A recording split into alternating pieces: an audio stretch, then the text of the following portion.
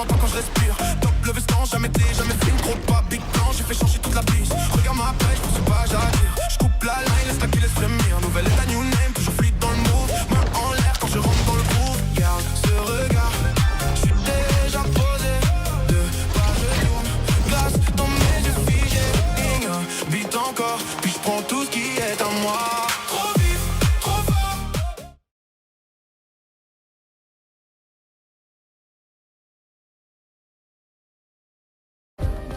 Play is in our DNA. Whenever we let it out, it becomes our superpower. Now imagine an entire city being built to supercharge it. Kadir City, powered by Play.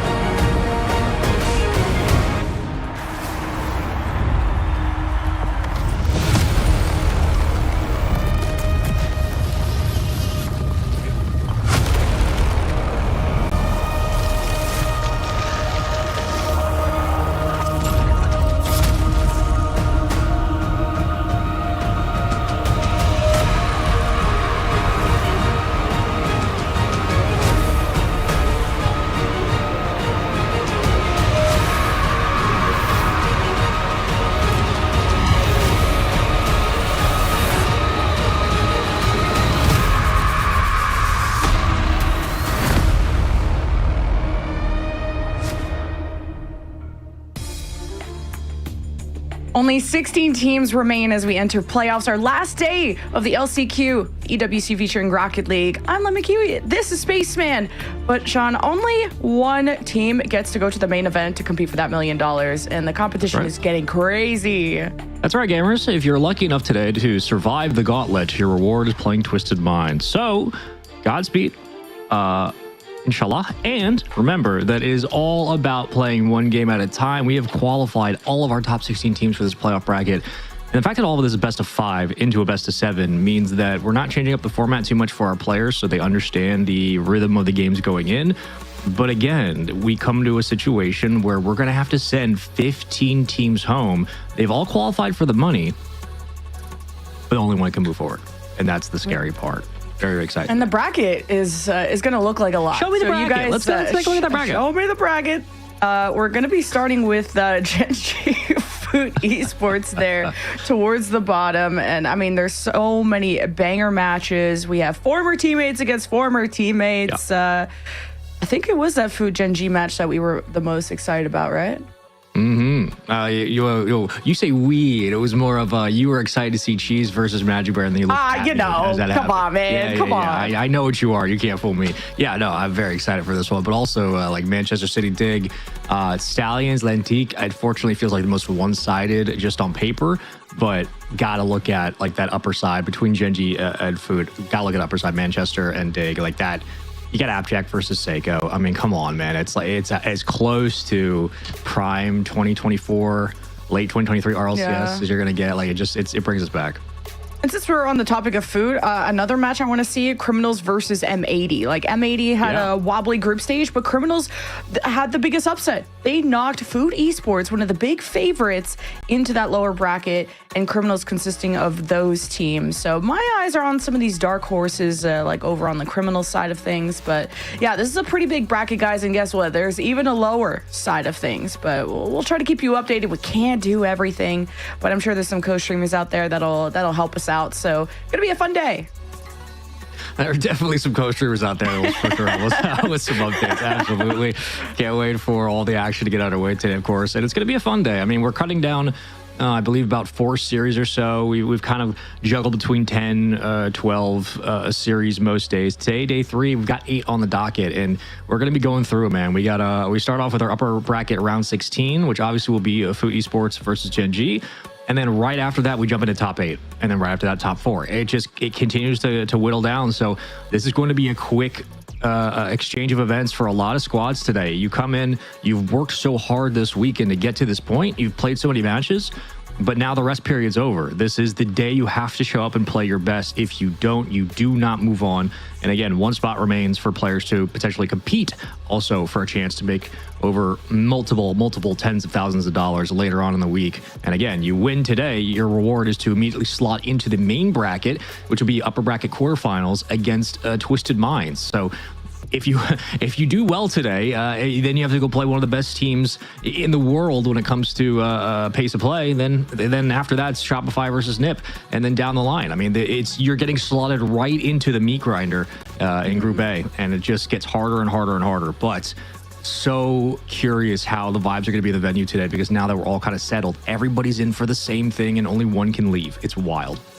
Yeah, Food Esports getting the boys together for one last huzzah, or one of the many huzzahs they're gonna have. And everyone, the best teams are bringing coaches, because you need that next set of eyes. You need someone to compose the team. The LCQ is very relentless, unforgiving, and there is a lower bracket, so maybe there's a little bit of forgiveness. But the whole reason we even have Food Esports versus Gen G is that Gen G won through Group D on the upper side of things. Food Esports, like I mentioned earlier, had that upset against Criminals, so they qualified through the lower side. So that did affect some seeding, but Gen G, they looked really, really strong. They did just drop that 1 game against M80, no big deal. That was an extended overtime, and I would still say Gen G are looking strong coming into this. Yeah, I mean, they definitely turned around a lot of their weak points, which was self-inflicted wounds. More so for Food, it was self-inflicted wounds, and Gen G was heavily reliant on making sure mibr was that first man, and it kind of takes time for that offense to get going. But what they did, they handled M80 pretty well. It was 3-2 in game 1, obviously a 1-0 for M80. It took game 2, but after that, it was complete domination, and we're talking multiple goals. Gen G put up 7, I should say, in the last 2 games, which is kind of telling you everything you need to know how that series went. It was a very quick one for Gen G, which I think is good for Greg's mental, because it means that obviously what's been in the boot camp has worked. And now you can see them having a little powwow as they get ready for their match on the day. And usually what Greg and shout out Kevpert, usually what Greg and Kevpert are telling the boys is quite simply, I swear to God, do not overthink this. Just play the game that you know how to play and follow the rules. Greg comes in with a whiteboard. Let me tell you all. Greg comes in with a whiteboard. He brings out this massive whiteboard, and they go through plays. I have screenshots of plays. I have the inside Tom Brady info. And he'll go over all these extensive ways we want to make sure we break down the game at a macro level, a micro level. And then he'll also just be like, guys, we've done all this research, but like, don't be dumb, okay? Just play normal, play the way we know how we play, and then start to incorporate all that stuff in. They got the championship whites out on a Monday.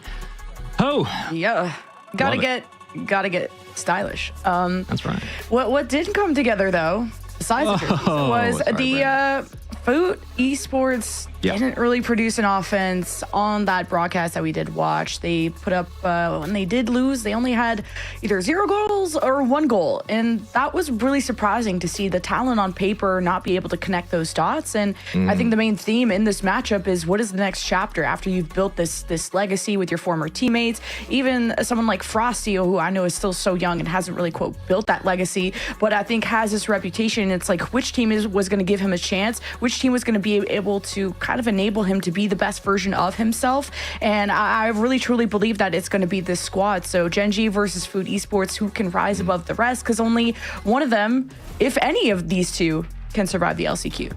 This is going to be, I'm really glad you pointed out, this is going to be a really important series for Frosty to show that the pickup and the investment in him for Gen.G was worth it. Not that it immediately changes the conversation of his longevity with this roster or the long-term goals. I mean, we had an interview a while ago, I believe during one of the regionals or the offline, like the B streams of the majors, where like the kid's, he's uber confident. He can show up and dominate and never break a sweat. It's more so Gen.G need to see success on the field to prove that this team's heading in the right direction, because they've been kind of stalling for the last 2 years. It really was a big swing and a big investment when they picked up the LG boys. They were focused on trying to take that next step. They had the next step for like a month, and then the team kind of fell apart. They restructure. This is a really big series for Frosty. This is a chance for him to completely, I guess, change the narrative for those who are questioning how far he can go or how high his ceiling really is. And I know it's only one series, and I know it's not like World Championships, but this is what you pick up a player like Frosty for. These are the moments where you're going to invest in a young talent to be able to come up and show what they can do, like what we saw in First Killer back on Rogue. Like, First Killer was picked up for moments where when he was in these spots, he would pop off. We need to see Frosty have a really good series. One, because they need it. Two, because at the end of the day, you want to see that your superstar can produce at the top level. Same thing could be said on the other side for Food Esports. They have to have a much cleaner approach, because this team is way too good to be playing so sloppy. And another person that has to have a good series that wants to elevate their play is someone like Evo, like post Dignitas era. What can this guy do? I think even in the RLCS LCQ, Evo's already proven that he's now on the better team. You know, just the results. You know, I'm just speaking of evidence. So, and just to get this far into the EWC LCQ, clearly Evo has found the roster that believes in him and that wants to keep him around, at least as long as the results continue their way. So, okay, we're ready to hit the field for game one, best of 5. It's going to be a good one at Food Esports. Maybe some doubts going their way, as, you know, that Criminals upset kind of raised some questions, but this is where that whole 24-hour turnaround is going to change things, and they'll hope to bounce back. Yeah, I mean, it did definitely raise some questions, but again, the turnaround is the most important part of making a run. It's just simply adjusting on the day. And for teams, a brand new day is a brand new day. You can come in from a Friday and have a really struggling performance in group stage and bracket play, but when you get to the championship bracket and the playoffs, it's an entirely different beast, and it allows you to really settle into your structure. As we see opening proceedings for Gen.G, nice 50 from Evo, leading off to an opening goal. Wow. Already fully synced and on the dot. Magic Bear going up high. Evo, he's been more of kind of that frontline presence and one that is playing a deeper offense. So that's allowing Gen.G to strike faster without Food Esports having as many seconds to react. So this is kind of that slow burn that Food Esports have shown us in a series, and an offense that I hope that blooms better than what we saw in group stage. This is going to be a series of isolation, and if I am Food Esports going in, and I'm sure Greg has talked about this ad nauseum, as well as the coaches on the other side, if I'm Food Esports going in, you're isolating Magic Bear all day, every day. If you keep Evo as the primary option on offense, and you have to force Evo and Frosty to beat you, fine.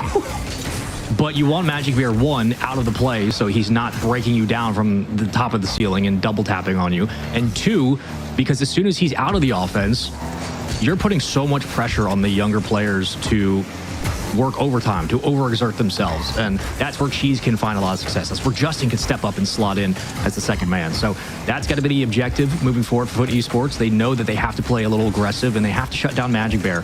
But so far, Gen.G are handling a lot of this opening volley really well, getting possession right back. Evo looking for the double, tries to go for the recenter, but Chronic gets downfield with it, and Frosty will take possession. I mean, all three of Gen.G are in the middle of the field, and I kind of worried about the defense get stressed. Yeah, obviously heard the cling of that post, and okay, Justin puts it off to the side. Magic Bear is already doing a lot off the ball, going up high, and also taking the corner boost, but the corner being tested as Gen.G quick to retaliate, and the shot towards that. Magic Bear can't stretch to finish it off. And usually he's pretty good to put those away. Still a valiant counterattack downfield, as Evo will get one more look at it when we swing back around. Only a one-goal affair to start, but all playoffs continue with best of fives. If you lose this, you're not done. You go actually to the lower bracket, so you have a second chance. Remember, it gets tighter and tighter as we go on, and Frosty has to have a big series. All these players will be concluding their matches today, so it's going to be a marathon for all of our top 16 teams. You're going to see the best of the best, and if you don't got it, you don't got it. Cheese, great pinch downfield, extends the offense. It might just roll in, but Gen G playing some immaculate defense here. Foot still trying to find their first real look at the goal. And Gen G had that flash in the pan, and like, what a huge pass. That was beautifully executed. And ever since, now we're more of at a stalemate. I would say Food Esports have produced a lot more lethality. Speaking of which, Chronic versus Magic Bear towards the back wall, allowing Food Esports to get in position. Already starting to steal some boost away, but Gen G are not going to allow themselves to get trapped. Yeah, Justin's going to play a bit reserved on this roster, which is not necessarily a bad thing. Hold on, off the crossbar, because it allows him to do what he just did, which is fall back in rotation, play man-to-man on the route, and then cut in when somebody makes a mistake or be able to get up and contest. So not too worried about Justin being reserved on this team in this position. More so curious how that first man's going to create space for Justin, and then how potentially the likes of Cheese will be able to go downfield and allow the veteran to do what he does best. Finally, things are syncing up for Food, and what a setup as Chronic spies an extra second for Justin, and the placement on the left when he saw the defense jump towards the right. Like, Food Esports got to slow down the play just enough to set that up beautifully. We have ourselves a tie game with 90 seconds. As Magic Bear already has to fall back. Some initial pressure now as Justin tangles up 3 defenders, and Food Esports don't want to get involved. No, they don't, but they're kind of have to. I think just by pure happenstance today, if you are Foot, you want to get as aggressive as possible, but also focus simply on winning the battle up front. Throw yourself into the play, see what happens. Get a lot of that rust out that held them back in the last 2 days, even on their off day. That's just the way it goes. Food Esports, Gen G, all tied up here. 53 seconds to go, and Cheese will be there to catch it and take his time. Hands off to Chronic. Haven't seen too much of Chronic in the last couple of days. He's had a decent performance in his last series, which was over on Saturday, to believe it or not. But still waiting for Gen G to really show us what they can do offensively, because so far, after that opening goal from Evo, it has been all quiet on the northern front. Yeah, you just haven't been able to air dribble across the field if you're Gen G, because look at this pressure in your face from Food Esports. Just being front and center in the midfield, and the shot from Chronic, you wanted him to be loud. How about now at 19 seconds, Food Esports steal the lead. I mean, that's just a good play from Chronic. What a beat. Cheese puts it dead center in the box, literally just throws it up. Let's go spike it. Foot. 19 seconds. Evo. No pads. And now for Gen G. Working off that back foot. Greg, I know for sure, is whittling his thumbs, waiting to see if his team can come up big. They try, but they get a little too cute with it. Should have potentially just taken the rip, as Gen G will try to keep it up. And that will be game 1. Food Esports handle the opening questions about whether or not this team could clean up those mistakes and simply create opportunities downfield. Nice setup by Cheese, and Justin was good for at least one. This is where this team shines. It was Gen G that had the initial glimmer, though. Like, they were the ones that really opened up the match, had that goal at the first minute of the game. Like, they were setting the tone, and you wondered, were Food Esports going to be able to connect in that same way fast enough? And so they did. Same sort of passing plays, going for those high balls. Food Esports had that same level of execution, but that extra layer of Justin's shot placement towards the left. That's that veteran showing off that experience, and just how comfortable now Food Esports look in game 1. That's what I wanted to see. Early presence, and for them to even get the lead, at the last 20 seconds, there wasn't enough time for Gen G to respond, although it got super close there at the end. The scariest player, I think, in this series, the potential for pop-off that then leads to domination. Chronic, assists to goal ratio. One of the things that he learned originally on the Gen G roster when he was playing with Noli and Abchak, that eventually transitioned over to later seasons, I think 24 and 25. Chronic has not only adjusted his game. A lot like what Drees did back on Envy. Good shout from me. Chronic has adjusted his game from being assist heavy to playing more aggressive in that second man spot. He can also just take over. Like, he's had moments and stretches in series before where he's just been red hot. And if that is the case, if that starts to happen, Gen G don't have a response. Outside of Magic Bear, they do not have a striker like that. So that's where you put pressure on Frosty to say, this is your series to show us what you got. Food Esports already showing us just how confident they are after game one. They already came in with smiles. They had their rally together. And then you got flip resets happening in front of the Gen G net. You're already starting to stress people like Magic Bear, who have been the everlasting pillar in that net. Frosty's been demoed, so this offense will slow down for Gen G, and Evo realizes that. Okay. A little hesitation on the, looked like it was a mini chain dash, but actually played it quite well. Chronic flips it, tries to roll it around the outside. Justin just gonna throw it into the play. Frosty takes control, and we'll try to work to the 50, but still nothing doing. Nice patience from Evo to not only avoid the bump, but keep his teammates out of danger. Dude, Cheese is putting out some lasers. Like, there's a lot of firepower behind these shots, but there's also responses from Gen G. I think I'd like to see Food Esports continue these demos in the midfield, take out someone like Frosty, these mechanical players, but man, when all three are united on that front, they will execute. Here we go. Waiting for this one to pop off. Resets into a pass. Perfect pre-read from Evo. Everybody bites. NA defense nowhere to be found off that backboard. And that's what Frosty can do. If you can't just go for shot after shot, right, I mean, keep it as layman's terms as possible, Frosty can still facilitate, create plays downfield as he did. And when Magic Bear gets aggressive, this team can stay upfield for much longer than you'd expect. And try to get that bump from Magic Bear. Food Esports are being tested. It's Gen G in the driver's seat as Cheese is being boxed in. Gen G running low on boost. They are going to still try to overstay this welcome, but much needed clear and breath into the lungs of Food Esports. Just got to breathe through it. Every single push up field. Frosty double reset. Starting to feel a little bit more mechy now. More space to work with as Cheese gives him a taste of his own medicine right over Cheese. Carlos feeling confident.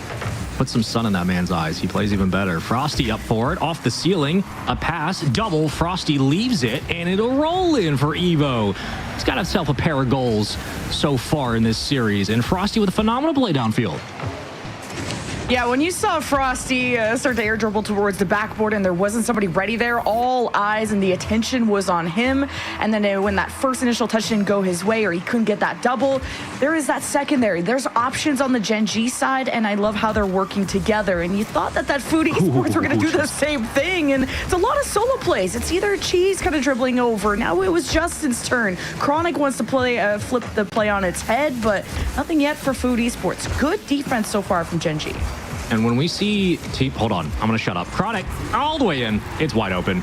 Foot are right back in it. When we see team play break down, mechanics tend to step up, vice versa. Those things swing back and forth.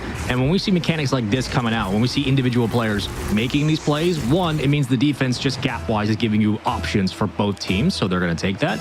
But two, starting to see the strikers warm up. This is where, again, the series can get fun. It's just all of a sudden, players are feeling confident, and now their offenses are swinging through high gear. We'll see if they can continue this pressure. Justin tries to slide. Oh, what a diving save to keep it out. Cheese couldn't be there in time. Chronic went for it. Whiffed. Almost own goals. That would be the most Gen G goal possible. And Justin's going to take it up and try to find Chronic.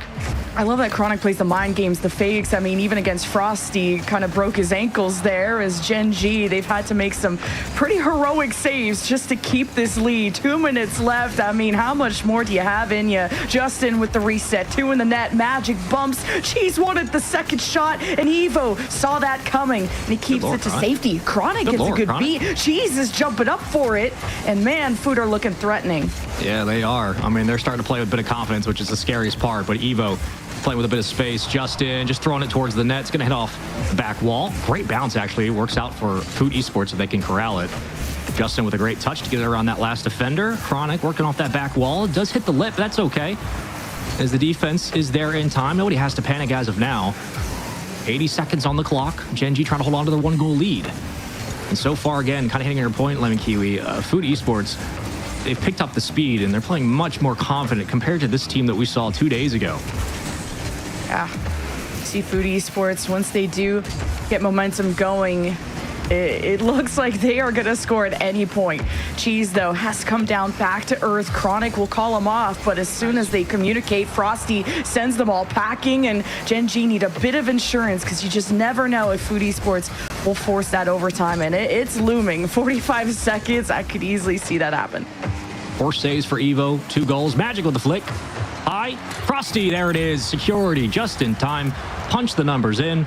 Go ahead and get that shot. It's 3-1 for Gen G. They double up for how much pressure Foot has been putting on. Gen G have been able to very quietly maintain their lead, and they get the young one involved early in this series. A good sign for the fans of Gen G. Both offenses have looked so good, but it's been the battle of defenses, in my opinion. Like Gen G, especially Evo, just the whole squad, put up some insane saves until that one. I mean, that's a hard one. I can't even lie for Magic Bear. That's that upper 90. Chronic hits that. Lord, she sets this up, and Chronic just 50s it in. For Chronic has been able to be a difference maker on this team, and as quickly as you would expect between a matchup of Cheese and Magic Bear and Justin, with all the history there, of course, a 2-goal lead is never safe. And of course, we come down to the final 30 with still much to play. 22 seconds on the clock. Evo up for it, has 2 goals in the game already, 3 on the series. And Justin will leave it for Chronic, who gets it to Cheese. Dish and dive, and a beautiful shot downfield. Saved away. It forced the defense to stretch. And Chronic can swing through again. The pass to Justin, just blocked away. Gen G too smart for that one. We'll see if they can do anything on the other end, though, as Foot try to keep it up. Oh, Chronic has someone behind him. A lot to worry about. Food Esports, they'll have to get to the orange half. No one's immediately jumping forward. Justin barely gets the beat. The 50 lands on the ground.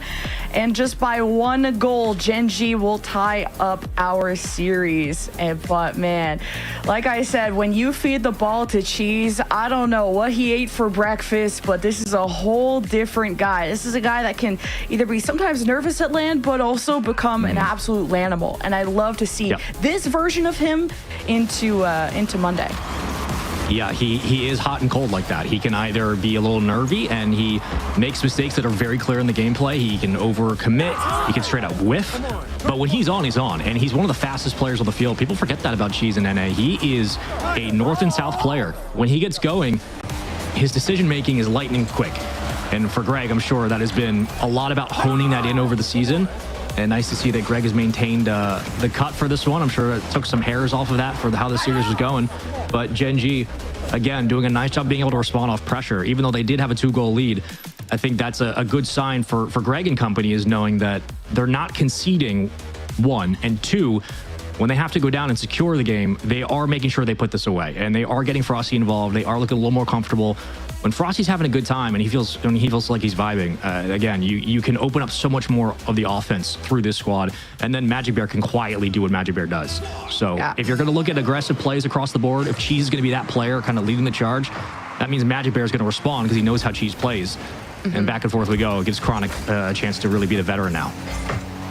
And that's exactly right. Like Frosty yesterday, we didn't get to see like him flourish in kind of the mechanical department the way that we've known him to be. And look at space and time on the ball. He'll have you kind of worried. He'll freeze the defense. And look at Justin and Cheese just keep this out as Chronic has to battle through 2. We need to see all of Food Esports step out and not be scared of this Gen G offense despite how they took game 2. Yeah, it's playing with utmost confidence without fear is the only way to fight teams that have made it to the top 16. As Evo tried to get a hand on it, Gen G still trying to break out through this offensive push. See if they can split the defense here, but a long clear allows Foot to go get some boost for the first time in this game. And Chronic will be a little bit wide to it, but Magic Bear has the carry and the juggle down to Frosty, who couldn't quite get the read, but have no problem corralling it on the defensive end. Magic Bear was upfield looking for a bump. He still is going to get that midfield grab, so they should be able to keep this offense up and swing. They will. Frosty, second touch. And still fighting for possession. Here comes Magic Bear. It's not the best touch from him, but still, Gen G maintain their pressure. Yeah, Food Esports, this defense is really good at field awareness, just knowing where Frosty is sitting, just keeping a keen eye on him, because once he gets going, that's kind of the main striker of Gen G, or at least the scariest one, but you're taking shots from left and right, and somehow Food Esports keep this 0-0. Yeah, it's going to be one of them 1-0 games. And then all of a sudden, the scoring's going to absolutely blow up. Everybody's going to start getting involved. Chronic tried to sneak over the defender. And now a race between eyes on the backboard and safety currently on the goal line. Evo, with 3 goals in the series so far, has been leading the charge for Gen G. Extension from Evo was quite nice. Pass downfield. Chronic didn't have the flip to get there. Right idea. And they'll stay up, though. Justin faking. Chronic going for it. Gen G defense reads it. Good comms from Food Esports to call each other off and go for these kind of fakes, and it's taken more depth out of these offenses. Dig deep and see what can you surprise the other with. Now it's Magic Bear off the side, doesn't have a secondary. One reset brings it low. Justin collides early, and you want to see these early 50s. You don't want to get Gen G going mechanically. As speaking of which, Gen G are kind of running on fumes and just barely stabilizing before Food Esports brings some shots on target. Yeah, both teams have not been able to dominate necessarily the boost game of getting the other team starved. So you're seeing a lot of these solo plays and these mind games. We're going down to 1v1 Rocket League. They're trying to figure out what the defense will give and won't give. That's kind of where we're at right now. Just testing shots, figuring out exactly where the openings might be. Eventually, when one does fall through, when one goal sneaks in, the game will start to reset a bit. But from here on out, waiting to see when that first mistake comes in, pass in the infield. Caught by Cheese, magnificent catch by Cheese, able to continue it up towards the backboard. And both teams now getting a look on the defensive end to show us how that defense will look today, as we will conclude all of our matches today. Yeah. Gotta watch for these pre-jumps from Cheese, man. And now the setup to Chronic and just the way that these guys bait and switch. This is an offense that can totally catch you off guard, but somehow Gen G, they play further back and they have a stronger third man that can receive any kind of pressure, especially these lasers, like I said, that Cheese has been putting out. There's a lot of speed behind these shots, and somehow these defenses have been able to withstand. It's a good play from Justin. He did everything right. Still, though, the challenge, the follow from Frosty means the defense has to step up, almost the give back to Magic Bear. I like that idea of we've already cut down the distance. Why not just try to take the challenge on the defender? They've already fallen back down with no boost. They're out of position. Get the defense to scramble. Chronic trying to force it in. Justin is right there, though. Justin full boost. Chronic, second touch. Not going to be there. A minute to go. And again, neither defense given a whole lot to work with here. Yeah, Food Esports just trying to overwhelm this net now, demoing one of those defenders. Evo missing, but Chronic didn't have immediate possession. But here comes Justin. All eyes are on him. Magic Bear and Frosty crossing over. They keep it out. Chronic goes in for round 2. This is what I mean about Food Esports, just finding the rebounds, building up to this point. Frosty downfield, though, against Justin. Gonna go for the bounce. Justin reads it well, though. Yeah, Justin's too smart for that. I'm not giving you that backboard touch or the back wall look. No free extensions, no free double taps. Absolutely not. With the way these defenses have been playing, you get like one touch on your approach, and that's the problem, is that's why they're going for so many different solo plays. They know they can't go for doubles anymore. The backboard is completely cleared, or I should say locked down. That was a much better phrase. Justin gonna pick it up from his own side. Gets it around 1. Oh, come on, my little world champion. Cheese flying all the way to the corner, and we'll go to overtime. 0-0. Foot Esports, Gen G, tied up in the series and currently tied up on this very quick defensive effort. Magic Bear. It's been left alone now this sidewall. Full tanks for Food Esports. Watching now an air dribble, a reset. Download the secondary, gets bumped, and Chronic still manages to recover. Slams into Frosty. Justin wants to place this well. Frosty reads it even better. Food Esports getting shoved off, but they will not give up, not surrender. And out of nowhere, Cheese stands taller. Carlos. First, hydrate. Second, give me that replay. What a win from Cheese. Wow. That's the type of shot that they love to see Cheese go for. I mean, that is a classic LG Gen G type shot. Usually it's like Magic Bear from that angle. That is Cheese. Right place, right time, confidence. Again, when Cheese is playing with confidence, he's a different animal, man. He is a different player. It's just about getting him up to speed. This was an entire defensive bout between these two teams. It was all about looking for that window. No window to be found, but once it came ajar, Cheese, absolute missile on the 50. There's that big boy, Carlos. I love how loud this team gets. They are pumped up. Cheese is having a fantastic series. every time he gets the ball, he's executing, and there's options. There's multiple threats on that side, and it doesn't get any better. You think this is Rocket League? It did feel like a chess match. I mean, 0-0 overtime. It doesn't get any closer than that. I'm surprised that's the first overtime we've had this series, because it felt like both teams have been shadowing each other in terms of being one goal at arm's reach throughout this series. Food Esports, though, they respond after Gen G took game 2. We have ourselves match point. I gotta say, I had some conversations with myself coming in about simply, we know what Magic Bear brings, but this was a series for me where Frosty had to step up, and he certainly did in some aspects. But if Cheese is the player taking over, for those who have obviously watched NA Rocket League, Cheese taking over is a dangerous sign for everybody else. And if he's playing this confident, you either isolate him or you lose. Like, he is that kind of takeover player, especially in a match like this, of this caliber, where NA Rocket League can be so janky.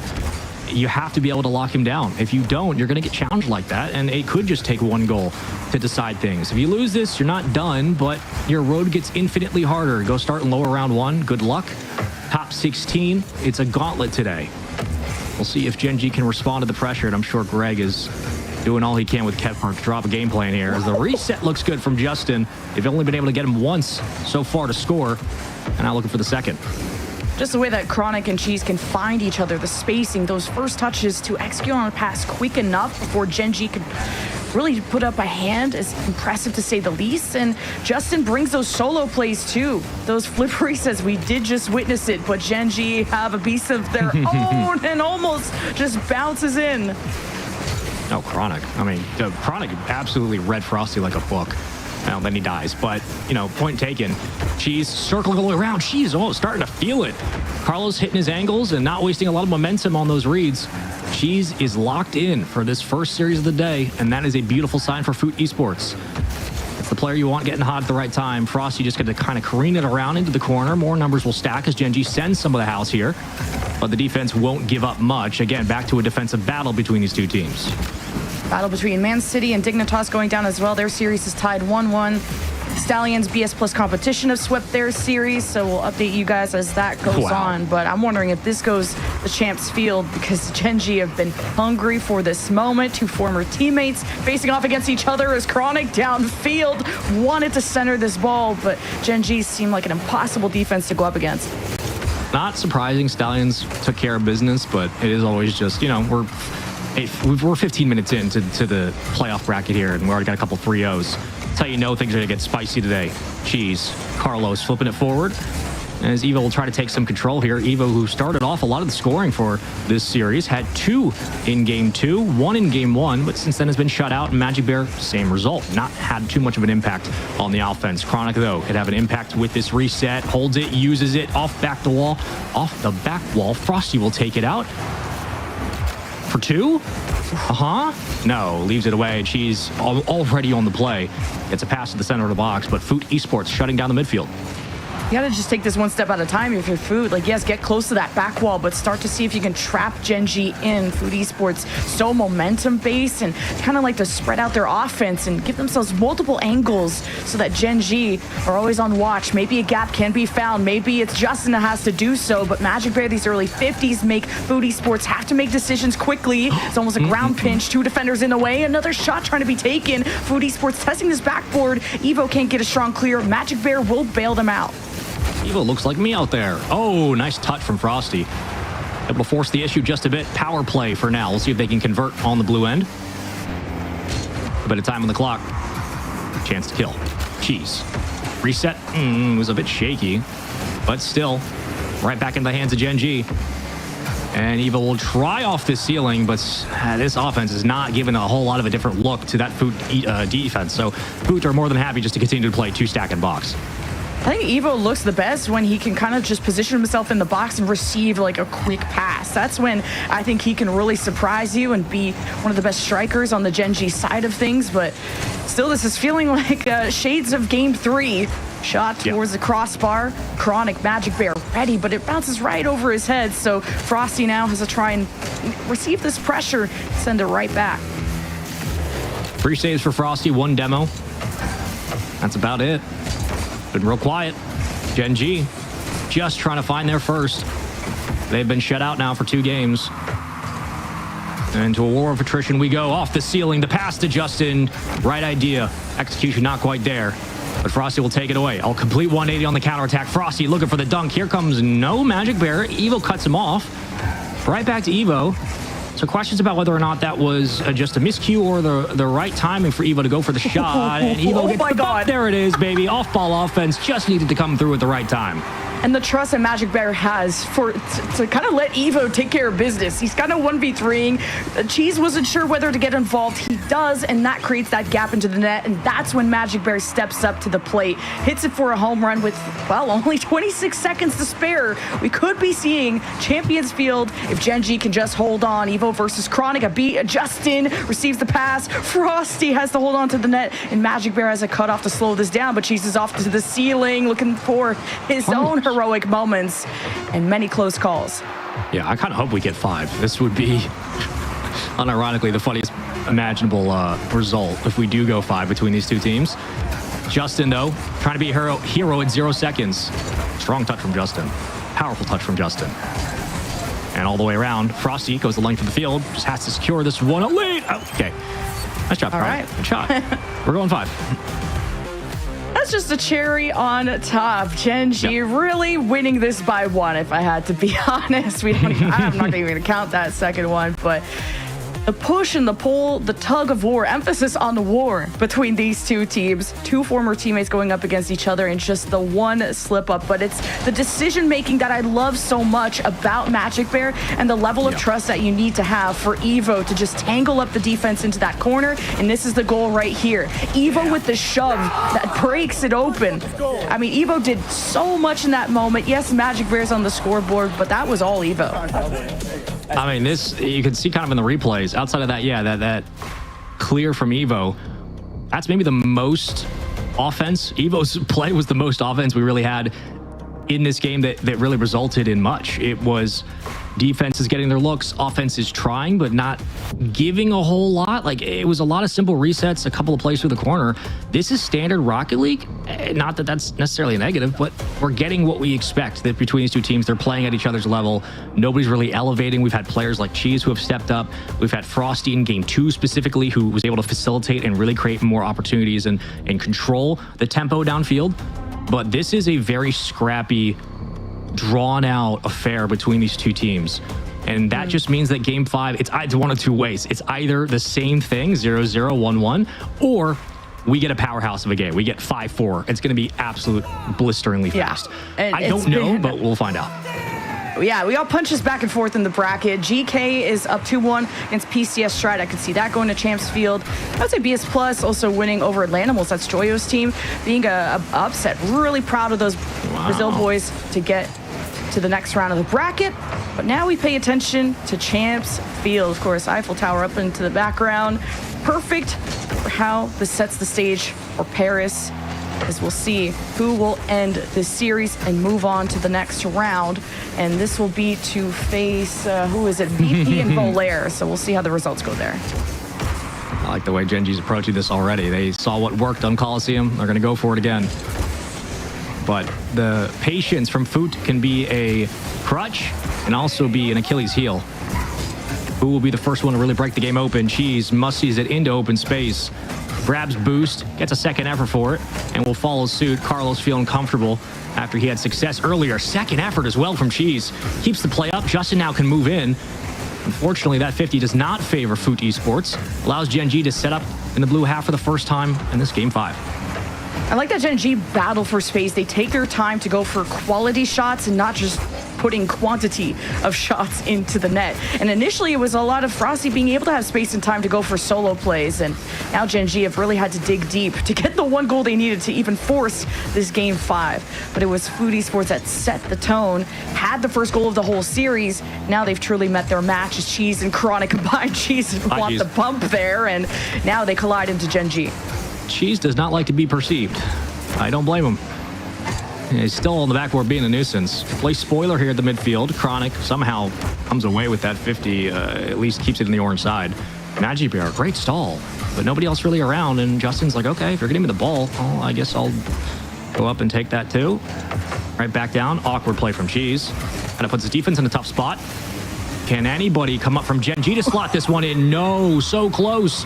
But good defense on the back end. Cheese again there. Justin will clear it away. That's where having playing a player like Justin is really clutch, just to have somebody slow it down, keep the tempo in front of you on the goal line, and just make the right play. Yeah, you had 3 shots from Gen G, only one really looking threatening, and kind of Gen G were so good in the early series about shot placement. And now you need to kind of act quicker, and this is how Gen G are going to warm up. And this is already a first half gone by, a very low-scoring affair as both teams have been able to test these defenses. Ironclad thus far. Frosty with the 50, Magic versus Cheese. Cheese with the win. Sends Food Esports downfield as Evo stretches to make that save. Love that play. Just changing up the cadence of the offense enough for Gen G to have to panic a little bit back on their counterattack. They've kept Evo low. They've stacked to this left side. They've been able to get boost and right back into the swing of it, though. Justin is up. Justin, you demon. Oh, he almost slots it upper 90. It was perfect from the veteran. It was the right play. Just couldn't feather it, but Cheese will go for the double. And Chronic going to try to maintain possession here. It gives time for Justin to get boost. Chronic working through the 50. And here goes Cheese, Carlos, Justin working together. The double. Cheese, there it is. The slot Sorella shows up in game 5. And the layers to this Food Esports offense, so beautiful. First, you thought it was the Justin double. No, it's a fake. Cheese to the left. Beautiful placement. And that gets Food Esports ahead of this game 5, but still not in a moment where we're on the edge of our seats, right? Because a lot of these kind of lead scoring goals have happened in the last 30 seconds. Now Gen G have time to up the desperation. Cheese initial save. Frosty, though, is up first. Where's that secondary? Gets a second touch, and there's a setup there, but no one's diving at this yet. Until Magic Bear with the bottom left. And hello, Gen G are back in. Yeah, that's right. That's a great play. Again, Frosty just creating space. Evo not only gets the boost, but recognizes if I don't immediately center this, the entire rotation's dead. The entire play breaks down. Great setup all the way through the corner. Great recognition by Evo to understand that timing and to try to beat the defense as he did. Gen G had a window, but they had to execute. Evo, kickoff. And this is where Gen G get dangerous now when they feel like they have nothing to lose, everything to gain in this game 5. Frosty going to start going on the hunt. And up to Cheese and Chronic to make something happen. Cheese missed an open net. Chronic had the handoff. And that's one that Carlos is going to want back. God, 2v1 in that moment. I'm so surprised that Food Esports couldn't kind of team pinch this in or even get the contact on the bump to remove that defender in the way. So less than a minute, we'll go to that quarterfinal as Evo begins that charge, and Frosty on the other side. Tough angle to cut, especially when Justin's in your face. Not able to box him into the blue half, not with layers, not with Chronic and Cheese. To the front line they go. All eyes are on Justin as Gen G will keep this out. But Cheese going to keep this in. Now through the 50. Carlos, get out of that row 1. And what are we doing here? It's game 5. Chronic. Waiting. Oh, Magic Bear is like, brother, I have seen that before.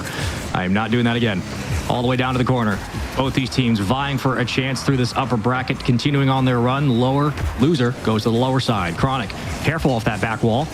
Brings it up to the midfield, plays it off his own touch. Cheese circling around, just kind of hanging out and cutting grass. Justin to the backboard, looking for the double. Not going to be there to commit, though. Cheese goes as well. Follow-up, Chronic, no boost. Has to catch by time. Gives it to Cheese. Carlos, this is your moment, big man. Show me what you're made of. Here comes Justin, but it was just blocked away at the end. In overtime, game 5. Another overtime, and it doesn't get any closer than this. Cheese, the superstar, Magic Bear almost dunking. Justin has to collect with a full tank. Evo 50 slows it down. The stall, the boost steal. Magic Bear with the demo, and this completely resets the momentum of Food Esports, who wanted to move downfield. Now it's Frosty's turn. He's air dribbling. Who is going to get in his way? It's Justin off to the side. Not the angle Magic Bear needed. Justin, 1v1, the veteran looking for the pass. Got Chronic, and they got it slotted perfectly downfield. Man, oh man, what a win for Food Esports. The passion clearly on display for these boys. How important that win is, not only between a rivalry matchup, but to prove that the improvements in this team's offense can show up in the biggest moment. Tough loss, but a quality win for Food Esports. And credit to Cheese. This dude popped off in this series. Questions about what his composure would look like, would Nurse kick in the way, and when he did start to get going, how would the rest of the team look? They look steady. They look okay. Yeah. Still questions for everybody, but Food Esports are on their move. Yeah. Food Esports, just how they work together. This is a whole different team. The turnaround from yesterday to this offense that barely scored against Criminals, which is, I wouldn't say a team on a similar caliber.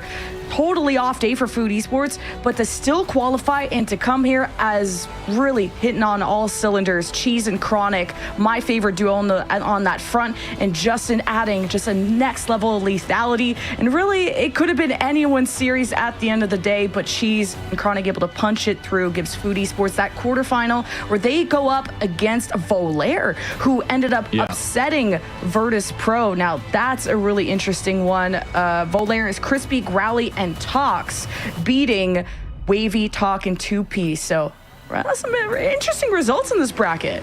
Yeah, for sure. And I guess looking back at the replays of this series, it's tough, I think, to be in the spot as a coach because there's only really so much you can say in terms of making adjustments or trying to audible and change the game plan to get your team more comfortable. And when we look at the series, the big win condition coming in was outside of Cheese, was if Frosty is able to have success for Genji, whether it's simply playing assists or being able to be a striker, being scoring at will. Obviously, that puts Genji in a good spot to potentially win, but that gets the offense to at least, be a bit more creative, be a bit more open. And Food Esports have shown defensively they can struggle. Genji, outside of mibr at times, but really Evo was kind of the main enforcer. Genji did not have a lot of offense in this series, and it doesn't exactly prove every hypothesis right, but it does ask if we can't get the most out of Frosty in these situations, if we can't get Frosty comfortable to kind of take over or to show that, this addition was for a reason. There was a precedent set for bringing Frosty on to round out some gap that this roster had.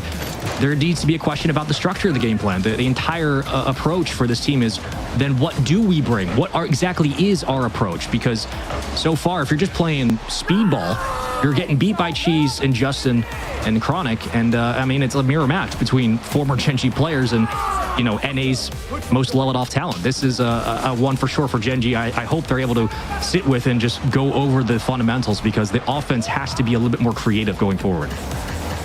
Another kind of interesting result, No Car taking down Novo Esports. No Car consisting of Matt Mozzarella and Eugen, the French boys, taking down Giuc, Rezi, and Nico on Novo Esports. So really the rise of some serious talent. Top 16. This bracket is relentless. What a tone setter, an absolute cinema of a series that we had. This is already a must rewatch if you are just tuning in, and we'll see how this journey will continue. As like I said, they go up against Food Esports, goes up against Volair, and Genji has to face VP. Ooh, that's not an easy lower bracket match. It's not an easy one at all. But I will say, again, if you're in the lower bracket, not to be harsh, you're there for a reason, which means that there is no guarantee. And if you get VP on a good day, maybe mibr, maybe he gets the space in that series to be more of himself. You never know. We'll see what the VP defense looks like moving forward. But Manchester City handled their business in 5 against Dig. I'm sure that was a tight series. GK Esports still against PCS Stride going on. Sweeps from Stallions, sweeps from BS Plus. A surprise, honestly. I think I expect a little bit more from Lanimals, at least. Criminals and M80 going at it. M80 was the last team to qualify yesterday. Again, at the very end of Group D, the last match of the day, they did eventually push through against the 3 Leprechauns, if y'all remember. And Food Esports handled business in 5. This was a battle of NA, and now Food to reward it with Volair. No Car wait. That No Car match is going to be real fun. I think we might get another M80 No Car one. And the next match we're going to take a visit at is Stallions versus BS Plus competition. Ever since I saw this MENA team of Stallions yesterday compete, and this is one that's going toe-to-toe with Falcons, Twisted Minds, in a top 4 of MENA, so you weren't sure if they were going to be at the same caliber as everybody else, but oh my God, those 3 are insane, at least in the group stage. But this is a whole different day and completely different forms we're seeing from everybody. And for BS Plus, though, this is CRN KV1 Wisty, the Brazil boys, to sweep the Lanimals. That was something. Joyo Razier's rise, they looked good yesterday, so I expected that series to be closer. Stallions are, I think, I'm sorry, dark horse, not like they are the team that could straight up win this whole thing just for the qualifying side. The speed of the gameplay, we saw it yesterday, but for BS Plus, that is the biggest hurdle. Like, there is no other way to cut it. Stallions are one of the fastest teams, if not the fastest here in the LCQ. They're a different beast. Yeah. BS Plus are going to have their work cut out for them. Very surprising. I know Dig Manchester City is always going to be tough, but surprising for Dig to be in the lower bracket this early. Tough one for sure. Lemon Kiwi, I mean, we're already gotten game 5 between Foot and Shenji. It's like we're back for an NA regional, man. This is wild. And we're going to be back soon after this break, too, because our quarterfinal is almost ready to go. Stallions BS Plus competition waiting for us. So we'll make sure they're ready in the lobby as well. We'll see you after this.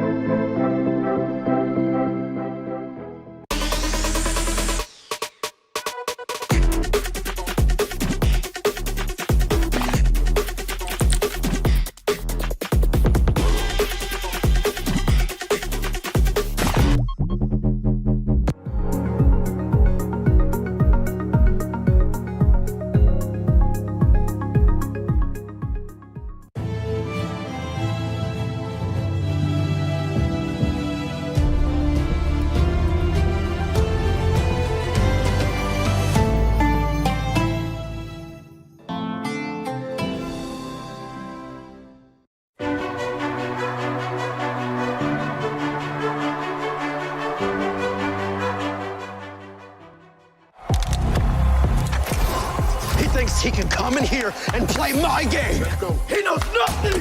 Let's go! Tyler won. You're done. This is my ladder. You can't climb it. It's better than me at Heartsuck at Masters. You're going too far now. Your eyes buggy. Your elbows ashy. Is that airline? That's an L airline. Somebody better hold me. Okay, yeah. Do something then. Raw energy. Blow the house down.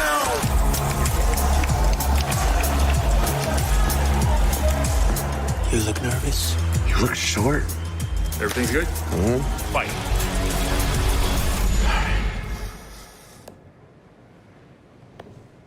Okay.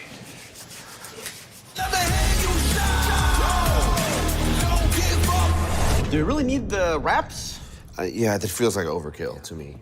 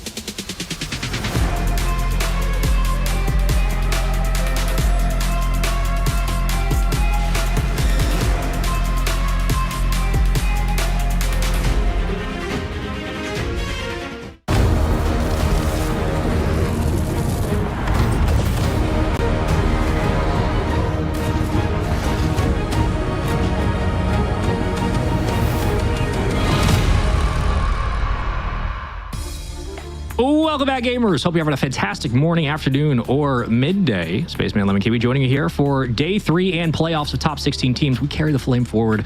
And once again, another quick match. Game 5. Foot versus Genji. Foot do win it. Cheese, better player. BS Plus competition versus Stallions coming up. Gen.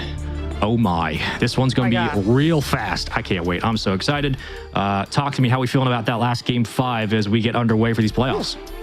That's a hard series to beat. I can't lie, but we will see what BS Plus competition and Stallions can provide for us. And yesterday, maybe I cast a curse because I was like, oh, Stallions versus Lanimals. We got the Zoo series or something like that. So kind of surprised that Lanimals, just with the names on paper, are not here. But BS Plus competition have showed up, and CRN KV1 Wisty, they didn't fully convince me yesterday. That's why I had made that prediction, but now we get to see this evidence in person of their form today. Yeah, the Zoo series, the bonobos are out. We got all of the animals on the field today. Very, very interested to know how BS Plus competition will be able to adjust to Stallions. This is going to be a Stallions setting the precedent kind of series. BS Plus are going to have to play clean, quick defense, not wasting a lot of time with getting second possession, quick touches up through that back wall into their teammates' hands, up through the midfield. When we talk about speed of play and efficiency, this has to be an efficient series from BS Plus. Lord knows they're not going to get a lot of opportunities to extend drives downfield with how fast Stallions do play. But again, this is the winner side of the bracket, and with that, we keep moving forward. Cannot believe the fact that, looking over the bracket, the fact that Lanimals didn't have the greatest showing coming into today as of. They unfortunately did drop, but focusing in on what we got here. This is a winner side and an important win for BS Plus or Stallions, and Stallions could be a dark horse to go all the way and be the only one team to eventually qualify. Yeah, and both these teams are featuring kind of that next generation of talent. How about this one? Nush just going to tuck this one to bed. So I'll keep talking about it. I don't mind. They are sitting at kind of that top 4, and even in Regional 4, got second place and have been contesting the likes of even going to Game 7 against a team like Falcons, who have been featured at World Championships. So I'm really liking this fresh blood from the Stallions and how quick they strike. I mean, you are playing a team in a region that is known for their speed, that has kind of set the standard across the world for how fast Rocket League can be played. One of the greatest matches we've ever seen was Falcons versus K-Corp. And that's going to be a 2-0. And again, these takeaways, clean, precise, every touch is so important. When you're trying to beat Stallions, you're going to have to beat them on the point, on point of contact every single time. If you don't, these kinds of things happen. All three of BS Plus are on the offensive third. KV1 was the last one back, and he challenges that. That's a 180 and get out. But Stallions are already getting 2 goals. That second one felt very charitable. So now BS Plus competition better wake up. First match of the day, or I guess technically the second, after sweeping Lanimals. Quick one, but maybe needing more reps, because that should just not be happening for BS Plus competition. Yeah, and it's definitely a skill diff. It's definitely a change between teams. I understand that there's a gap and a level to this, but you're unfortunately playing who you're playing. You are faced with quite literally a mountain of a molehill to get over. And for Stallions, once they get a 2-goal, 3-goal lead, again, controlling the game and killing the clock is where they play best. Twiz going to play the rebound and place it to the corner. Trook up next, gets a touch. First man to call will be KV1. So successful off the backboard at time. That's just in. I think there was a demo upfield. Secured as well. And it should have been, as we get ourselves a 1-goal game.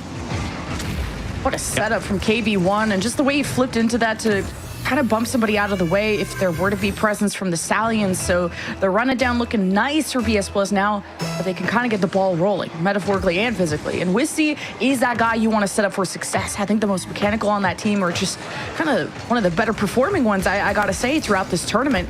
BS Plus didn't really convince me in that Esports Club matchup, and they got swept by GK. That was a bit more of a closer affair than it looks on paper, but yeah, I like to see more now of a pushback against Stallions. Yeah, those 3-0s were not necessarily sweeps. They were, but like, it was not indicative of how close that series really was. Scorecard won't show much, but CRN will give them at least something to think about. Patient is Twiz off that back wall. KV1, who can break open a defense off a couple of double taps and really stretch this game. It's been kept at bay for most of this weekend. Credit to the defenses across the board, because that's a tough read. Aforementioned will go ahead and get it to the midfield. Wisty now gets his look off the ceiling, left up, but credit to BS Plus for weathering the storm of the opening 2 goals and now being able to apply pressure to Stallions and keep them on low boost. I like that send-off there from Wisty and KV1. Like, they chased it all the way down. Like, they're just fighting for possession. They want that equalizer. And you don't want to be too impatient for and put yourself out of position, especially when Stallions got you beat. Now Stallions starting to box you in, especially after that demo onto the BS Plus competition defense. Nush already with the dribble. KV1 reads it like a book, but he doesn't have enough boost to kind of get all the way through the midfield. So that's where Sierra needed to help, but gets beat by Twiz. Oh, another big takeaway. It's been a bit quiet. Another huge 50 from Wisty. Defense will be there in time. Always got to expect that even with great challenges from BS Plus, Stallions will be able to handle this pressure, as they do.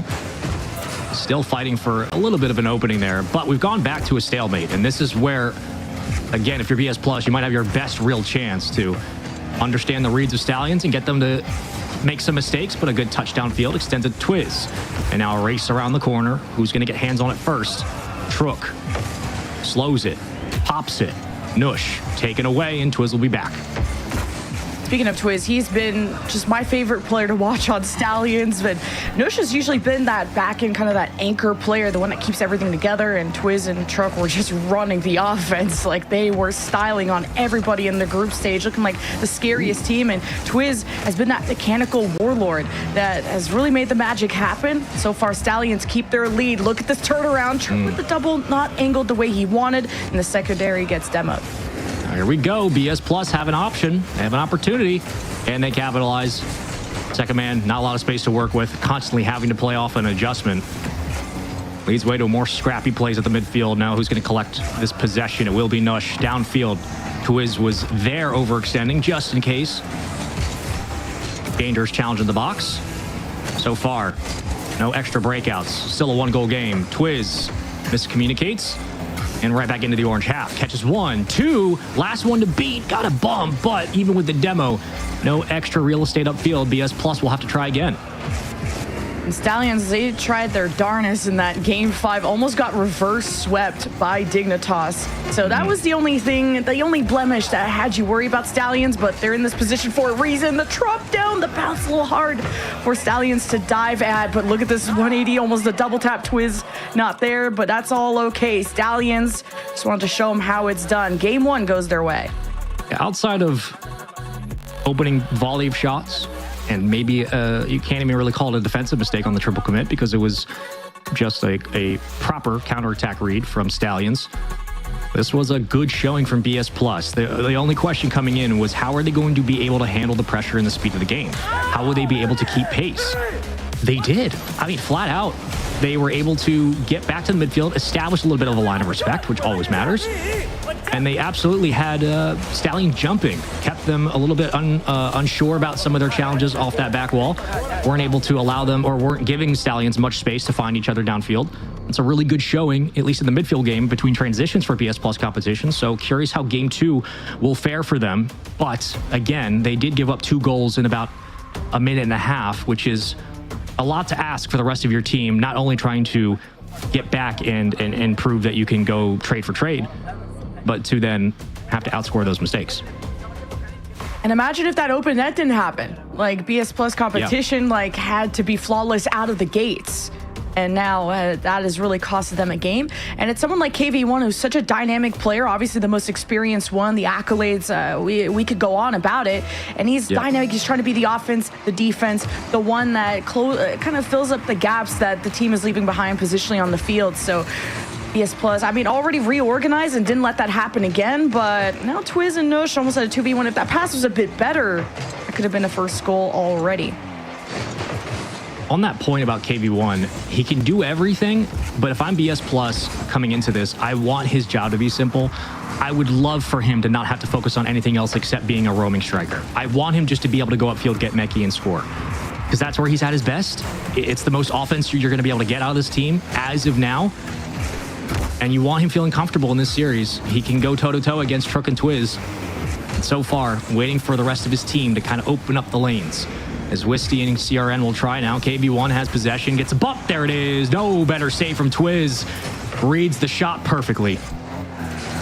Just the perfect timing from Twiz on the drop down to make that save. That looked like that should have been in. As Wisty to CRN. Nush breaks it up, and Stallions, I mean, the defense stays strong because this is some really threatening passing plays right in the box from BS Plus. As KV1 gets collided into Stallions, will fight for possession. Double commit BS Plus. Now have to rotate back in position. This ball feeds out. The midfield also getting mixed up as BS Plus see a window to engage. We've talked often about the strengths of each region, most specifically Europe and their systems, right? How we cultivate talent, how we build them up into team players. Same thing could be said about the MENA region with defense and 1v1s. I mean, MENA's ability to create strong defensive teams and to teach defense the way they do, how patient they are, how precise they can be, even in awkward man situations. It's just next level. And so is this look. Truck got him. Oh yeah, baby, he got him. Had him beat all the way down, had the read, takes the inside lane, and had all the space to work with. And I like that you bring up kind of this ones and twos experience, because that's exactly where Trug, Twiz, and Nush really shine. I mean, Nush is a top 4 1v1 player in MENA, gotten top 4 there. They've gotten really far together as a squad in the MENA LCQ. Truk as well, ones and twos. A lot of strong results on that side. Good setup from CRN, but KV1 too high on that push. So now the rebound's not being immediately found from BS Plus. It's not comfortable control. And now you have to go back to the net to not let that be open. Oh, what a fake. If only he got some more power on that. Would have been a tie game. Like the looks we're seeing from BS Plus. A bump in the net. CRN trying to squeak it around. Just can't quite do it. And KV1 will keep it in play. Twiz follows suit. Power play. BS Plus shut down as Stallions get on rotation. Switching over to the side wall. Left to CRN. And he's dead. Stallions will pick it up. Way downfield. KV1 is there for the cutoff. And this is where KV1 can be at his best. When he's disrupting the flow of the game. Takes pressure off Wisty, takes pressure off the backline defense, and eventually he will find an answer downfield. Stallions looking for their second one. We've been in the blue half so much. BS Plus competition haven't made really too many mistakes for Stallions to capitalize on. It's taken them so many shots on target for Stallions just to get one. And there's 2 minutes left. Wisty needs to be set up for success as KV1 wants to be the ever so reliable one, and it's taken 2 defenders to keep this one out. And Nusha's taking boost. BS Plus competition may just be stuck here. They need a clear because this net is being hammered. Yeah, good job by Wisty. Recognize that, hey, I don't have to get overzealous. There ain't no need. Win by KV1. Bounce into KV1's favor, but here comes the follow-up. Just a bit tight. Turk will try to sneak it around. Still, though, the offense presses for BS Plus. They feel like this is their window. A minute 19. Outside of that one goal, it has been as close as it was in game 1. What a flick. Oh, what a save from Wisty. Downfield, KV1 trying to counterattack. Not going to happen. Offense stays up here for Stallions. And they'll stay. Twiz trying to bump on the goal line. Not here. Pulling his way forward. Oh, he goes for the shot. It's in. Twiz, the recovery on this play is next level. Yeah, just the boost management and BS Plus competition are having a really hard time. It's a nice 50 from Twiz. BS Plus, that's why their offense can't really last. They just have no boost. Wisty is constantly on 0, having to go all the way back to his corner. And sometimes he's on that full tank. But at that moment, he was at 0, so had no speed to get back into the net. Stallions feel like they put the nail on the coffin, and what a double. Nush comes in from the left side, save after save. The gates are trying to be shut, but it's Stallions that are about to shut out BS Plus in this game too. And looking like this could be a sweep direction, honestly, if BS Plus can't really find more pressure on their attack. Yeah, and there's a lot to like about the way Stallions are playing and what they're executing on. There's a lot to like about how BS Plus are playing. If you take away the fact they're not scoring, they're playing a pretty good series. But at the end of the day, I'm so curious how they were able to sweep Lanimals and what that says about Lanimals right now. But again, you can keep pace all day, every day. Stallions, however, will continue to put shots on the board. And if you can't respond with anything, how do you expect to win? Need to see more from this offense. We know they're capable, but they have been shut out so often. And right now, struggling to get anything going. We're just going to kill the clock, play all the way to the back wall. There it is. 2-0. Stallions will take the lead in a best of 5. Remember, this is all best of 5s until the grand finals, which is best of 7. And Lemon Key, one of the rare times now we can have the conversation of best of 5s go quickly, right? Like pretty axiomatic, but you're down 2-0. This series can get on you when it jump, and when it does, you don't have a lot of time to respond. There is no tactical timeout here. There is no let's take a break and think it over. You need to have an answer because Stallions are going to do the exact same thing in the next game. Yeah. Just the off-ball plays from Stallions. Just being able to boost arv or just force these longer rotations, longer pathings from someone like Wisty, who is the shining star on this BS Plus competition squad, the one that was scoring the absolute most in the group stage. But it was a struggle for BS Plus competition to qualify, to have to play as close as they did against Porte Esports Club, to getting swept by GK. And you thought that they were in primo form after, like you said, taking out Lanimals, but this is looking quieter and quieter as the minutes go on. But we get to update you guys on the bracket. As I think it's PCS Stride did lose in Game 5 to GK, and GK is currently against Man City. That's going to be exciting. M80 swept Criminals, so they're looking good, and we'll update you on how the rest of the matches are going. Dignitas and PCS Stride are in the lower bracket. They're 1-1. Lanimals have officially knocked out Lantic, so unfortunate for them. We got to send a lot of teams home today. We got to send 15 teams home. It is elimination day. Everybody gets eliminated except for one team. They will get to move through and represent the entire LCQ, and the reward is playing Twisted Minds, which, you know, CRN all the way downfield, getting proceedings going early. 20 seconds off the clock, and so far a couple of drives from this BS Plus competition. And yeah, taking a look at that bracket is just nutty to see the GK again pulling out that win in Game 5, big for them. A really important series for proving that, you know, you can beat the best of the best. GK is also a scary team as Manchester City holds a 1-0 lead. Stallions holding a 2-goal lead, or excuse me, 2-game lead now, and we'll see if BS Plus can extend this, or do we just end it here? Now they're about a minute off the clock, and CRN has been a bit quiet.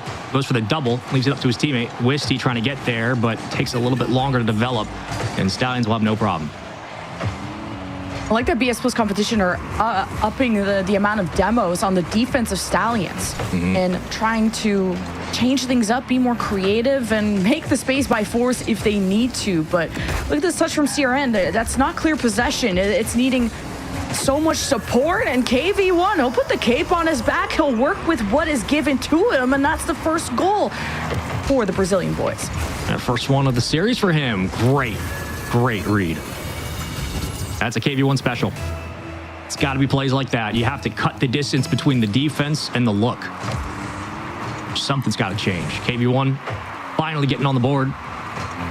And now with your BS Plus, a little of a sigh of relief. You get the first goal, which is always the hardest, but now that you have, quote unquote, that cushion, you can at least play a little bit more loose, a little bit more relaxed. You're down, don't have a whole lot to lose here. You're down by 2 games, but you've got a goal. You can start to try to open up the game more and get your teammates involved.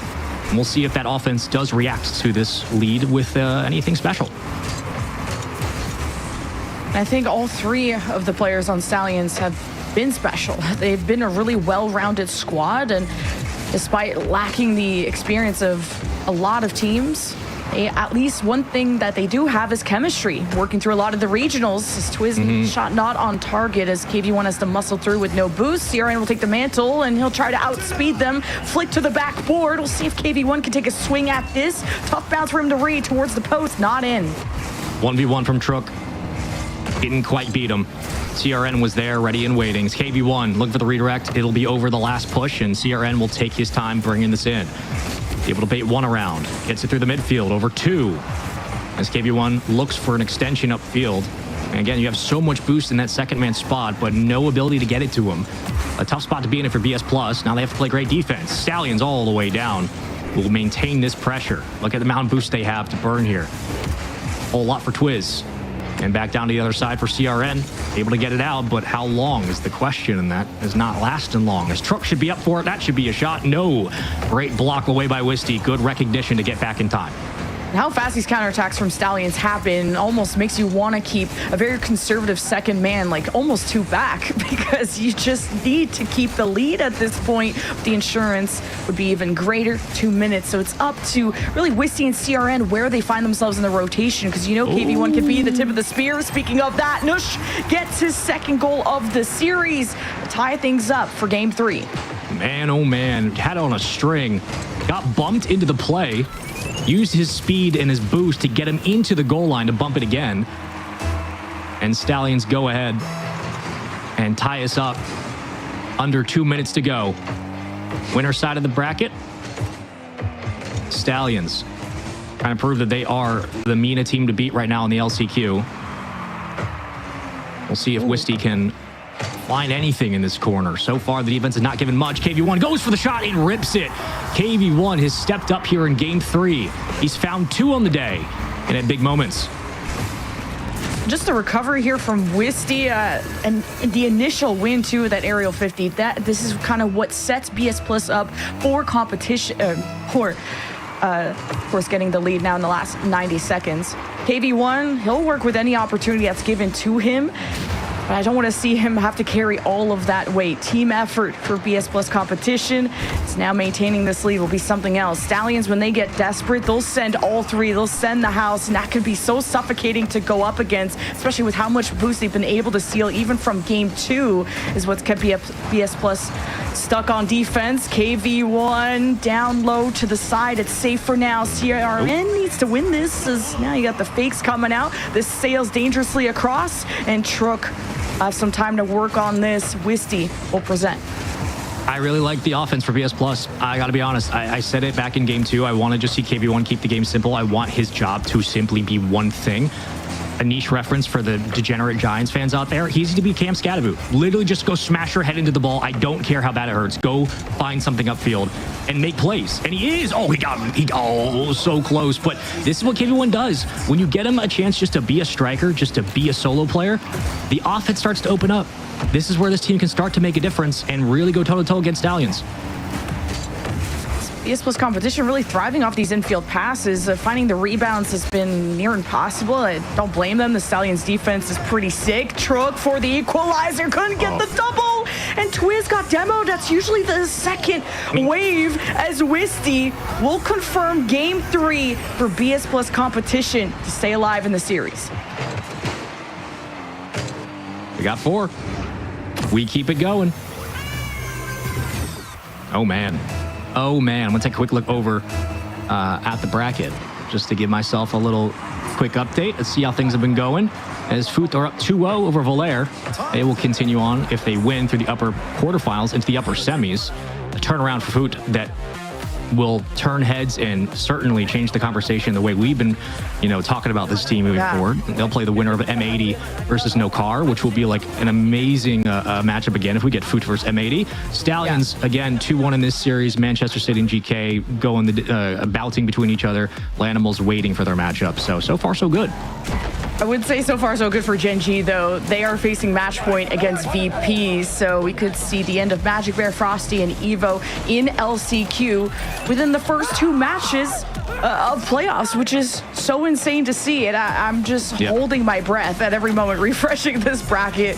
Lanimals move on. They're looking good, but oh my God, it's going to be so heartbreaking to say goodbye to a lot of the talent, but some pleasant surprises of kind of this next generation of talent, which that's what I'm calling this series that we can focus back in on. Minus KV1, who's been around for a long time, you're having this kind of flourishment of 1s and 2s players coming together for these regionals, especially Stallions. I'm really liking what I saw out of them in the MENA regionals.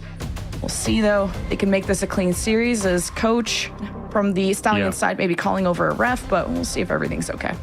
I just remembered we mentioned that M80 beat Criminals earlier, and I want to bring that back up just for the fact that that's a good win for M80. Like, that is not only how they qualified yesterday, but beating Criminals is no easy feat. So M80 is also a team to keep an eye on as we look towards the upper semis. Should they make it there, we'll get a quick pause. Make sure everything's good to go. Important Coliseum match coming up. 4 games into this series, Stallions have shown us kind of what they got. Haven't really had to work overtime for some of their wins. Still waiting for this team to kind of wake up. It is the first couple matches of the day for a lot of these boys. But for BS Plus, very impressed, very, very impressed with their resolve and their temperance in this series, understanding that the pace of play was going to be different than everybody else they've played. And they've really done a good job handling it. GK doing a good job of handling their series. They're on match point against Man City. I wish we got to see that match too. Make sure you guys roam around the different co-streamers that we have that are watching all the matches going on. Food Esports and Volair are going the distance. And Volair is another kind of underdog team I'm looking forward to seeing more of. So we enter game 4. Everything's sorted on the Stallion side tech-wise. BS Plus competition. How far can they go? That is the question. Up to them to write their own history here. As KV1, it's a challenge off that top towards the ceiling. I swear I'm still waking up. Nush working around the bend. Wisty will bring it down to the ground. And for Stallions, I think, again, business as usual going into this game. There's no reason to change up the game plan. You have the lead for a reason. You've been able to dominate most of the pace of this series, and BS Plus has been able to adjust to you quite well, but what works, works, and your strikers are just as good as ever. Trook leaves it on the fake, goes ahead for the shot, but KV1 recognizes that all the way down. Trook and Twiz are so aggressive off ball. Like, they are chasing BS Plus competition around, forcing these longer pathings, forcing them for the focus to be split. But BS Plus competition will still set themselves up for an offense. Wisty with the pop-up, KV1 stealing boost, not being in a position to take a shot. They reposition in the midfield. As Siren's main job, from what I've seen in the series, has been to slow down Stallions, which can be valuable, but he hasn't really been a passing option. Yeah, absolutely right. I mean, everybody has a job when the series gives you whatever game state it has and you have to adjust. His job has been slow down Stallions and create space for KV1. And on the other side, Stallions have been more than happy to allow him to have that space, because if they can at least isolate KV1, they can keep this game within arm's reach. But not a whole lot of offense besides KV1 at the moment, which again, just for the sake of the game, you'll take. You will allow KV1 to go for these looks right up the gut, back to CRN, and kicked away. If KV1's the only one striking for the squad, as long as he's scoring, I don't care, because it means they have a chance. Stallions try to get it out of harm's way and right back into the box. It's going to be a slow floater, though, and KV1 will have no problem getting it out. What I like about BS Plus competition is that even when the opportunities don't seem great, they make it look great. And it's usually KV1 that's made that look really workable. CRN did his best on the front lines there, but Twiz, he's coming in with a lot of speed off the ceiling. Nice. What a pass, the truck, crossbar down. Now a second win from Nush. Quick dribble to buy time. Calls that second man forward. Stallions now pitched off towards the post. This is deadly. Twiz was going for boost, and he couldn't go for the third shot. And Stallions will send this away as well. I mean, if Stallions are starting to have some accuracy issues, BS Plus now have a bit of an advantage, and I hope they recognize it. It won't last long. Wisty leaves it for CRN. Fights through the first challenge and the second. What a recovery. Gives it to KV1. That is a play they should make all day, every day. Usually they're a lot more aggressive. Instead, playing patient, and it bites them. Wisty down again and kicks back all the way to the other side of the field. That's a moment the BS Plus probably want back.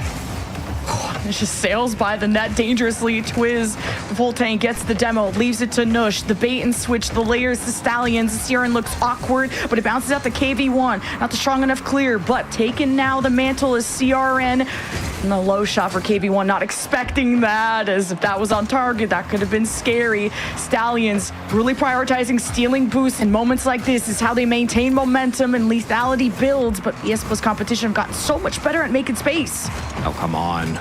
Oh, come on. There was a space there, and you're absolutely right, Jen. This was about building up that boost, and when you have enough there to keep the defense honest, to keep them slow to the play, that lethality will eventually break this team down. But BS Plus have been resilient at that midfield, and like we talked about in the pregame, they have to have clean touches to get out off of the defensive end. They have not wasted a lot of time fighting through second touch or being contested, which is credits to just the fundamentals and the mechanics of BS Plus. Nice pass, but nobody's there. Challenged again. Every look has a defender. Every challenge has an opponent. Nush stabilizes around the edge. Is CRN looking for Wisty? Has him. Trying to get a bump, not going to happen. Challengers are too quick, and Stallions know exactly where they're going with this ball. But a long clear gives it back to KV1. Catches, juggles, finds his way down to the goal line. Wisty to nobody. An extra challenge, a little bit overzealous from BS Plus, and now caught on rotation. Can they stabilize?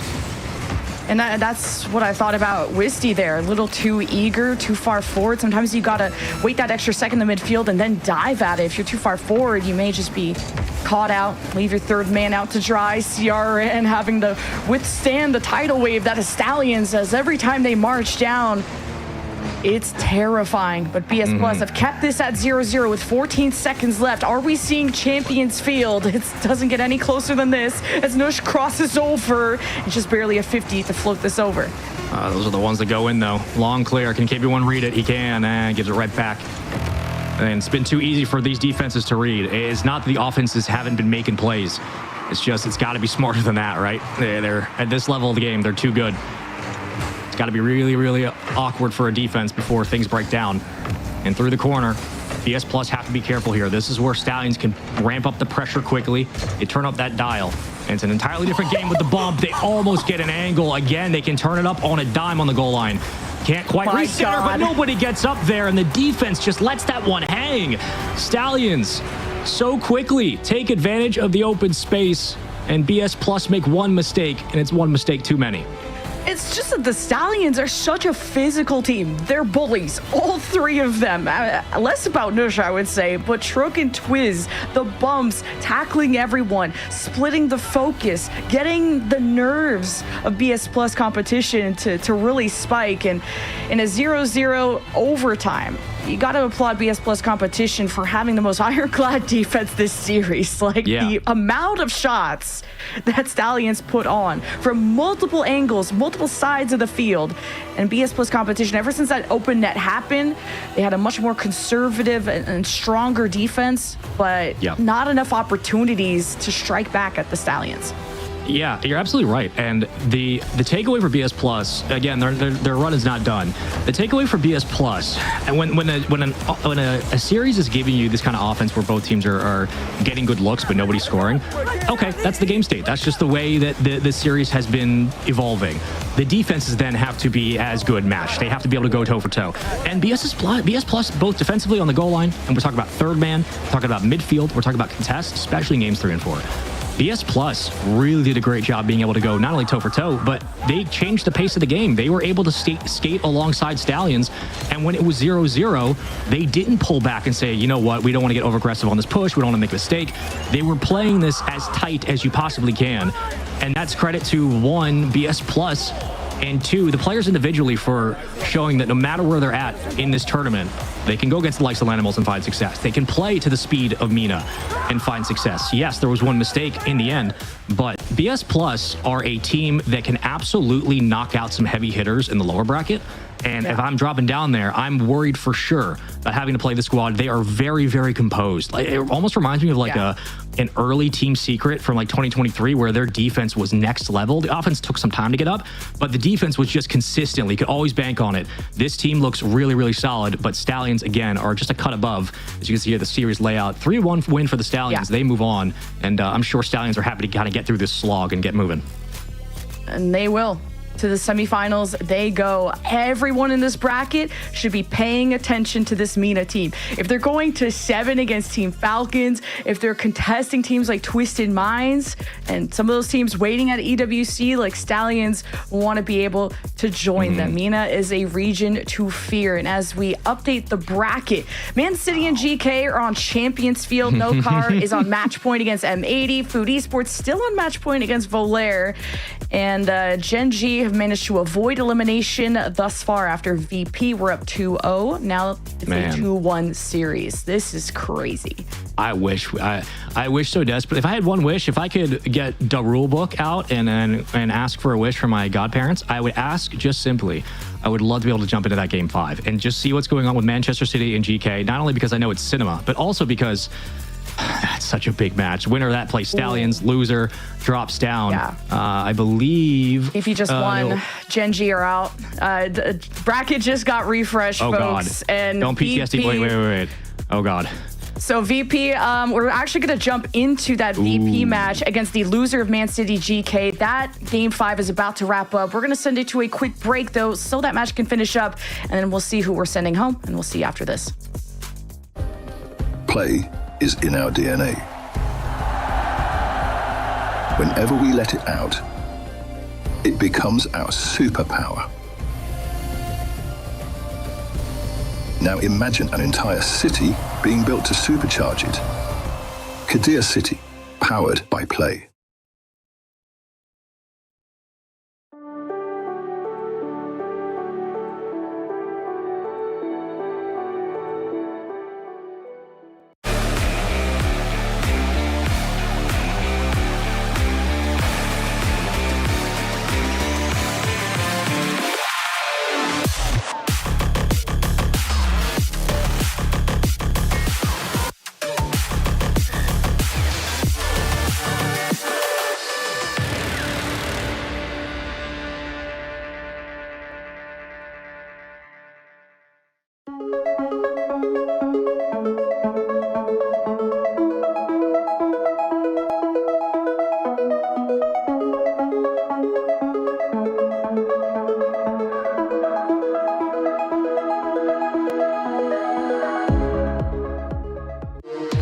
We were there.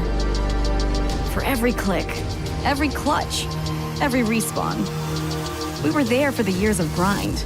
And we're here. Now. The proud founding partner of EWC. Powering the biggest event in gaming. Shoulder to shoulder with the world's best. Making history. Greatness deserves a stage. Lenovo Legion. Reach your impossible.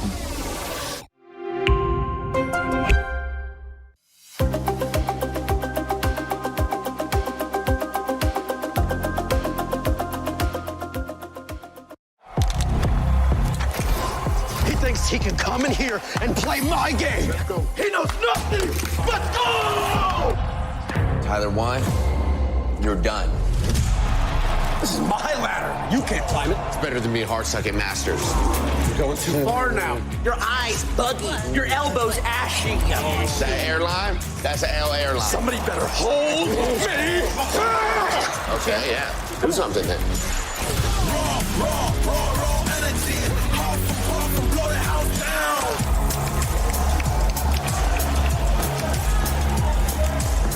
You look nervous. You look short. Everything's good? Fight.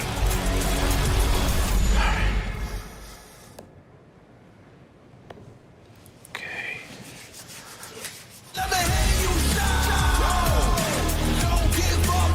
Do you really need the wraps? Yeah, that feels like overkill to me.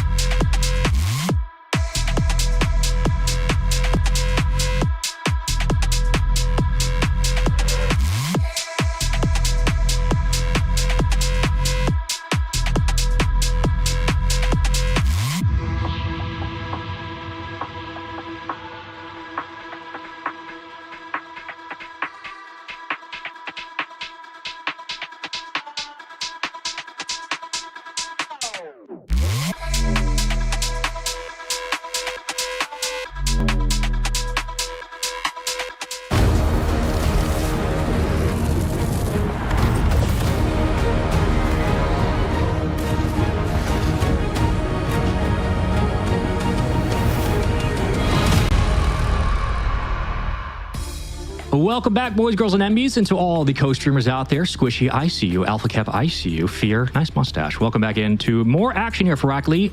Top 16, Manchester versus VP. I always think it's Violet Panda. I'm going to go with that anyway. Let me keep you welcome back in. You just told me, as we updated the bracket, that Food Esports won in Game 5. And all I'm saying is, Two Game 5s? Holy, are they paid per game? Like, what's going on over there? Yeah, basically, they should be at this. Listen, if Jack and I were paid per game on LG, I would not be here right now. Okay? I would be on a boat somewhere, building a data center and burning the earth. But yeah, I'd be flying away. That's absolutely right. Let's take a look at the bracket, folks. GK, Team Stallions, No Car, Food Esports. Come on now. Round 4. Come on now. Okay. Yeah. That's me having to respond. All right. Really heartbreaking to see Dignitas Gen G out. A lot of surprises. Man City just losing in Game 5, and then they have to immediately play. So that's where the mentals are really being tested. We have so many veterans, though, that it's not just about how you win, but it's how you take a loss. And this is how now you have no more second chances getting through this lower bracket. VP versus Man City is the match we're featuring next. I'm so excited. I can't wait. This just gets more intense as we go. Every single match matters. Every single moment in this lower bracket will send a roster home. So if you've never gotten travel points while signing up for an airline, get ready to start booking some accounts, because this is going to be a whole day. You're going to get yourself a real chance to get some diamond status. First class is always a pleasure. Look at that. We got lower round 3, 4, 5, 6, so on. The winner then goes to the grand finals, and then they have to best of series. They have to win 2 best of 7s, which is, for my Call of Duty heart, I mean, I love that format. That's where I come from. But I know that Rocket League players have a different opinion on things. It just means that there's going to be so much Rocket League left to play, and anybody who comes from the lower bracket, disadvantage, sure, but once you win, the pressure mounts even more. It's like watching, G2 versus Queso back in the Winter Major in 2022, where they have to win twice, and almost did for Queso, but G2, it's like, at some point, 4 games is all you need. Just close the deal. Some surprises in the bracket for me: No Car and Volair. Volair are the ones that actually knocked Virtus.pro into the lower bracket in the very first round of playoffs. Volair consisting of Crispy Talks and Growly, and No Car also defeated the likes of Novo and M80. No Car, one of the 4 teams that are in the semifinals currently. No Car consisting of Matt, Mozzarella, and Eugen. So home ground advantage, certainly strong for the French boys. Yeah, and they had to fight through a really tough series yesterday, No Car against Triple Pop, who, again, gave them a run for their money, and Triple Pop eventually went down to the lower bracket, but No Car was excellent. A lot like the team we saw kind of as the day progressed. I'm trying to find the team name specifically from yesterday, but like as M8 started to pop off, Triple Pop, I'll get it at some point. This was a squad. Darwin was there, is what I was looking for. Darwin was the squad that eventually, unfortunately, bowed out after they beat Meow Stars. But Darwin looked like a team to beat. No Car looked so much better than Triple Pop at times, and Triple Pop eventually would go on to have success, but No Car consistently found ways to just control the entire flow of the game. And it was a variety of different looks and multiple different avenues of success for this squad. But on that note, Virtus.pro, Manchester City, back to the actual match we're actually casting. Virtus.pro, Manchester City. Again, Manchester City handled their business so far in this bracket, which is not a huge surprise, but they dropped down after losing to GK. And now they're faced with a real task of having to hopefully not go 5 again. Again, they win against Dignitas. They lose in the upper quarterfinals, excuse me. They drop down here, and again, their road back up to the grand finals has to either go through Virtus.pro and then the likes of Novo or BS Plus, and then the likes of the loser of GK, Esports, or Stallions, or No Car and Foot. So it gets a little bit easier if some teams fall down, but for right now, you just got to show up with what you got. And both Man City and VP qualified through the upper side of their group stage bracket. Man City just dropping that 1 game to Lensik, which is one of the teams in top 16 that are now eliminated. But VP on their end didn't drop a single game in group stage. They looked clean and consistent. So I'm very surprised that VP are in this position because of Volair. So we'll see kind of how you're immediately bouncing back, especially for a team like Man City, who just came off of a Game 5 loss. So better wake up and smell the coffee. Another day where Tox gets to walk away with the win and Growly and company, showing that they're still got it. Very excited to see how Valero look down the stretch.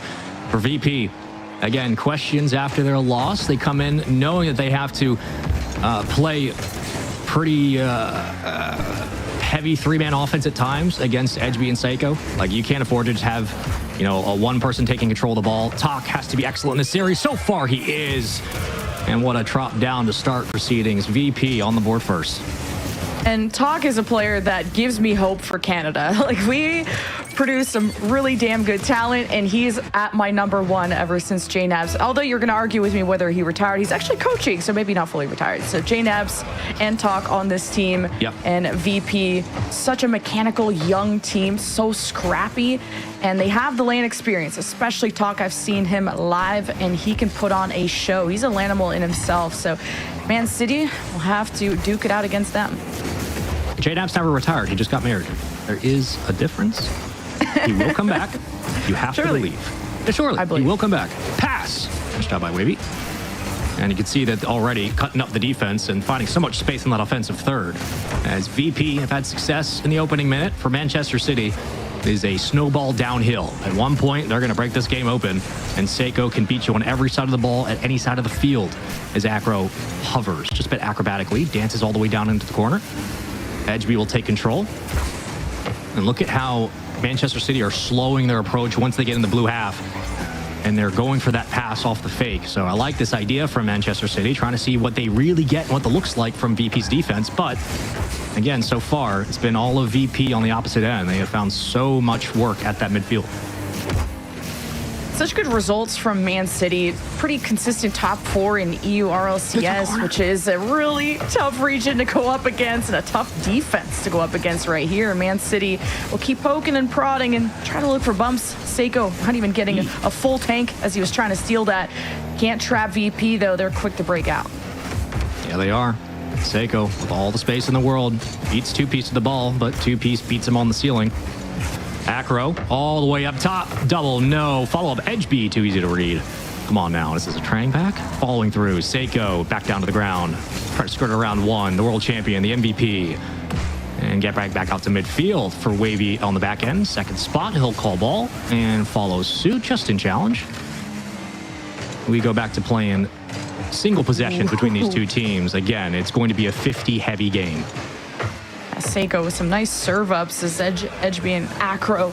Just part of that equation, you're demoing anyone downfield for VP, so limited options. You really got to take this one step at a time. That's why Wavy's kind of slowing it down. Talk will take the mantle, calling him off, taking some height. Wavy needs boost if they want to go for any kind of shenanigans. And it's going to take everything out of the VP tank to get more insurance, as there's only 2 minutes left. Wavy leaves it for Talk. Wow, what a fake. They're in sync. They're an engine online. VP have come out swinging.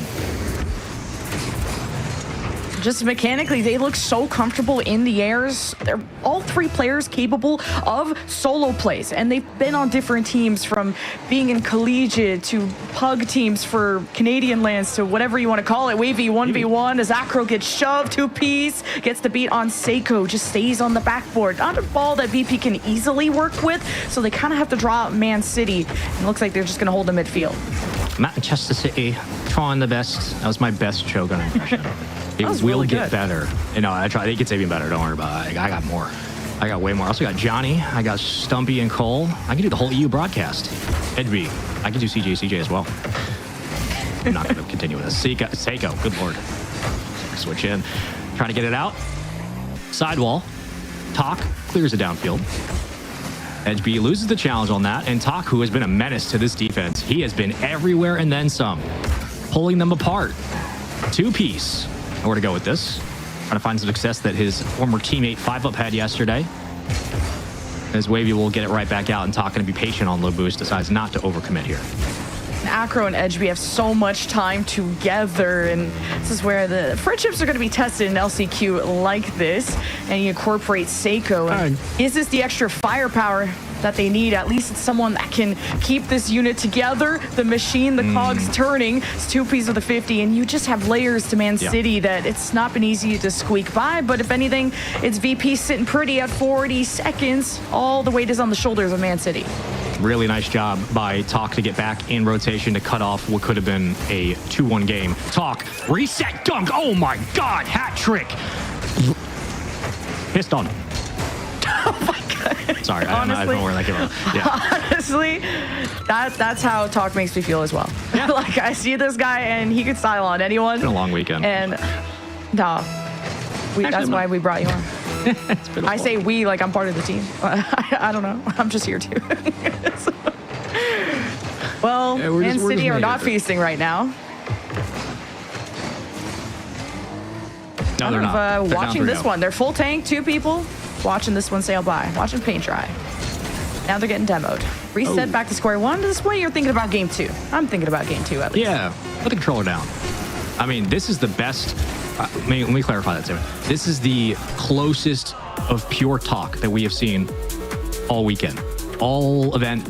This is the cleanest Talk. This is the ultimate what we wanted to get out of this striker. So good, so efficient, so capable of being able to control space towards that offensive third and finish plays, really finish plays on the goal line. He is a difference maker. He is an X factor. I don't know why I'd overthink that. He can absolutely take over the series. So for Manchester City, again, a squad that is so well structured, that has layers to their defense, has layers to the way they approach things. Talk was excellent from the field, proficient. Every single shot was close, had the double. I mean, what more can you ask for? I'm asking for a whole different Man City. We need the man town, the man country. I don't know what it's going to take because this team did not look alive at all. This is a top 4 EU team against a top 6 NA team in VP. So we can argue about regions, which is better. All that matters is who's playing better on the day, because we have to figure out all of group stage yesterday, which that could be up to 7 hours of gameplay straight up. To now today, we're going through the entirety of this playoff, and we're only sending one team into EWC. So hope you guys are ready for a marathon. Man City, they still got to get their shoes on, because not a single goal. We're not writing home to mom about that. No, mom's not picking up that call. Send us the voicemail. No fair play. I'm not going to fly all the way to Paris to score 1 goal, you know? Bang! So close. Edgeby got bumped off the goal. Wavy's going to pick up possession, and now a race back to the midfield under 1 as Wavy tries to make something happen upfield, but as we start this series, it was a hat trick for Talk, and he has been on fire. Goes for the upper 90. Wavy unsuccessful, still hunting for his first look. And I like the fact that in this series, like when one player takes over, everybody else kind of, again, plays selfless, but doesn't stay off their rotation, does not decommit from the game plan. And credit to 2Ps, who's been very quiet, but a very consistent backline. Somebody you can just rely on to be there. And if he gets caught out, Talk can rotate back, take control. And there's Talk again, kicks it a little too high. I like the ideas. Manchester City again, trying their best to get out from the defensive end. Yeah, the Man City offense is still not punchy enough. I am liking kind of the aerial dribbles there from Edgeby, but the second man isn't in position in time, and Talk is already flying at you pre-jump. And so you kind of need to be quicker to the ball than VP, who again, such a mechanical team. 2Ps, the bump, and oh my God, through traffic, Wavy, the cherry on top, VP on the board. It's a good-looking team. 2-piece, great extension, great second effort to get both of them. And Wavy in there right time, great timing from the young one. Always a pleasure watching Wavy play, especially on land. VP up 1-0, looking like the better team in the series. Honestly, it's not a surprise that VP could take it all the way against, could take it against Manchester City. But the way that they've made Manchester City look for the caliber of these players, very much a surprise, as MC are still looking for anything to get going. And Virtus Pro are dominating. Yeah. That's what it looks like, absolutely. And Edgeby and Acro, they've gone through the gauntlet of an LCQ in the past, top 4. When it comes to the EU LCQ, as 2 Danes, 1 Bruv, and now they bring in Seiko. Got the French now. believe. And it's, it's the extra talent that they needed to kind of get to that #1 spot, to get to the big kids table. It's still not a goal, and Seiko just gets a dunk. So, hello.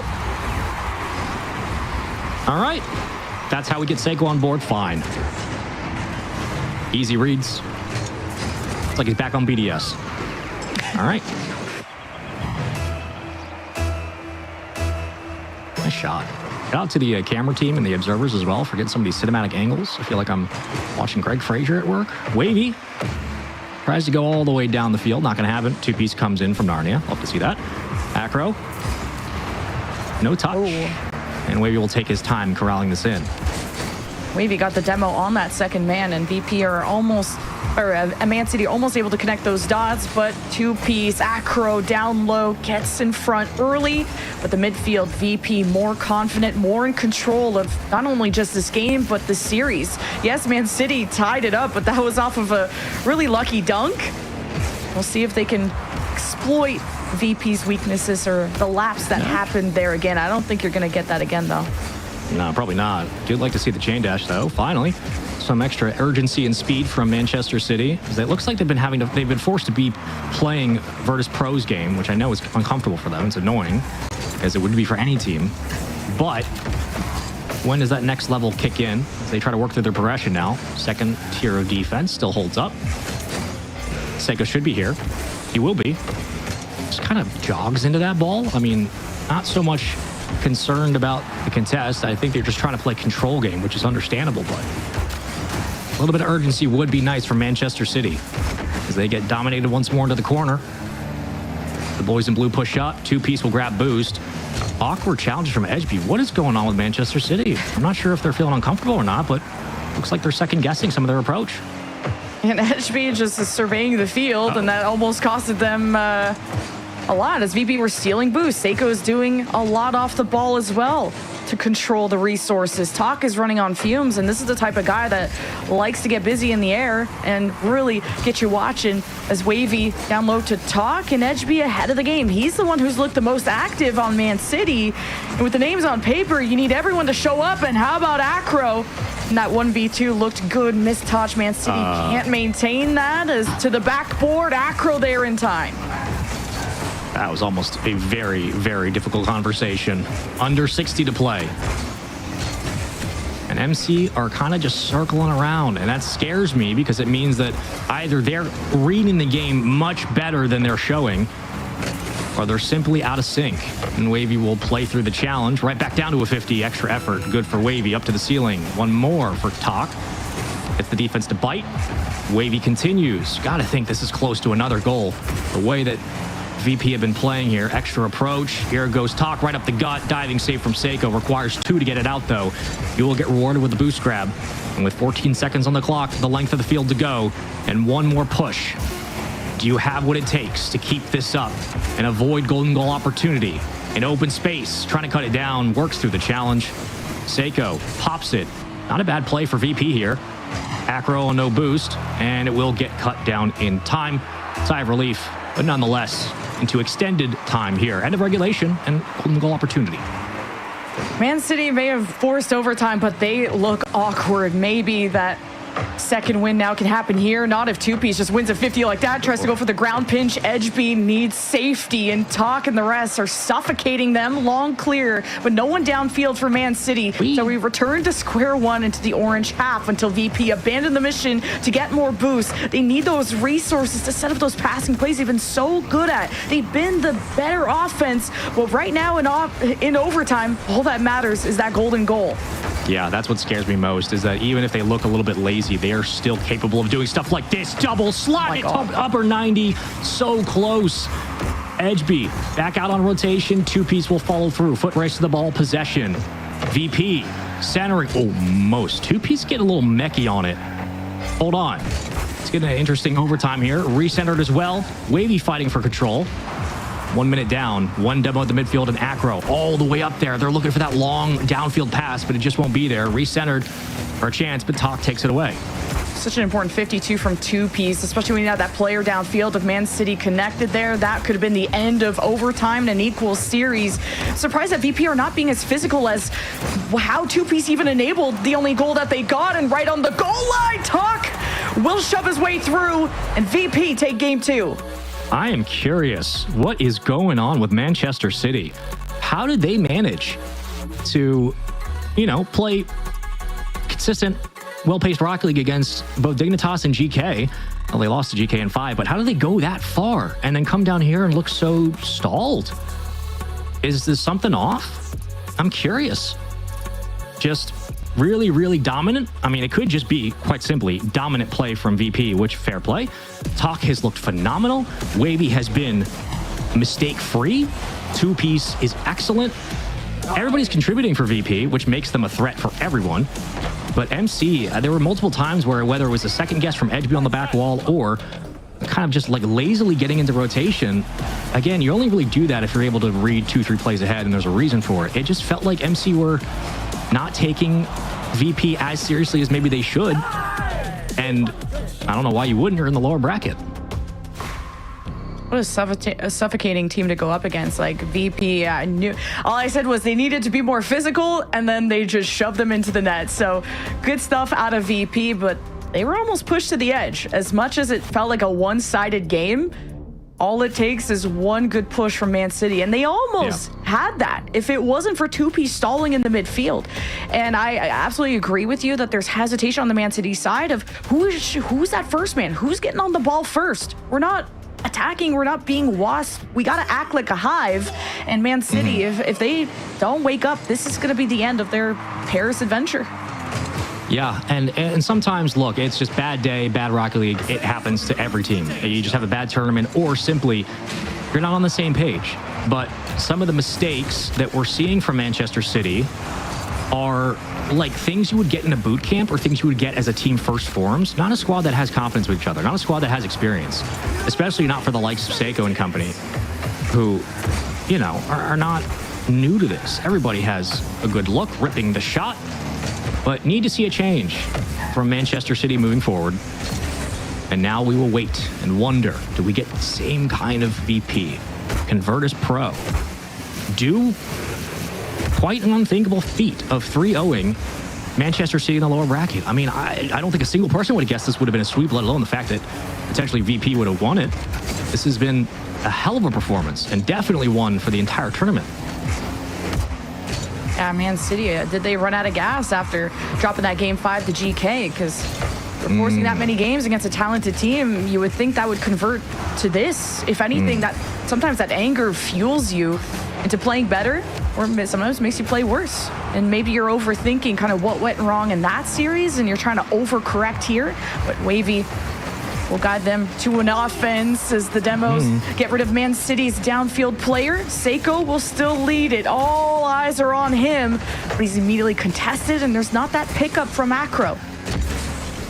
We'll take that. If you are Manchester City, you just need to reestablish some respect. Back at that midfield, Acro had to play it shallow. Don't blame him. Seiko will take time. Defense pulls back. Safety follows. Second man gets the call. Right back into the swing of things we go. Cuts off the pass. Wavy actually gives it back to Manchester City for a moment. But Talk with a awesome setup. I mean, just in sync all the way down to the ground. Gets Wavy as he's rotating off the backboard. Helps Wavy downfield. And they're keeping this offense moving. They are constantly circling through. But Manchester City, to their credit, have also found ways to slow down that second man. And as two-piece falls away, and Wavy does as well, here comes the final pressure for Manchester City, finally getting some numbers upfield. Like that fake too from Seiko against two-piece, because he's just been two-piece has been holding down this midfield and slowing down Man City, and they just can't even get past this going because two-piece breaks them all up. And Talk, he's got that frontline blocker. Wavy making a ton of space, and two-piece finds the gap. VP up a goal. I mean, this is as simple as it gets. A double commit. We've seen that now a couple of times defensively. Maybe it's just miscommunication. Maybe it's respecting the shot from two-piece, respecting the offense. Fair. It just feels like there's more to give. We know the caliber of this team. We know how good Manchester City are, how good these players are, and fundamentally what the Rocket League should look like. 2 demos. Talk. 1 to beat. Oh my God. Oh my God. Manchester City look like toddlers out there. What is going on? Just the extra height that Talk got here. This was such a difficult save to make already, and Seiko approached it the best that he could. But man, Talk just puts that to bed and may just be putting Man City to bed with how kind of one-sided this offense has been. All of Man City need to fight back. Seiko is already having some improvements, but Two Piece is getting involved too. So VP, they're hounding them. They're hammering this net. As Man City, it's molasses trying to get these transitions going. I didn't realize that we were signing adoption papers this quickly. VP are a threat to everybody in the lower bracket if they're playing like this. And it could just be the competition of the match they're in. But if they're playing this smooth, this consistent, I mean, come on now. How are you going to stop this team? What is going on to Manchester City? They're getting pulled apart. They look like a CRL squad. VP are just better. This is a nice bump attempt from Man City, but then how VP forced the ball into space where that they occupy. That's why the play keeps going. And Man City's disruption hasn't been impactful enough. And there's so much chemistry between Acro and Edgeby that I'm just not used to seeing them not be this deadly duo from the two Danes, one Bruv era. And you thought that this extra talent of Seiko, and it's really Seiko trying to hold down this defense, but he can't do it all on his own, not when all three of VP are attacking him. Only team that could win this is probably, what was the team that Scrub Killer was on? I don't know. I'll figure it out later as that sneaks under the crossbar. Crow gets the first goal for MC in a long time. It's been a while since this offense found anything, but they do nonetheless. And we keep it moving. I'm so racked up on who that team was now. But now the past two goals that Man City have had, both in this game and game two, have been off of a strong 50 win close to the VP defense. Last time it was Seiko, this time it's Acro. At least this gets the ball rolling. This can turn into something special, but it needs to get done quickly because there's less than 60 seconds and it's match point for VP. Here comes Seiko, who's trying to do it all on his own. And if Man City can't get the passes going, they're relying on solo plays, and it's better than nothing. It is better than nothing. I mean, every look is important, but if you're Man City, solo plays are everything to you right now. It establishes some baseline for this team. Wavy, relax, demo, good lord. But it also gives you a chance. You need it. Your tournament life is on the line. And who would have thought that VP would be the ones to be calling that shot? Wavy, flat touch, gets Acro to backflip. Patience from Seiko. Ball stays in the orange half, and Wavy will just circle around like a shark, waiting. He knows that he has an opportunity here to swing through. Gets a commit from Talk, a double. Talk still punching his way forward. They're cutting them through. Hot knife and butter. The knife always wins. Wavy, again, shutting down the time. Manchester City get absolutely stomped in the lower bracket, and VP look like the team to beat. One team goes home, one goes on, and it's VP with the win. And there were some high expectations for Man City representing EU, and the journey gets cut short. You could tell that this is not the performance that they were expected, that was expected of them, and that they expected of themselves. Like, they went to game 5 just now against GK, a very familiar opponent, and VP not so much. And you kind of have 3 mechy kids on the VP side. But what I really liked is that VP read every single clear that Man City tried to go for. So every time you were being reset, and you were playing constant defense, and it really had Man City scratching their heads on what was going to be the answer. If you can't even clear, what can you do? And it was up to Acro and Edgeby to really help things out. Edgeby was able to air dribble. He was transitioning quite well, and then they just got stuffed near the end. Yeah, I don't know if Manchester City got in their own head or if it was simply maybe they got overwhelmed. I don't know, but it's weird because, again, like, they're not playing the top of the crop. Yeah, that's the word. They're not like playing the very best of the best right now. That's no shit on VP, but no look here outside of Talks like game 2 where he was just dominating, right? The game 1 as well, the hat trick. It wasn't like they were changing the way Rocket League's been played or the looks were drastically different. A lot of this was just steady pressure, and some of the mistakes just felt sloppy for a team of Manchester City's caliber, let alone the fact that, look, you're fighting for this much money, you're fighting for a chance, you're in the lower bracket. You can't show up like that. It's credit to VP for playing as well as they did and for Talk having a phenomenal, amazing series. But that is the most one-sided match we have seen in a long time in this lower quarter, in the last chance qualifiers, excuse me. And for it to be against this squad was surprising. I mean, that was the most offense we saw out of Manchester City, was that goal. I don't really know what went wrong, but very, very proud of how VP played, and hopefully they can keep that going.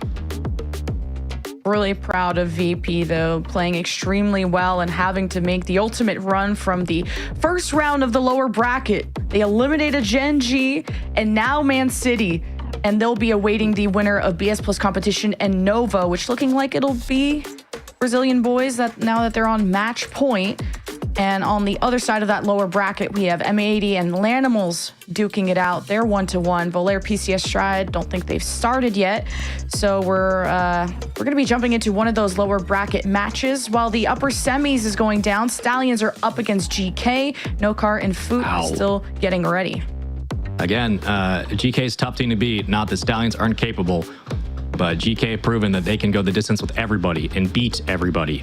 Stallions getting the better jump on them right now in round 4. If they win that, they move on to the upper semis.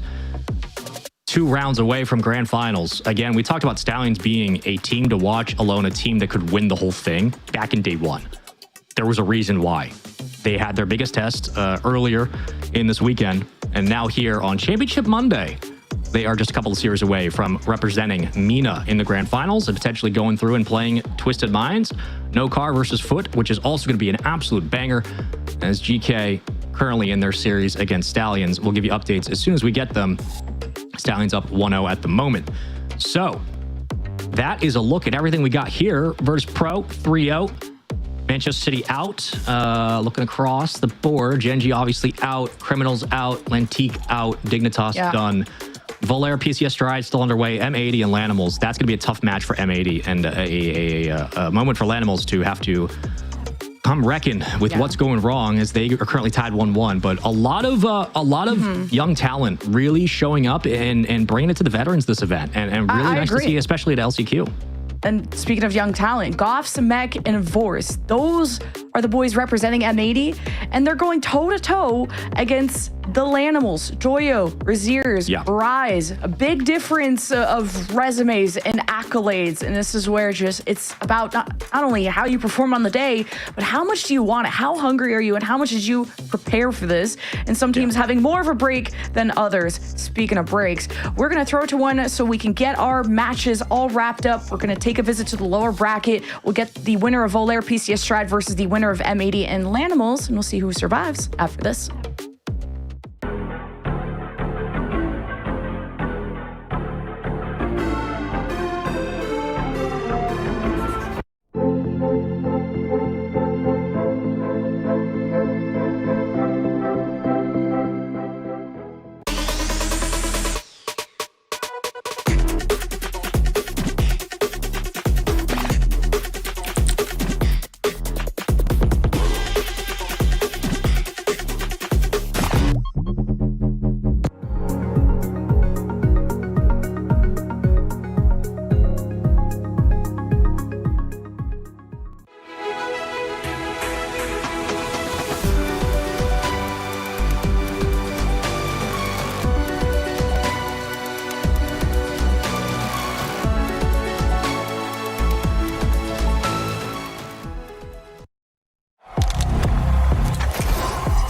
He can come in here and play my game. Let's go. He knows nothing. Let's go! Tyler, why? You're done. This is my ladder. You can't climb it. It's better than being hard-sucking masters. You're going too far now. Your eyes buggy. Your elbows ashy. That airline? That's an L airline. Somebody better hold me. Okay, yeah. Do something then. Raw energy. Hard from blow the house down.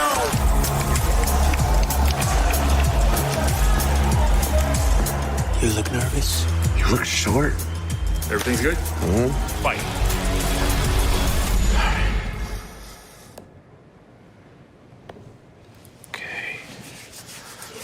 Let me hear you Do you really need the wraps? Yeah, that feels like overkill to me.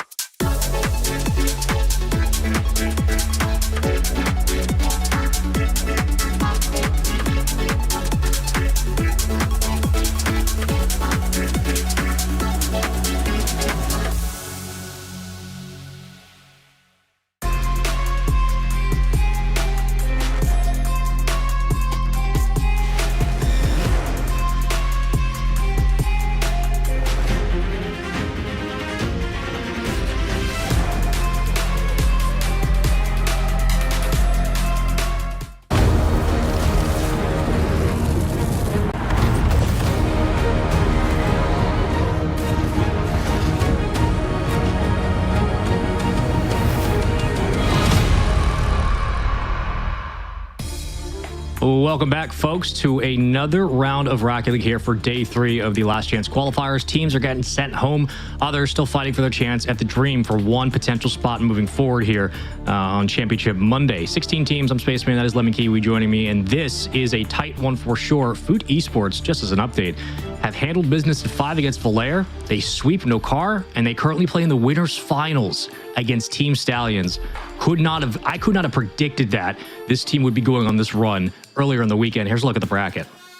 Ooh, Stallions, Foot. The 2 favorites. I would say Stallions came in as a dark horse. We're just going to keep saying it, okay? Because top 4 of MENA apparently is still beating every other region. Some serious talent. The next generation of really mechanical players. As we're going to take a visit to the lower bracket as our next match. PCS Stride versus Lanimals is what's on the menu. And PCS Stride did just take out Volair, who Volair had some nice surprises. They took out VP. They went to 5 against Food, but unfortunately their journey ends here. And M80 also went toe-to-toe against the Lanimals. May have even started off the series up against the Lanimals, but either way, this is really a journey of stamina, and Lanimals outlasted them. Yeah, absolutely. Well said. And this is a tournament of similar form. You have to be able to just pace by pace, keep yourself controlled, and know that it's going to get harder and harder as you go on out. And GK are going to be one of the toughest opponents you can run into if Lanimals do survive. For PCS Stride also, again, you're going to have to face a tough forward momentum there. Nokar drops down after losing in a sweep. Again, in BS Plus competition, Virtus Pro, we're going head-to-head. I think defensively, it's a really quality matchup against Virtus Pro. It'll be interesting to see how the offense then looks. But this is where we start to get a little bit more of a traditional divide between the teams, BS Plus, Virtus Pro, PCS Stride, Lanimals, and can expect something more to come out of it. But as you can see on your screen, we will continue on. Dorito and company, who has been at times comfortable and at times like classic Dorito Atomic AJG. Like, we've seen the whole spectrum this weekend. So it really just depends on what version of them we get today. Just a standout for me in terms of the bracket, Nokar getting further than teams like Gen G, getting further than Dig, M80, etc. Like, really proud of the boys of Matt, Mozzarella, and Eugen. I know there was a lot of talk about Eugen, so no one's surprised about Eugen, like, as a talent getting these kind of results. But Matt and Mozzarella have been floating on different teams trying to get to this kind of high caliber result, and they finally have Eugen that can help them with that. So really stoked to see how far Nokar Esport can get, because now we're in the money, guys. So as much as, yes, we're competing for the one spot in LCQ to go to EWC, there's also a lot of money that's on the line. It is wild that every time, as a quick note, that Gen G travel to an international event, it ends up just being like another North American regional. M80, Foot Esports, Virtus Pro, kind of all finding success. Gen G very much hoping things turn around next year. But man, it's going to be one hell of a matchup coming up forward, especially for Rise and Joyo, who it feels like we're still kind of waiting for this duo specifically to take over, as we know they can. They are 2 players who are of that talent. They are capable of dominating a series by themselves and shutting down any offense they run into, any defense they come up against. We'll be curious how Raziers is able to, again, adjust to some of the physicality in this game, because it's going to be expecting some of those bumps and attack and effort from AJG and Dorito specifically. And on the other side, it's got to be clean. It's got to be clean and quick for AJG and Dorito. Obviously, setting up Atomic is always a priority, but we saw kind of yesterday where this team would get comfortable with physical plays in game 1 and then they kind of tapered off. That's the tapering off that scares me. It's the first 2 games never a problem. It's later in the series they start to get gassed, and I'm worried about that. So hoping that we get a little bit more from that squad, and if they do, it should be a very fun one. But if this team gets hype, they get loud, and they play better, they play more confident, especially Rise. Like, does he still have vocal cords? I need this guy to be alive. And they had to stay alive in Group D. They went to 5 against PCS Stride, Lanimals speaking, to get to this point. But that was our kind of first impression of Lanimals. It was a reverse sweep from the Lanimals to take out PCS Stride. So the first 2 games was pretty dead in the water. Only 2 goals over those 2 games for the Lanimals until something woke up, especially in Joyo. He was running all over the place. Rise was on top of it. They got super loud and then reverse swept. It was awesome to see. Don't know if we're going to get a reverse sweep in this one, but that would be demoralizing for any team. We've already seen a 4-game series, a 5-game series, a 3-game series. all the way down the ladder. Last one was Manchester City versus VP. VP goes on to win it. BS+ lost in 4 against Stallions, and Foot started off the day against Gen G with a win on Champions Field.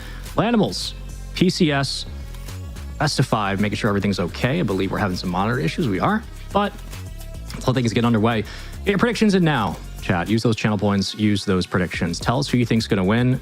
Hashtag cellular fan vote. I'm thinking this one's at least going 4. I would love 5. If it goes 5, there's a real chance that PCS could take it.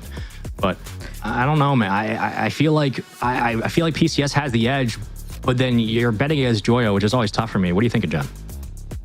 I'm thinking Lanimals. They showed some inconsistencies early, but these are 3 players that can pop off. On the PCS Stride side, I feel it's all the eggs have been in the atomic basket, if you will. And AJG has been such a good kind of pillar, a backbone to this team, but Dorito has been on and off on being a strong second man that can accompany Atomic and to give him the best opportunities to score. And I think teams have started to kind of notice, and also this is a rematch, by the way, but I just noticed that, but PCS Stride, once they got figured out that it was the Atomic show, and Lanimals shut that down, and Lanimals had more depth at the end of their offense. Multiple options, like I said, Rise and Joyo were separate bosses that you had to defeat. It's a good way to put it. I mean, at the end of the day, these are the final bosses of the tournament. Everybody at this stage of the bracket. Let me clarify before people lose their minds. Everybody right now is the best you're going to get in the LCQ, and you're going to have to bring your best, as we've seen some shaky gameplay at start, but today has gone on. Better and better we've gotten. Closer and closer games. However, the scores in the series have not reflected that. And now we wait to figure out if Lanimals will have enough to make this Joyo and Rise duo work back in a LAN environment. Surely that is the case, and PCS have a lot to prove with this one. I think not just off of the rematch, like you mentioned, but to take down competition that is quite stout and high-powered in their ability to score, and for PCS to prove that they can, put up 2, 3, 4 goals a game. It's going to be a real challenge for them. And right next to them is GK warming up, because the winner of this goes up against GK. I say that because I just saw Tempo walking around. So, kind of lurking, getting some looks at the competition. Novo behind them, now just observing. They got taken out by BS+ competition, who are about to play their match against VP. So they're hate watching, probably, as I would, or maybe waiting for a taxi home. I don't know. But the venue is starting to clear out, and now we're getting serious. It was wild to see all the action that went down this weekend. A variety of CS, Rocket League that was there. And now, same spot as always, as Rocket League sits in. I saw some tweets yesterday of, I think there was PUBG in the building, and players were trying to communicate in comms for Rocket League, and the PUBG guys were going nuts, which is awesome. But hopefully things are a bit more steady today. And with that, we should be almost good to go. Checking our settings. Razier's gonna have his work cut out for him with 3 attack dogs on the other side, and if he is just able to kind of play like a 5-up or play like a 2-piece, for lack of a better reference, if he kind of plays that consistent role where he can feed Rise, feed Joyo, and make the right play at the right time, be that underhand. And this is a team that can score from anywhere, literally anywhere on the field, especially close to the goal line. Rise is going to be going for those double touches off the close end of the goal line, that lip. He's going to be there, and Joyo is going to score from the sidewall. So a lot of different spaces in which this team can work, and surely, as we know, PCS are aware of that after their last series.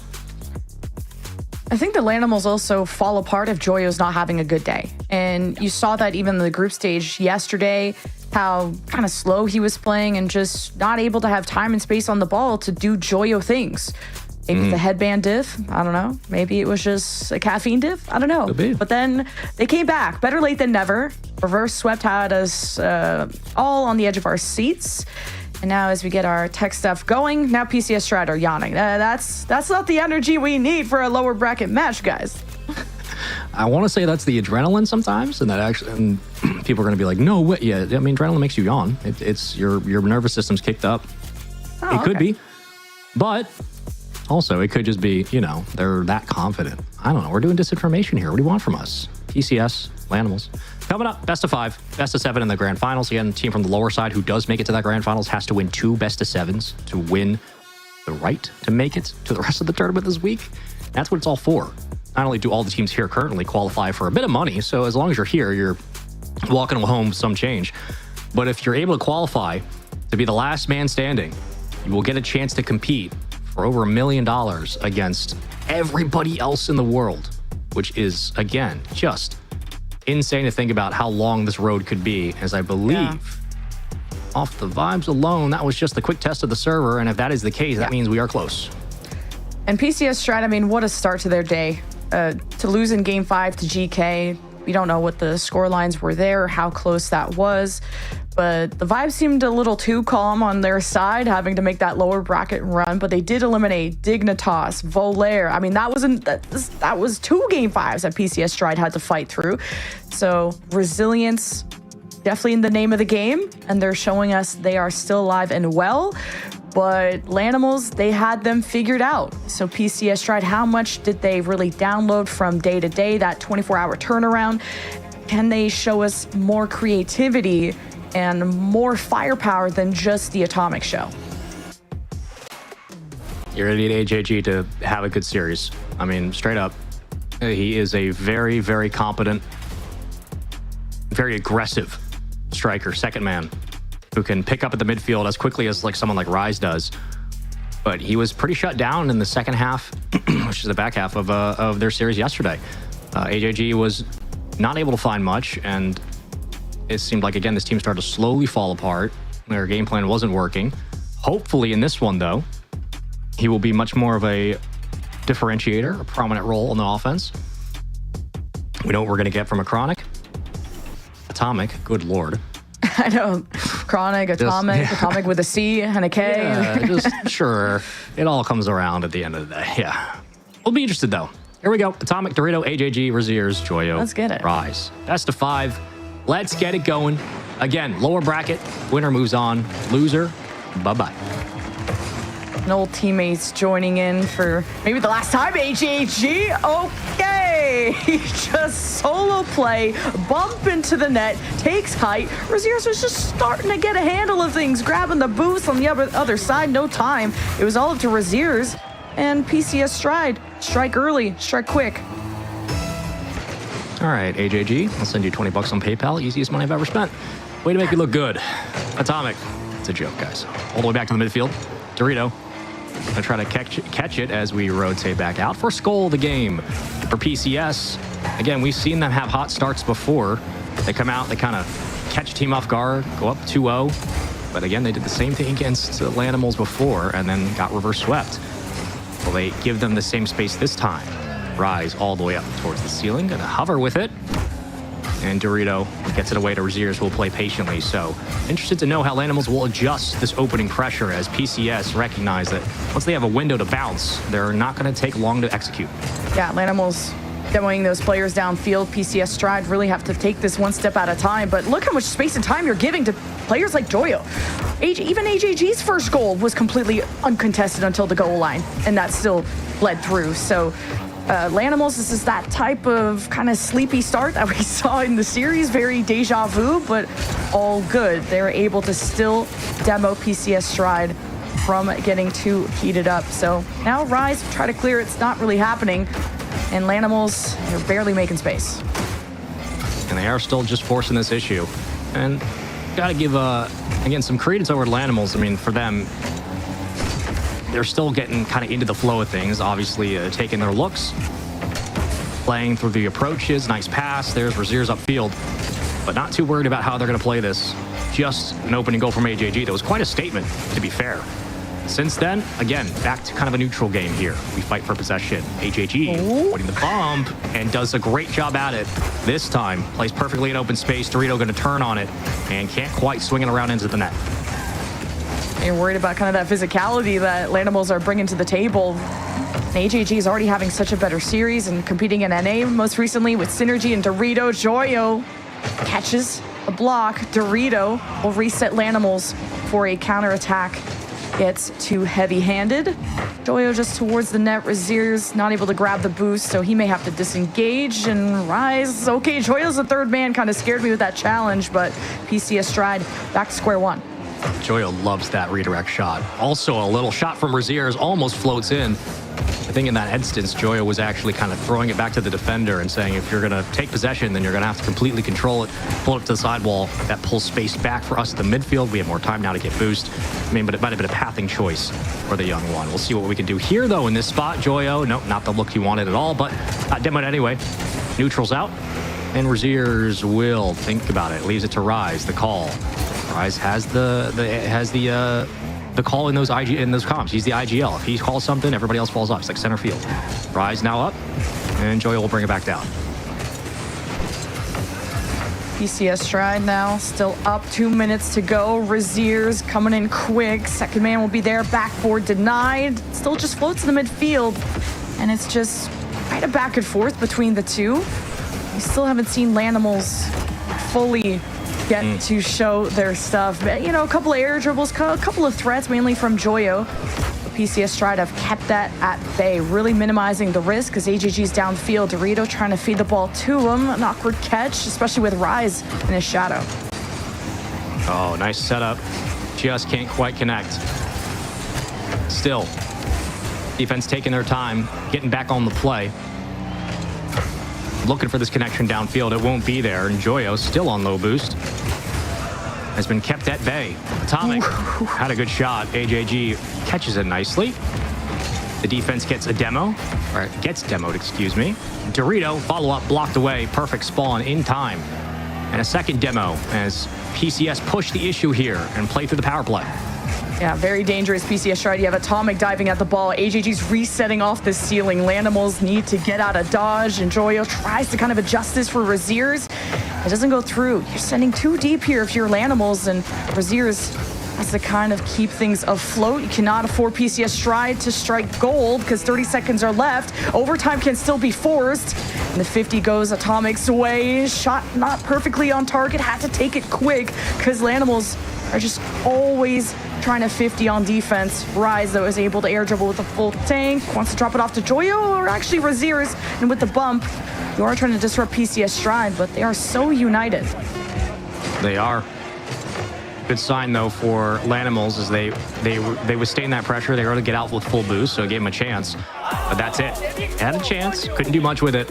It only took one goal. And it really was one play that decided this game. AJG, the one to do it off the kickoff. Outside of that, again, relentless offense. Still something that Lanimals were happy to handle. PCS, part of the series we expect them to really have success in. Now the litmus test really comes down to games 2 and 3. At least, if I had to cope about Lanimals, they didn't let this turn into a hemorrhage, because game 1 of their first encounter was like PCS Stride putting up like 2, 3, maybe even 4 goals in the first half. Like, it was disastrous. And Lanimals kind of came back in the second half. There were signs of life, but absolutely nothing here, not even a heartbeat.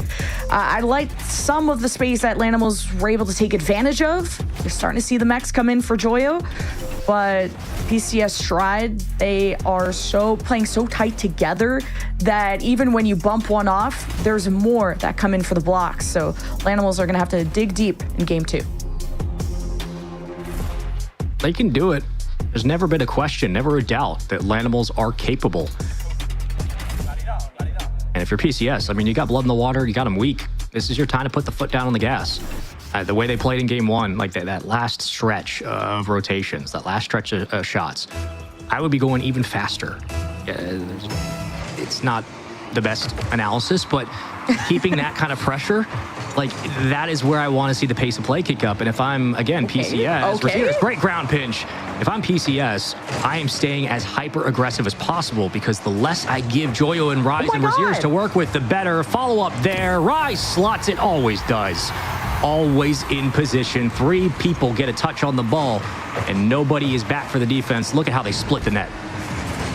And look at Raziers getting active right off of kickoff. He already had PCS's attention, and then everyone from Lanimals gets involved. Rise, Joyo, tapping the net. PCS Stride could only hold back the floodgates for so long. Quick one off the backboard. AGG looking for bumps, and the chaos favors Lanimals in the moment. What a beautiful play downfield. PCS Stride in the moment.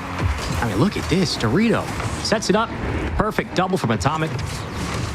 The real Atomic. shot.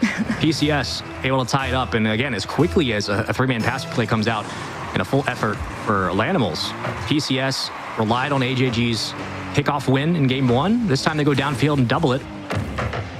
Okay, we got a game.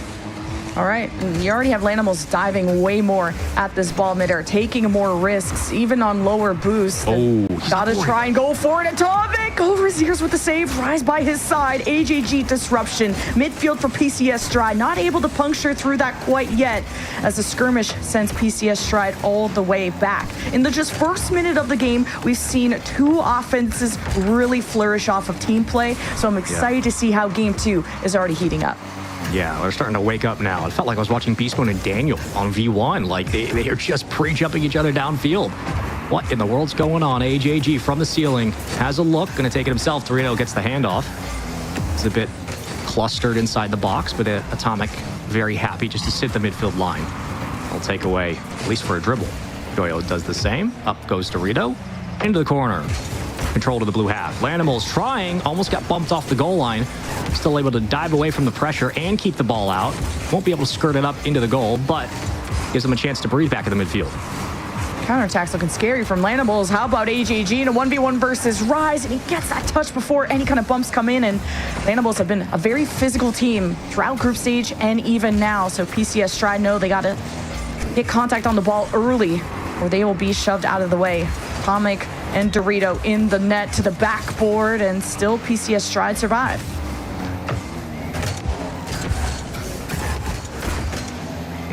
Really trying to force the issue there. Nice shot. Better save from Rise. Recognizes. Follow-up. Rebound. Tough. Oh, it just rolls under. Look at the English on this ball. Atomic for 2 goals. You have to take this one again, and Razier's not yet the clear, but just quicker. PCS Stride kind of playing deeper, especially in front of that box, so that if this ball centers out, PCS Stride will find the rebound. And what a play from Atomic. Right place, right time. So now the demos will reset PCS Stride as Joyo already putting the pressure down. Rise around the bend, another demo. Doesn't seem to matter for PCS Stride. They'll just kick back. Don't really blame the defense for thinking that should have gone in. I mean, it's a good cut from Atomic, but that bounce 9 times out of 10, the speed of that ball, I mean, that thing should have just bounced back off the crossbar. It kissed under somehow. It looked good doing it. Atomic, again, trying to find the third now. A hat trick would be wild as the PCS hold a 1-goal lead and trying to stretch themselves back into the midfield, but being spread thin, they lose a number in the process. PCS know what they can do with this advantage as Atomic will go on the chase. And a great pinch to keep this one close to the chest for Joyo. Still hunting for Lanimals' second real look downfield as the PCS defense gets there.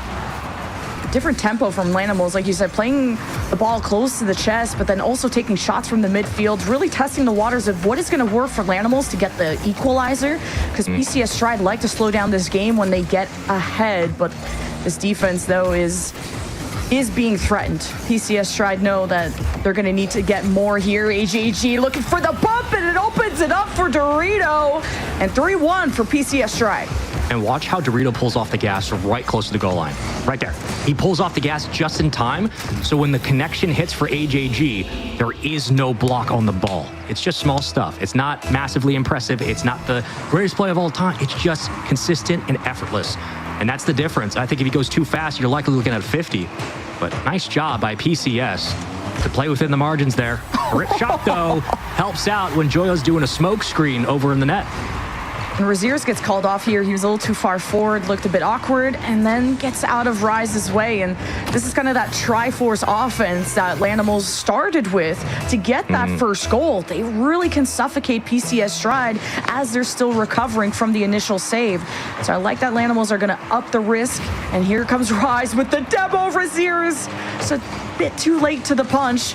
And a win 150 there could have been the equalizer, as Joyo gets us away from PCS Stride. It's really wild to watch this series and see how, PCS work for these goals. They're making a lot of plays in small moments, fine-tooth combing it. And you see Lanimals go downfield in like 5 seconds and just score. And it's like, why can't they do that all the time? Why can't that look that effortless off either the kickoff or the team play? Braziers, how you doing? Back to Atomic. AJG circles in, cuts down the box. AJG into the corner, and we'll have to wait for this one to go back to boom ball as it wills. Dorito will have to carefully get it in, but down pass to Rise, and breaking up the cadence as Lanimals starting to find some rhythm downfield. Couple of dangerous saves. Demo, though, slowing it down. 33 seconds. Can PCS Stride keep their heads above water? Braziers with a setup. Now having to center this ball out. Lanimals weren't in the best position to take advantage. As PCS Stride coming in and kicking and screaming as Atomic against Rise. A good clear. A follow through from Joyo and Rise. Faking it through. Dorito reads it well. And Braziers couldn't really help tap this one in. Back and forth we go. He's now to the blue half. You have to cross coast to coast. Look for the equalizer. Joyo out racing them. Wants to run into AJG. Keeps it to the side. The ball is still up. Raziers wants to scoop it out. Atomic will sail away to end this, almost getting the ball down and even into the net. Raziers is a full tank, but it's so far away from him as Rise kind of needs to be that secondary. And Joyo just got summoned in time. The ball is still up, but this is looking like a done and dusted game 2 with how low Raziers is. And Joyo can't keep it going. Holy, PCS Stride barely getting away with these games. Good to see some smiles from the PCS boys. Atomic had a phenomenal game. As you can see, questions and deliberation on the other side for Lanimals. And again, it's scary how quickly Lanimals can score, how quickly they can just scrape off, or I should say shake off, the last few series of events and just go upfield and find success. On the other side, though, PCS keeping that pressure up all the time, even down to the final seconds when we had nothing on the clock. Constant challenges, giving them no space. And that's the thing, is that PCS, if they can keep that pressure on, Joyo was kept at bay this game. He was ineffective, right? Him and Rise couldn't find much on the doubles commits upfield. They weren't finding each other. It's the constant on-ball awareness and the constant, no matter where you are, there has to be somebody ready to make the play, whether it's on a defender or on the ball. That's what this team does really well. It's when they got away from that yesterday that they got reverse swept. They just really looked flat. Right here, Raziers has been in a position as the second man to be too far forward or not in the most opportune spot to take a good shot. He's often been called off for Rise to step up and finish up these plays, and it's a risk to have your third man kind of dive in and Raziers still try to figure out how to kind of rotate out. So Rise has had to clean up a lot, and you need Raziers to still be dependable, or just let Rise be more farther forward. But either way, it's match point for PCS Stride, and PS Plus Competition and BP are also entering Game 3, 1-1 apiece. So that's going to be interesting to see. There's some non-movement happening. Yeah, okay. We're going to double check things. Fun time so far. Fun time, unless you're a Foot Esports fan, as currently they're down 2-0 to Stallions in the upper bracket finals. But if they lose that, they'll drop down to the lower finals, and they'll await the winner of a few more matches to get through. So we're getting down to showing more and more of the games here on stream, and grand finals would be Stallions at this point. They'd have to play through a best of 7 with a tech pause. Nice to see some I said not this time, buddy. Nice to see some nice camaraderie against the two teams. But I believe another update came through. Liquipedia's Josh and me, PCS Stride on 2-0, BS Plus 1-1. All right, so yeah, that defense at BS Plus against Virtus Pro was going to give them a little bit more of a challenge than what they got out of Manchester City, and I'm sure that one has been very exciting. Nokar going to play the winner of that. And Nokar waits for the winner, BS Plus VP. GK still warming up on the other side, so I think this is going to be a series that takes a lot out of you if you're Lanimals, if you're hoping to reverse sweep, because hey, the narratives, the script is there. Will it repeat itself? This is the moment that Lanimals talk to each other and they've adapted. But this is not the one-dimensional offense that we saw from PCS Stride in the group stage. Like I said, it was the Atomic show. And if anything, it's AGG off of kickoff. It's Dorito hammering the net. You have these low passes. You have high passes. You have everything. So much more out of PCS Stride to look forward to. And this kind of depth is what's really helping them pull through just barely in these games. I mean, this is the best case scenario for Lanimals. You get a free tech pause. It's like when players in soccer go down, or the defense in football is an injury. They're like, oh no, I'm hurt. I need time. This is an opportunity to work through what's going wrong and maybe stall the momentum, try to ice PCS a little bit. But also, coming into this, PCS have shown that no matter what they're faced with, they are able to take the fight to Lanimals, and Lanimals are down 0-2. This squad being one game away from being relegated. It is not, impossible, or coming into this event, I should say, it was not unheard of for the squad to struggle. It was not a question of them being unable to be beaten. I guess we're going to go with the double negative there. It just felt like they should be producing more. And the fact that they haven't has been a surprise just off pure gameplay and talent of this roster. But again, only one team can make it through at the end of the day. Only one team gets to qualify for the main event. So at some point, every conversation becomes, man, who would have thought they would have lost? But it has been surprising to see Lanimals struggle the way they have for two players specifically, Rise and Joyo, who have so much history together and have so much experience being the best in their own positions and very much still looking kind of rudimentary at times on the field. And I think it's PCS Stride that have fixed up the inconsistencies, both on the defensive front, where AGG is now just the tip of the spear all of a sudden. That's awesome to see. And Dorito is playing closer to Atomic and has become just this optional pass in the box that is so quick, so threatening that Lanimals don't stand a chance. While as you're not having that same well-roundedness on the Lanimals side. And if anything, I'd like to just see Rise and Joyo do what they did yesterday and just be in that offensive third. Just those two, they seem to be working well off of each other. And once they fix up kind of where that third should be and how they can help, because it's taken sometimes all three to be involved in a play to score, then I think Lanimals have a chance to reverse sweep. It's going to take that again. Familiar territory, deja vu for Lanimals. Got to prove that name counts.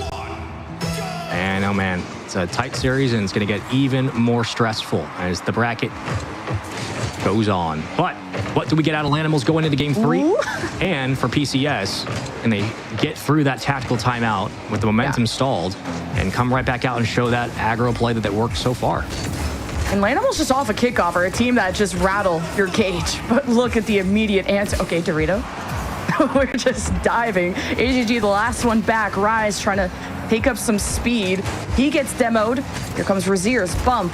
Joyo on top of it. 50, not clearly won. Possession being fought for. Gets pinched off towards the net. Razier's ready. Every lane being occupied by Lanimals who want to suffocate PCS Drive. Oh, that's a dangerous one. Ricochets off the post. I would be terrified if I'm PCS right now because the way the Lanimals are moving, they're playing with a bit of urgency, and it's starting to show.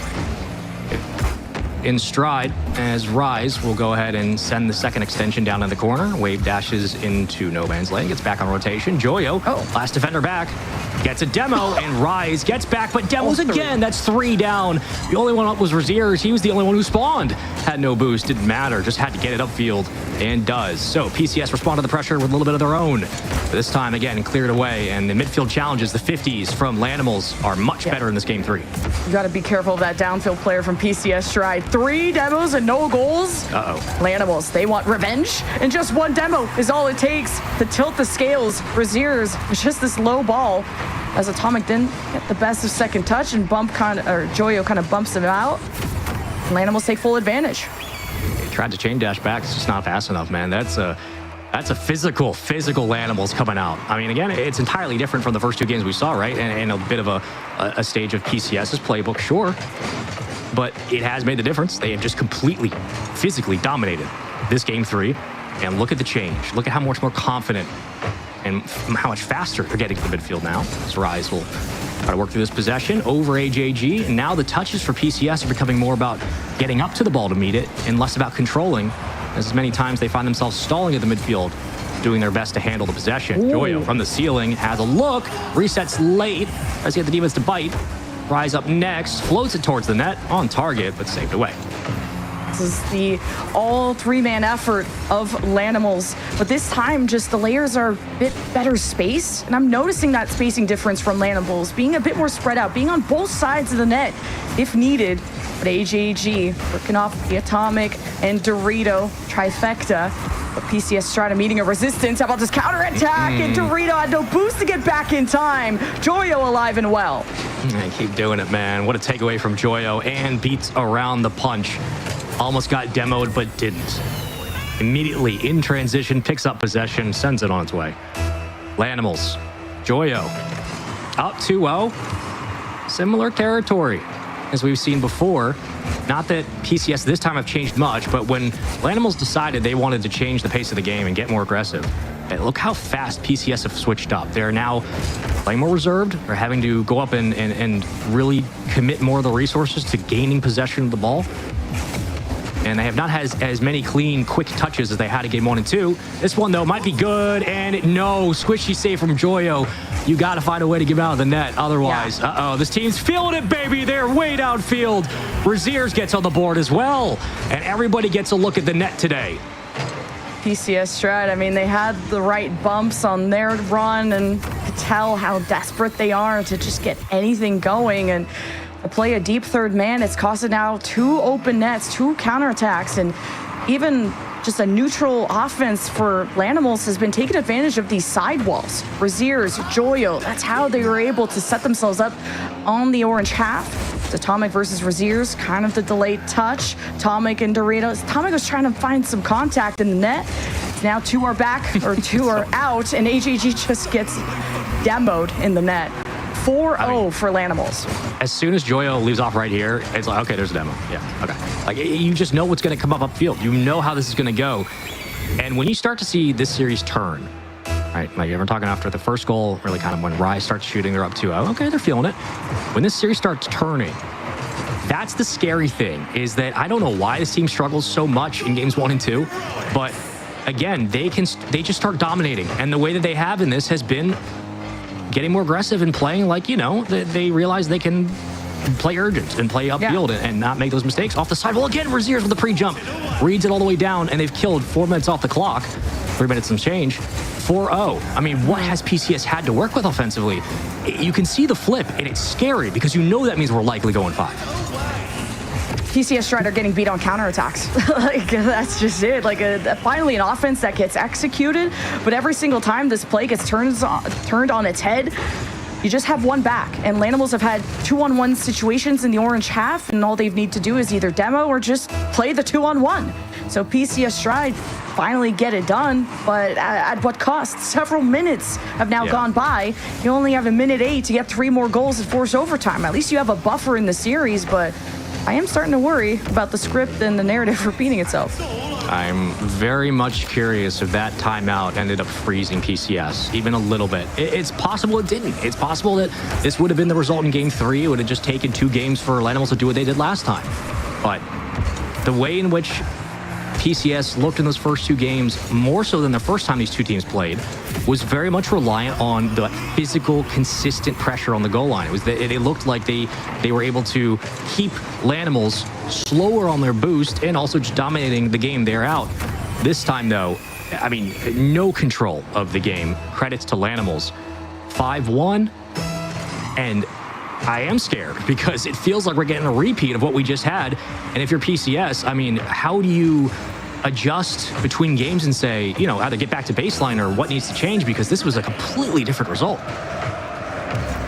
Lanimals just being such a hype-based team, which you could say that about a lot of teams, but especially someone like Rise. Like, his vocal cords will be going out, and it feels like the more they get ramped up, they just late-game scale. Take terms from other games, but that's really what ended up happening.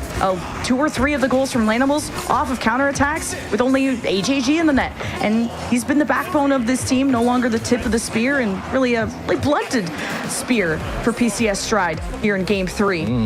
As Lanimals will extend the series. Yep, things are starting to feel a little reminiscent of a couple of days ago, and by a couple of days I mean like yesterday at this point. It's definitely a question, as you can see, some concern on the faces of PCS. We take a look at the replays by STC and started off with Joyo finding a lot of success upfield. Again, not too scary. Like, okay, we're figuring it out. Then the sidewall Joyo comes out, and when you realize that he has that space, and you see that he has that space, like, oh, that's the kind of game it's going to be. He has that access, and then Braziers gets a great touch off the sidewall, and then it starts breaking down. They get a clear on defense. You're just banking on the demo to follow. It does. Things are looking good for Lanimals, and PCS kind of gets stunned in this game 3. It's definitely a deja vu moment that they're going to want to hopefully stop in its tracks before this next game. As long as you keep your eyes on where Dorito is, you can kind of take advantage of that open space in the midfield, which is how Lanimals are just so like cutting through butter in terms of the transitions and why these counterattacks seem to be unstoppable. And you can't let Joyo, Rise, people like that dribble the ball across. And even Raziers looks like more part of this puzzle, and they're giving him space to be involved and impactful, as Raziers was, I think, one of the first goals, or one of the many that Lanimals had. So a much needed mental reset for PCS Stride now. Yeah, much needed mental reset. But again, you don't get a lot of time to do it. And into Coliseum, we know how this one's went before. Long moving clears downfield are good signs for Lanimals. I think that's also a thing to keep an eye on, is the longer the space between the passes, the longer this team, or the more this team in Lanimals gets a chance to stretch their numbers out and find each other. That's a danger. That's not good if you're PCS, because it means that they're starting to connect and they're going to stretch the defense out, and you know what comes from there. Braziers upfield. First blocker gets nothing, taken away on the 50. This extra challenge comes in as well. And that shot from Atomic was a brilliant one, but Joy will be there. Cut down again. Going to need players like that from Atomic and AJG to get in there and shut down that second attempt, or take away the ball the way they have so far. Gives it away easily on the goal line. Big mistake from PCS. Raziers, way too smart. Rise is yapping away. It's getting Raziers to giggle and kick his feet, and love to see Raziers confident and stoked to be here. This is again how Lanimals start to scale in this game. They are really upping the tempo as well. This is a pretty high-speed game, faster than ever. It's just shots, solo opportunities from PCS Stride being read, as now Rise is flip resetting and Atomic makes the save. And if Rise is doing that, you know that means Joyo is somewhere hunting. Raziers is there for backup. How quickly they're back out. Rise already gets a full tank of boost. It's open downfield. It's literally open. Atomic gets up in time to shut me up. And Dorito kicks it down to AJG, but still nothing going to shut that play down. And so many times now we see on these counterattacks where PCS, like they get two downfield, they take the shot, but they send one towards the net, and there's one guy from Lanimals ready for it. It just seems like it's too simple. It's way too simple. And so is it for Joyo. A nice little look in at a 2-0 lead again from the sidewall in the finish. Tough touchdown right in front of the net. You needed that more off to the side, and then had kind of that physical play in the net that locked up the two defenders that were trying to make the save. But when the ball is that high, you don't get the best of look at it within the net. So this is starting to be pretty relentless from Lanimals to repeat the pass. And in the lower bracket, this is the heartbreaker. This is HAG finally tucking this one into the upper corner. They desperately needed this. I mean, this is a monumental goal from AJG. Beautiful control. Slots it under the upper 90 and keeps the game close. Quick update. Stallions and Foot are currently 2-2. Foot trying to make the reverse sweep. Unbelievable scenes here in the upper finals. Rise demoed. Raziers 1v1. And for PCS trying to sweep their way through, win in 4. It's not going to happen, though. Lanimals coming alive here, and Joyo has 2. Atomic gets beat by Joyo, and nice flip. That just leads to disaster. Just when PCS Stride had gotten into the shadow of Lanimals, this is kind of reminiscent of, was it game 2, where Lanimals just immediately forgave that and have kept the gap at 2, and this could get even worse. AJG did a great job on the solo play, and even that was a miracle goal. I thought that wasn't going to be able to squeeze through. He's on the disengaged. Dorito slowing down the midfield, and you're just barely being able to do so. Now I'm going to use a lot of boost just to adjust and kind of fake this against Joyo, as Dorito has to just punch it through. And look how much that power and those shots have kept the defense back for Lanimals. Now they're not extending upfield in 0 seconds, right? They're having to fight through these 50s, and when they catch it on defense, they're corralling first, then moving up as a unit. This is a better swing of events for PCS, if you're just curious about how their game state's looking. Lanimals have been pushed back finally. Last thing you want to do, though, is make a small mistake. Trying to cut in. Dorito will. Tough read, though. It's a demo. It'll help. Off the sidewall. Bounces pretty awkwardly, but AJG should be there, and he will. Looking for a bump. Josh just not in time. A race back and a foot race to the ball. Corralling for Raziers. Stalls. Gets pushed off. Atomic plays it low on the pop. AJG in the wing if he needs it. Joyo's up, and back to contest ball we go. Yeah, PCS Stride are playing kind of too far apart. Like, AJG's up the sidewall when PCS Stride had a really good setup in front of the net. And you got to play a little bit tighter because you have to play quicker because Lanimals are upping the tempo every step of the way. You need to utilize every precious second as AJG. Oh, and a shot in. Atomic cleans it up, but this could have been even better and even quicker. Atomic off the ceiling. Look at Joyo and Raziers having to double commit there, but at least PCS Stride, they back each other up. I want to see more of that. You've got to believe. And PCS, this would be a character moment for this team, for all the doubts they've had, for all of the issues when it comes to closing series and maintaining their leads and just putting things away when they have it, right? Like playing consistent Rocket League. This would be a big moment for this team if we're able to come back and tie this up. It would prove a lot about the resolve and the talent of the squad. Certainly the mental. Dorito has it downfield, works through Joyo. Next up, there goes Raziers. Atomic gonna catch it. Really has nowhere to go with this one, unfortunately. And fighting tooth and nail through that midline. A tackle that leads way to Lanimals now getting a hand on the ball. Back it in the neutral zone. PCS Strike just haven't been able to have a full send. Like, this third man is hesitating on when to step up. When you need to have clear wins on the 50s, you need to be able to speed down into the Lanimals half. As Raziers with the juggle through the corner, it's right in front of the net, and Atomic slaps it down. But wait, the counterattack could be strong here. Atomic takes the shot, and it's quicker! The equalizer against Lanimals. I mean, this is all green. You have your putter out. Just go ahead and knock that thing in, man. Look at that. Absolute masterful read. Tie game, 43 seconds.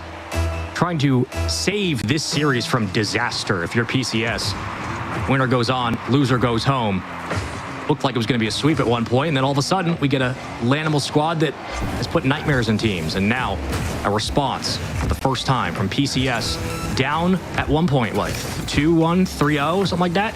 My memory's already burned, and they're now back in it. 25 seconds to go. Yeah, they were down 0-3. Pretty crazy comeback, 20 seconds. Could they even put Lanimals in a coffin? I guess even a cage. Be thematic, and this crosses in front of the net as Lanimals miss their chance. They'll go for another long clear. Atomic fights in the midfield. Rise wins it. Barely any boosts. He's going to need some support. Razier's there, wants to center out this ball. AJG won't let it happen. Joyo keeps the play going as PCS Stride need to force overtime. Yeah, you need this ball down, and we reset. Come on now, golden goal. What are you made of? Are you championship material? Atomic, side wall, Dorito, look for the bump. Nobody falls. Follow up from AJG. Everybody's committed on this, so Lanimals will have some space, but right back to AJG. The rarest of the century, AJG. Oh my God. Oh, he got him. He got him. Oh, I got a lot to say to the other side. AJG stood up immediately. You had Lanimals boost starve off of kickoff, and they just couldn't have an answer. AJG even kicked off another game, just going up the sidewall like that. Everyone on this team stepped up when you needed to the most and holding on to the very end, coming back from an 0-3 game to overtime to, in the blink of an eye, eliminating Lanimals from the LCQ. I think the first thing we learned is that we should always have setups next to each other so trash talk can continue. The next thing we learned is that PCS are able to close out a series. The way that they did that, down 3-0 on Coliseum, and then slowly working back, AJG starting off with that upper 90 feather touch, Atomic getting going. Atomic and AJG are really the reasons why this is even the conversation, and everybody getting involved, everybody doing their job. A resilient, like gritty win from PCS, and it proves a lot for the players, I hope, but as well as the rest of the bracket, that like when this team gets the jump, they can absolutely close it out. And again, I said, if they play physical and they play, you know, if they play up to the nose of the Lanimals, Octanes, and Fenix, this is a team that can beat them. They just would stall out in the last series. This time, though, they learn from their mistakes and they get it done. AJG just off a kickoff. He gets active early, just had everyone by surprise. Game one shook the cages of Lanimals, but you had inklings that Lanimals were not done yet. They were playing so fast, you couldn't even keep up with them. The counterattacks is how they had that 5-1 game. And PCS Stride picked things up and didn't kind of beat themselves up after they got buried in the dirt by Lanimals in that game 3 or game 4. So really fun stuff. This PCS Stride needed to get back on their feet. Foot Esports have reverse swept Stallions. They are now in the grand finals. Foot Esports. What in the world is going on? They beat Valère. They beat Nokar. They beat Stallions. What in the world, man? How did Foot pull that off? Stallions now down in the lower bracket final. The run between Cheese and Justin and Chronic will be studied in the halls of history forever. They pulled this off, man. I mean, if they pull this off, it's one of the most impressive wins they've ever had. And what's with Stallions going to these game 5 starting off 2-0? Like, it's multiple times now they're being put in positions where they're getting reverse swept. They denied that from Dignitas in the group stage, but oh my God, Rise yapping away. Caught me off guard, but Stallions need to know how to close out a series, and they'll try to do so, waiting in the lower bracket final, guaranteed top 3 at the very least. That again, the game was 2-1. AJG, that goal might be the most important goal he scored all tournament. It kept them alive in this game. It kept them from being quite literally pushed back and broken on the defensive end. And as soon as he scored that, I mean, the conversation we started having was, now the defense of Lanimals was pushed back a bit. They didn't look as aggressive. They didn't look as hyperactive upfield. Then things started to go PCS's way. And man, oh man, did they capitalize. Did they get their chance that they did not miss. You only get a couple of those in these types of tournaments. And they took advantage in game 4. 7 goals between the two teams. But it was Lanimals who dropped short in PCS, who fight off some of those demons that haunted them this weekend and move on. And all of that noise that both these teams were making, GK were right next to them, warming up and watching, because they are entering now the seats that Lanimals were just in. PCS Stride, they're going to stay warm. They're going to stay hot. And that's going to be the lower bracket quarterfinals going up next, as Nokar Esport versus Virtus Pro will be on the other side of that lower quarterfinal. And Nokar just got swept by Foot Esports, so I'm hoping they still got some energy left in them. I'm sure they will. Just off of pure fundamentals of the game, I'm sure that Stallions will be okay to...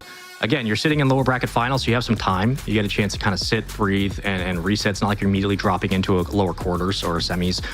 But it's tough for them. You're up 2-0. I'm curious. Again, we'll have to go back at it later and watch some of that and see how Foot were able to accomplish that reverse sweep. But this has been a day of teams working through their demons and really showing that they're made of some real hard material. And Foot, congrats to Foot for 1, getting to the grand finals, which now gives them the winner's advantage of just needing to win 1 best of 7, and 2 to PCS for doing what they just did, which was a all-time great series from them, and a confidence win for the players that I'm sure they're going to be thinking about. And they're going to have to keep up that energy, that hype, because our next match is actually going to be PCS Stride versus GK, because we're excited to see AJG loud and proud. And can he do that against the boys of GK? We'll find out after this break. Play is in our DNA. Whenever we let it out, it becomes our superpower. Now imagine an entire city being built to supercharge it. Kadir City, powered by play.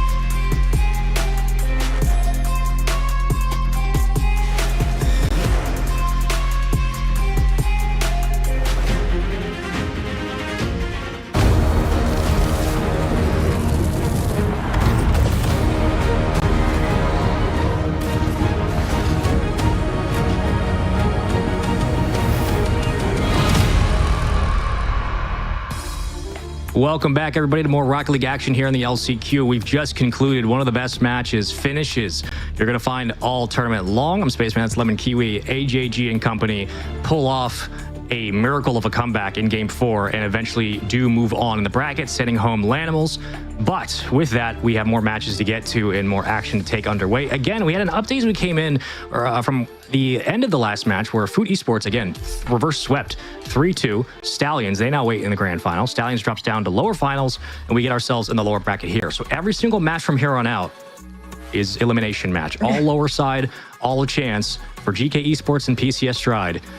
That's going to be a good one. Yeah, and speaking of kings of Game 5, if it's not Stallions, it's also PCS Stride that have gone through a couple themselves. They went to Game 5 against GK, lost that lower bracket. Since the first round, PCS Stride have eliminated Dignitas, Volair, Lanimals, now go up against GK. I would be worried if I'm GK because this venue probably echoed with how loud AJG got, and he had something to say to Rise. You know, there's some yappers on that Lanimals squad, but you know, that's how they play better. It's their vibe. And we'll see if PCS Stride have settled down and if GK did manage to warm up quite well right next to them. Yeah, I would be scared to play this squad right now simply because you come off with such a monumental win. Confidence has to be at an all-time high, and the feeling of why not us, right? The feeling of why can't we come back and make plays after you quite literally got tested with every single skeleton in that closet for this team. And not only did you score, not only did you work back into this game one goal at a time, you get into golden goal opportunity, and they didn't miss. They took advantage. They shoved back a Lanimal squad that started to get aggressive in that Game 3. This was a series of all time for this LCQ, and absolutely a chance now for PCS to keep moving forward. We'll see how they look against GK. But GK is not going to be any slouch. A much more structured and better, well-rounded team than Lanimals will be, of course. But I think the fight that you get from PCS should at least give them some hope. And if there's anyone familiar to Heartbreak, it's definitely this GK squad. Missing out on the Paris Major after getting top 8 at Boston, not being able to pull through on the RLCS LCQ, finishing top 12. This is a much, much better look for them. And it's really, they got further than a lot of teams that are at their caliber. So I'm really proud of GK fixing their inconsistencies. They entered this lower bracket all thanks to Stallions that sit at the finals. So that's the only team that's been able to scratch that surface of GK. So we'll see how they fare against a very hyped up PCS Stride right now. I mean, I don't know how. If you're PCS Stride, you don't obviously come in thinking like I can do no wrong, but I don't know how you don't walk into the series and send the house. Like, you don't play the way you did at the beginning of your Lanimals matchup. I would be trying to get GK as uncomfortable and flat-footed as possible. I do not want them thinking they have any space at midfield. I don't want them thinking they can work their offense up and slowly work into the game.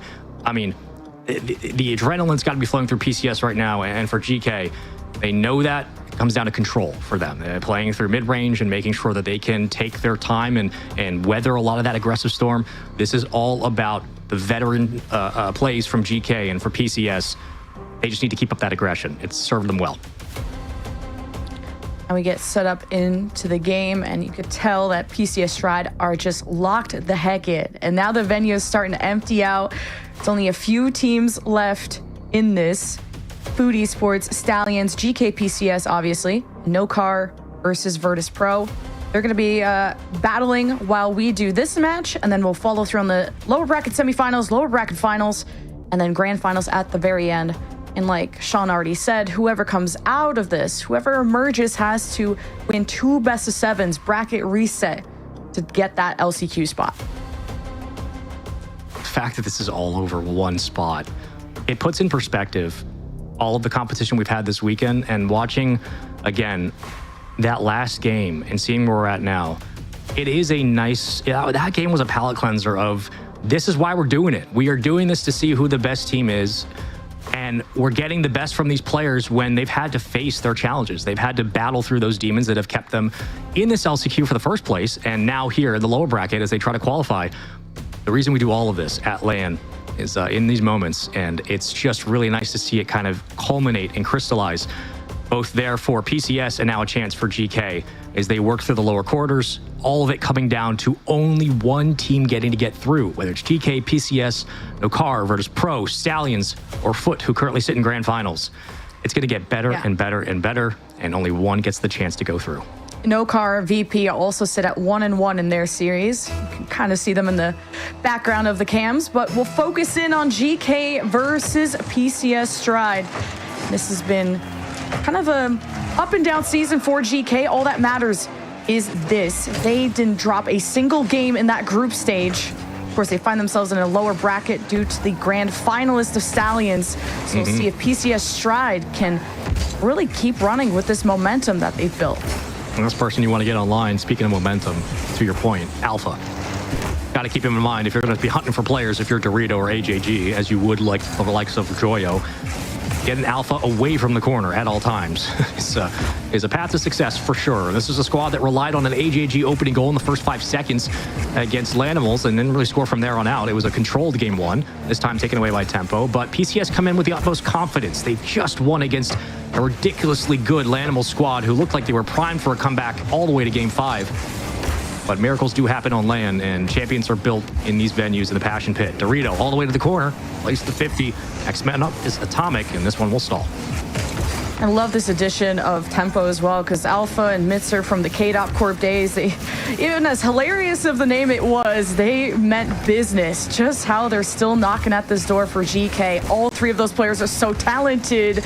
Now they have to withstand the storm that is PCS Stride, where all 3 of them were firing on all cylinders. I think Dorito's been that wild card of how he slots in on the rotation, but there's one thing that's been reliable, it's Atomic. Dorito's also bullying everyone. He's demoed one, he shoved Mitzer. AJG just needs to score this and just opens up the net, and the crossbar almost stole that away. Nonetheless, goal for PCS. To your point about Dorito, his role last series, I mean, he was really quiet offensively, but his role was those bumps. We saw it on the overtime goal. He was on the back wall. He was able to bump one so that the space was created for AJG to get that redirect. That's where Dorito's been finding success, at least in terms of the series as they have it. We're not asking him to outscore anything. Same situation here. We're in that rotation, like you called out. Dorito picks up a demo that leads way to that counterattack, that opens up space. So for Dorito, just doing his job is doing enough, and AJG and Atomic are happy to again take on responsibilities for scoring on the other end as Metzer all the way down, resets through a 1v3, coast to coast and post to post. Nah, this guy is crazy. Emerging French talent, so highly rated amongst his peers, and he looked good on BDS. He's had good results, but respect to the pros means that much more. He's been talked about as that upcoming prodigy, and he proves it being able to 1v3 against PCS Stride after already taking a quick punch. And now the response right into Mitzer's lap. Hold on, Dorito. All right, AJG on no boost getting stalled here. Great response as GK took all the space they had and then some. Highest up here, low 50, Atomic, Pinchy. Oh, that goes in. Oh, good Lord, I'm smacking my microphone. AJG right back to Atomic, the teardrop. AJG is there and he floats it in. The confidence is at an all-time high for PCS. Talk about some crazy angles to cut here. First, just the drop down, really tough ball for AJG to work with, but right hugging that post in the place he needed to be to close the gap. PCS now take back the lead. The united effort, everyone playing so well off of each other. Come on, man. I've been waiting all weekend for these games. Get me into this type of Rocket League. I love it. Atomic, AJG, connecting downfield. Extra plays, extra effort. That demo will lead way to a power play for now. Metzer down to the ground, avoids the one bump from Dorito. And right back to Alpha. Waiting in the wing. Controlled the midfield. There goes Atomic. Should be an easy look for the defense here. Oh, no shot. Okay. All right. We're starting to see some confidence, some mechs come out of PCS.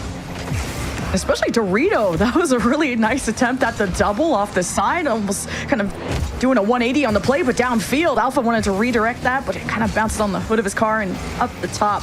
Not where he wanted that, but still a playable ball. Smitzer's off the ceiling. Ground pinch. AJG just goes in head first.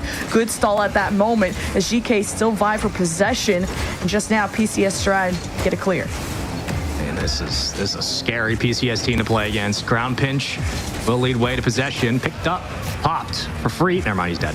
And off the ceiling tempo, trying to take it away with one demo in the game. Other than that, been pretty quiet outside of the opening goal from Metzer. Ron me the Oski goal from Worlds in 2023. I'm just, for some reason, that's the one event that stands out.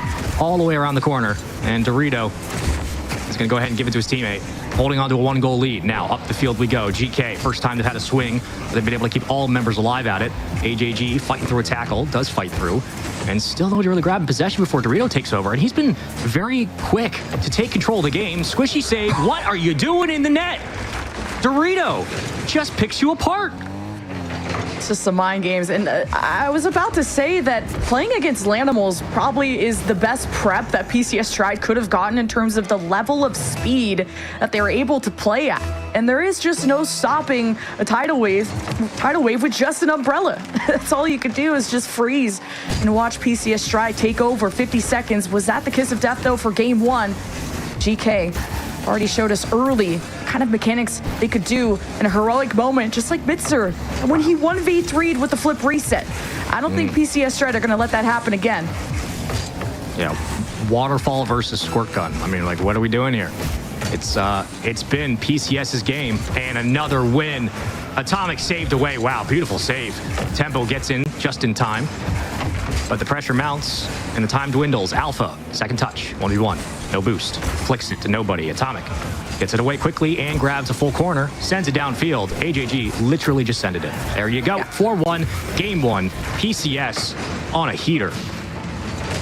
And just needing to sync up more on these dives. I wonder if Alpha was trying to flip it, kind of center the ball for someone to dive at it, and that person got demoed, didn't get a full look of the picture, but it's GK still getting kind of their feet wet, so to say, because they're warming up.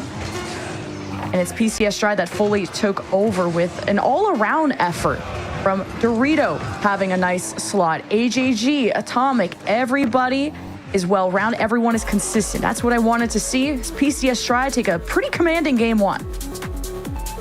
Yeah, they do. I mean, look, they're clearly carrying the momentum they built and the confidence they built over that last series into this. They handled that 1v3 really well with a little shimmy shake of their own upfield.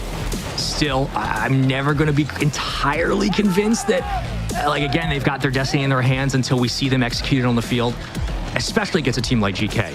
But every time they've been challenged, every time they've had to respond to a goal or a deficit, this time it was Dorito stepping up. I mean, this was everybody getting involved. Yeah. Atomic, AJG. When you need your two best strikers to do their job, they not only create plays out of nothing, but then Dorito comes upfield, wins a massive clutch goal, and then down you just get this insurance policy there from AJG. This is everybody's starting to figure it out now, and Dorito getting that goal again is just, he's in the right spot and he puts it away. It's huge. I'm thinking PCS Stride, they made a lot of impossible looking moments possible. Like even just that goal off the left post was so insane. And it's a game of inches, and apparently PCS Stride can still score in those moments. So checking in on the other series, VP are on match point against No Car 2-1. So I am just refreshing my bracket because it's looking like VP are going to meet the winner of this one. Yeah, VP is going to be a good squad to play against. Again, if VP could beat BS Plus, who is a defense that matches up really well parallel-wise to VP's offense, that is a confident win for them, and one that I'm sure they're going to be carrying over into their No Car series. So curious how that will play out. Winner of this moves on to the lower semis, and winner of No Car Virtus Pro will go to the lower semis, and play PCS or GK, and then just a couple more matches after that. So still, Food Esports are waiting in the grand finals, and we can get into a discussion later about how long that wait might be. But for PCS in game two, business as usual, and same conversation we had against Lanimals, where you have to come out and play the same exact game. And you got to get out of the net early, because Mitzer, you can't let him start to flip reset. He almost went for a musty, and that can build a lot of power quickly, and it's going to be difficult to save when he gets that close to the net. So a little too much freedom on the ball for GK. Cerrito gets just a free ball. No one even diving at that for GK. They are kind of frozen in place as AGG. These high slots are so scary, but GK keeps it at bay.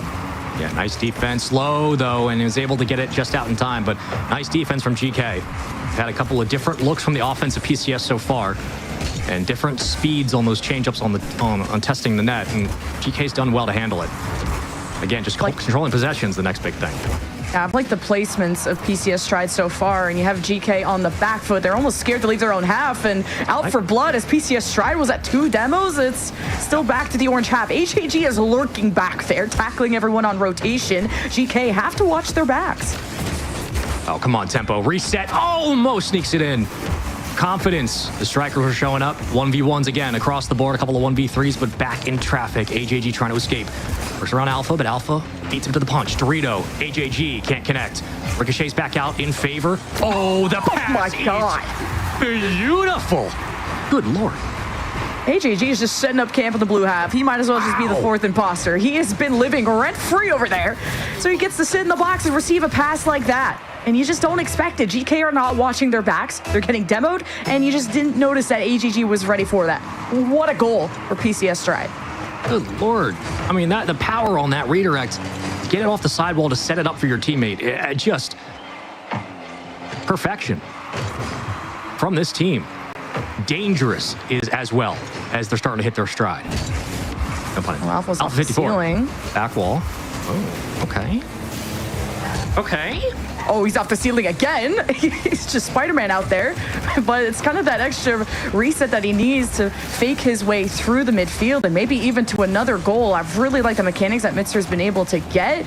It's still hard for him to find a second man to pass to maybe kind of give more dimensions to this offense. But, ooh, Dorito gets a shot on target. Alpha barely saves. HAG barely cares.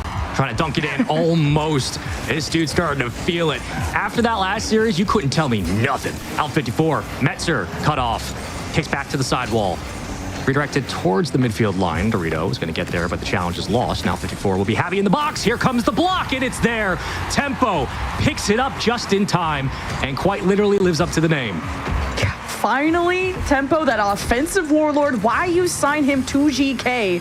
Well, the evidence, the proof is in the pudding. It's right there. The equalizer with 2 minutes to spare. As PCS Stride now get a taste of their own medicine. But that physicality still very much in PCS Stride's favor. Alpha, that's an awkward ball. We give it the ball to. That's the opponent. Grok, love their defense. What happened here? Alpha? Okay. Veteran play for my world champion. Atomic just puts it away. 2-1. All right, back to you. Yeah, back to you. It's like a really unfortunate touch. It's PCS Stride. They're the type of team that can force those mistakes. Oh, and my God. I guess no one's home. Now, we're seeing a breakdown now. What happened here? Another bullet Alpha, no, off the not again. sidewall. An absolute bullet off the sidewall. Good Lord. I mean, that's 2 times now where they've just found that touch that's just been, it's worked. Like that kind of speed. Yeah, they're hitting the touch days, like hitting the 3. Like, okay, I'm just on it today. I'm just going to keep going for it. Yeah. 2-goal lead. We need Alpha 54, not Alpha 50-ish. Like, he needs to lock in. There's 2 misplays, all right? That's only 2-goal lead, though. Plenty of time. 50-ish. You could buy my freedom if you wanted to, so I'm be very careful how I speak about it. You could absolutely dog walk me. Oh, man. Absolutely. And you know he could do it against this team. What do you mean absolutely? He could roll this team. This is nowhere near the peak of Alpha 54 that he did in EU. This is a team that should be playing way closer, if not even be up in the series. Just their offensive capabilities are off the charts, just not here yet. Man, these challengers more and more confident downfield, all the way downfield as well. When the redirects open up on the sidewall, what happens to the rest of the team is now they have to scramble to every single touch. Obviously, the threat is always there, but the defense spreads. It gets thin. And from there, PCS can choose if they want to revert to very simple solo plays up the middle of the lane, or if they want to go for the sidewall touches. That's the beauty of having the option available as HAG goes all the way up. He's a little soft touchdown. Atomic, second man, rips it, hits it. Rotations are so clean from PCS. Like, you have Dorito now in the picture. He was playing backline. HAG is out. Atomic's out front. Takes a shot in the upper corner. The placements continue to be so good for PCS Stride. So difficult to make that save for GK. 41 seconds. Speaking of a tough situation to be in, down 3 goals and stuck kind of on defense. You know the potential is there. Just need to send it. Not another. I mean, this is a beatdown. HAG to follow. Honestly, if I'm PCS, I am scoring as much as I can in the next 20 seconds as possible. I want to demoralize GK. Keep the momentum going, and for GK, again, there were signs here. There were moments where they were able to break out, but they have been overwhelmed by this team. That one's almost in. PCS with a two-game lead in the series. A lead at that in qualification rounds, elimination on the line, and they will not slow down. GK are stunned, and PCS are just going through teams.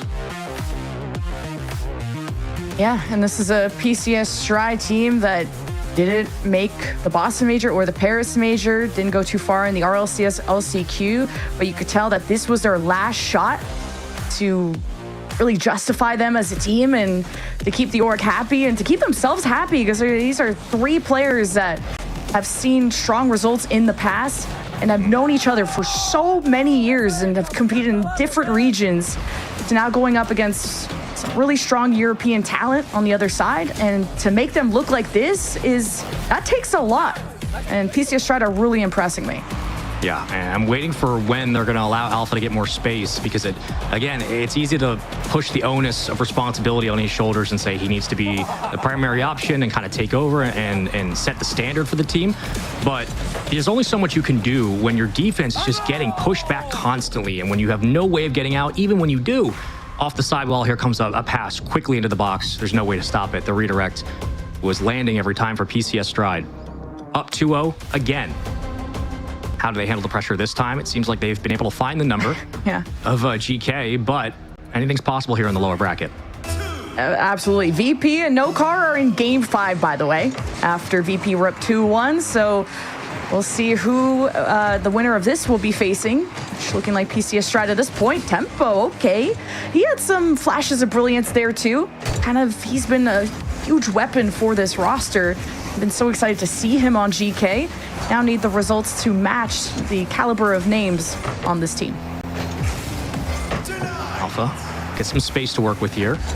After that Metzer goal in game 1, and Alpha's attempt and back pass to Tempo and the clear in the goal line in game 2. It's been real quiet from the GK offense, which is uncharacteristic. And that is off target. It would have been in if it was a little bit closer, but still, a couple of shots from both teams now as we push more pressure up into the blue half, and we'll see how PCS can respond here. Missed opportunity for Alpha earlier. Didn't find the direct shot or the double. Mitzer with the scoop up in the reset. I mean, I would love to see just Mitzer take over this lobby. And he already kind of did pull off some cheeky 1v3s. Probably the clip of the day, to be honest. But you need everybody to throw themselves at this ball if you're a GK. You need options, you need depth, and it's PCS Stride. They are having an incredible series so far. Alpha at least keeps it to safety as another shoves GK and PCS out of the way. Alpha almost just rolls this through. Head first is AGG to keep it out. Big catch in transition. Caught his teammate over, though, goes Atomic. One way, down the other. Picked up on defense. Atomic, beautiful catch. And an elegant finish. Ooh. So not able to make contact, and the secondary on GK just getting bumped and probably annoyed by PCS Stride, who, like I said, throughout the series have been physical and also just bumping them from behind too. So it's like there's a lot to pay attention to if you're GK, especially with the level of pressure that you're in being in the lower bracket. Mitzer is going to need some support. Here comes Alpha off the sidewall. Atomic ready on the backboard. AJG pushed. Mitzer to receive. Atomic wants some extra power on the ball to get it away. And possession not in GK's favor. And they're not allowing GK to rotate back and get back out. I say that, Alpha just rips it. Okay, that's a veteran play from Alpha. So they were a little bit slow on rotation. It was questionable about whether or not Alpha and Tempo were going to have time to get back into play. And Alpha just sends it off the sidewall, pulls a play out of PCS's playbook, and hits a great shot. That's the kind of moment you need from Alpha, that kind of play, to get this team back online. He can be that executioner, and just right past the nose of Dorito, too. Mitzer with a full tank, ready to send it. That small touch from Dorito kind of gets Mibr off kilter. Still a workable ball for GK. No one ready on the right side as Tempo's attention gets summoned as that third man back. Just need a clear to kind of mentally reset, get your resources, get your bearings as we enter the second half. Tied, but still match point for PCS Stride. The danger zone for GK. They don't get a strong lead here, and Mibr will give it to them. I'll give you this 1-2, a little knuckle sandwich off the sidewall. Here goes Alpha 54 on the backboard. Get out of here, Goofy. It's open. GK reclaim the lead. Getting online slowly but surely. And the light bulbs are turning on. The mechanics, this is the level of play we have seen and want to continue seeing. Okay, and well, don't even need mechanics, I guess. You just need the defense to be completely stunned, deer in headlights. That's kind of how they look right now. I mean, the change has been as quick as really we saw back on this map about field, whatever, like 25 minutes ago when we had Lanimals here where they started to take over. It just feels like PCS sometimes not only get in their own head, but credits to GK for showing us that they can also handle this pressure and show resolve as they get back upfield with a 2-goal lead, 3-1 game, but a lot of time on the clock still. Yeah, it wouldn't be a PCS Stride series if they didn't start off 2-0 and started falling apart in Game 3 and maybe force a Game 5.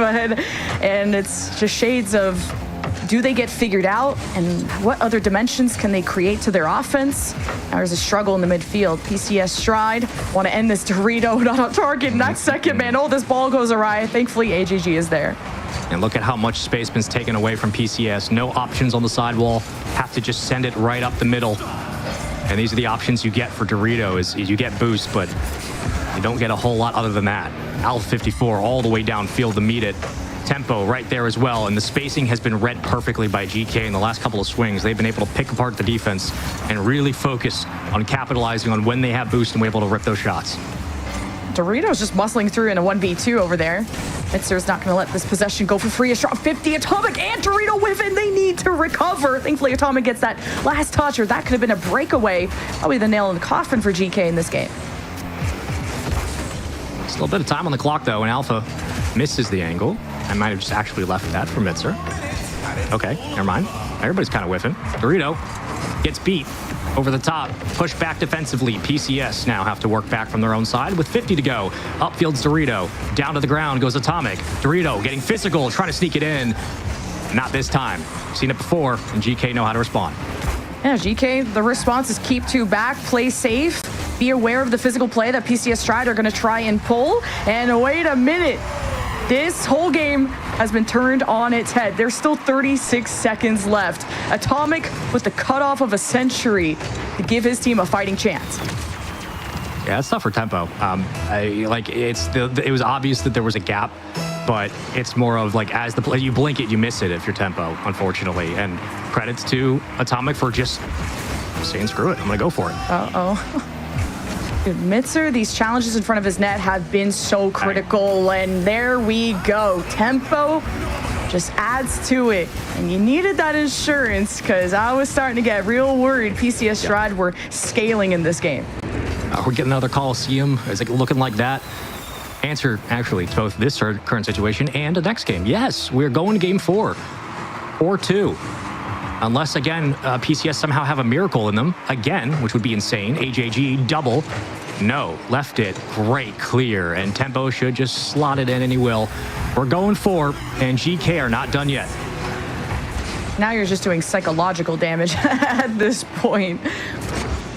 GK, huge turnaround in this game. And just, again, being able to figure out PCS Stride. Other teams have been able to do so. Lanimals at one point, until PCS Stride really evolved as a team, especially their offense. And kind of a lot of saving grace from Atomic as another one, the 6-1 added with 7 seconds to spare. But loving what Mibr's been able to do on defense. And I know, like, by himself, he's a warlord. He could 1v3, he does it. But he's been absolutely pivotal on defense. And you can rely on your teammates to make plays both behind the ball and upfield. That's a world of difference. 6-2, the biggest disparity we've had so far in this series, the last couple as well. That was quite a performance from GK. And I think as shallow as it can be, getting that many shots and that many attempts to score, it can really it can give you that confidence. Like, all right, every attempt we're taking, we're not only executing mechanically, but our looks are getting better and better, and we're feeling more confident. And maybe you just have to outshoot your way out of the problem. It's like Atomic sometimes needs to will a win into existence. Like a couple of these goals, so incredibly put by him, but it's a GK well-rounded effort. There were some moments that there were some mistakes being made, but then the way that this team can support each other and bail each other out, it's not mibr the solo plays, it's Tempo with the kind of finishing up these plays. GK tally up the score, and PCS, they went from a bleed to a full hemorrhage. They quite literally did. Yeah, it was once it starts raining at force, it was nonstop. And really, Alpha's opened up a lot of that scoring with his play upfield. Like the first goal was Alpha taking control and making a play out of nothing, making a play happen. And you saw that with Atomic, how he was able to respond later, but that's what we wanted. That's what we needed from GK, was somebody's got to go make the play. And Alpha is that kind of player to, be that guy. Just go be it. Go be him. Great. Go be great. At this point, PCS Stride, they like a long series, and GK, they've been so clean throughout the group stage. Look at that Tempo already knocking at the door. PCS Stride, they flounder. HAG's downfield, of course he is. Dorito to the back of the net.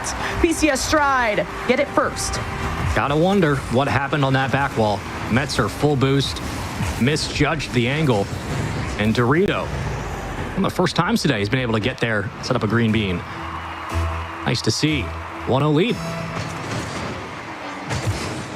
Already that fire and that hunger for PCS Stride. Tempo, not enough boost to get that double, but puts his team in position to fight for this corner. Now the midfield. Look at AJG. He's such a bully. He's downfield. He collects the ball and almost tucked it into the upper corner until Tempo denied.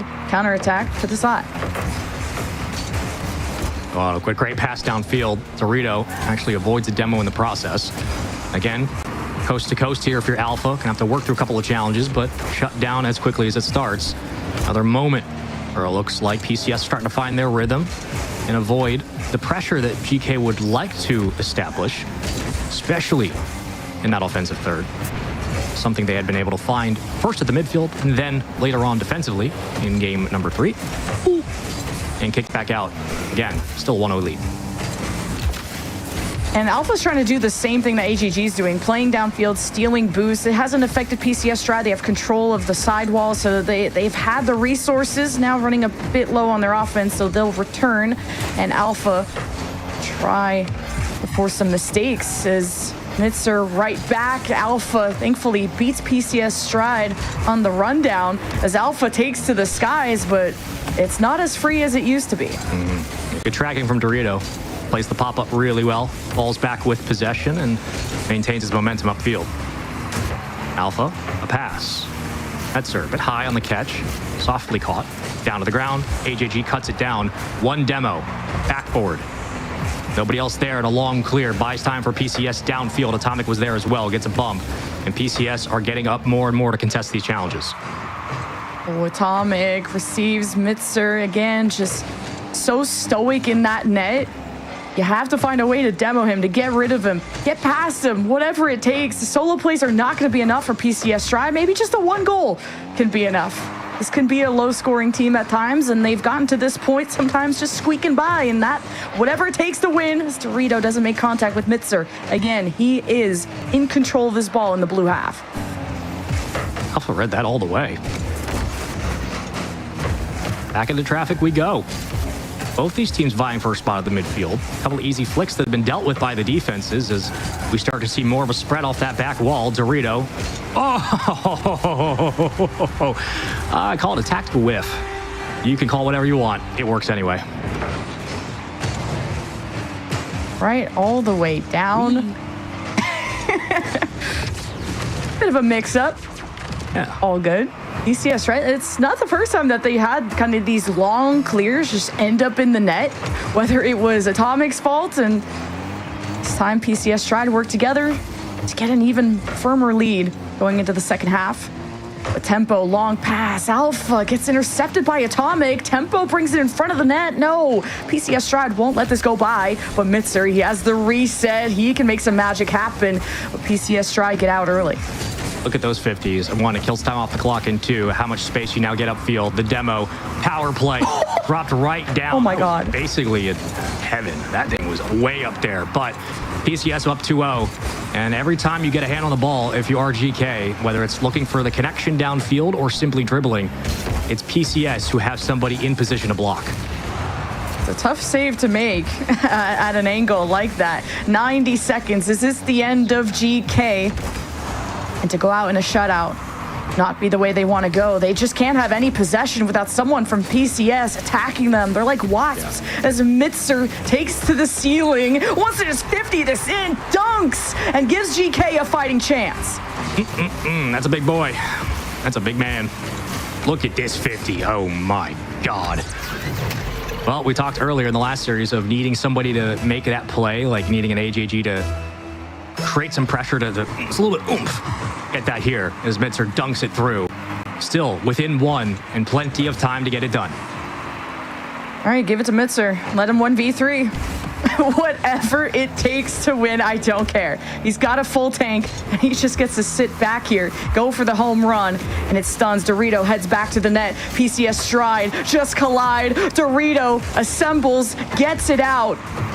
And you just want to make GK work for every inch of space. As mibr's again in the sky, hoping to center this ball out. PCS Stride deny every single time. That was almost a nightmare situation. It's getting more and more tense. Every possession now getting cut off by GK. And Atomic makes an excellent save off the ceiling to keep this rotation tight. Once more, Dorito. Oh, stop it all the way down. Long clear. Make sure you get back. This is going to give it right back into the hands of the boys in blue. Can you do it again? Around the corner. Atomic holds post. AJG comes out. Tempo can't beat him. It's a high ball. Someone has to reach for it. And great touch from PCS Stride. You not want to center this one out. The last play, Tempo mibr on fumes. Only boost is Alpha. He'll take the mantle. And Dorito and AJG don't get bumped. It's still a live ball. Tempo sets up mibr. He can't work it, but Alpha can. OT at 0 seconds. Never, ever, ever count out GK. Set up constantly. You get a look. You get a look. And PCS could not buy a save. It just had to touch the ground. And we go to OT. And at the moment that GK kept that play alive, when 2 were at 0 boost, Alpha, the hero, you called him, he answered. Atomic, Dorito, opening the net, and all 3, mibr makes a heroic save yet again. He's a miracle worker on the defense. Dorito's time to shine. It's looking spicy. He got 2, double committing as Atomic takes advantage. Loud and proud as PCS Stride eliminating GK from LCQ. Are you not entertained? Who's going to stop PCS? Who's going to do it? They just clutch up every single time. They've taken down a world champion. They took down Joyo, Rise, Raziers. They've won back-to-back Game 4s in tight series. And they have proven that they are a team to beat in this lower bracket. Jesus. I mean, GK knew what was coming. They were warming up right next to these guys when they were screaming away going up against the Lanimals. And this is a team, a PCS Stride team, that look unstoppable.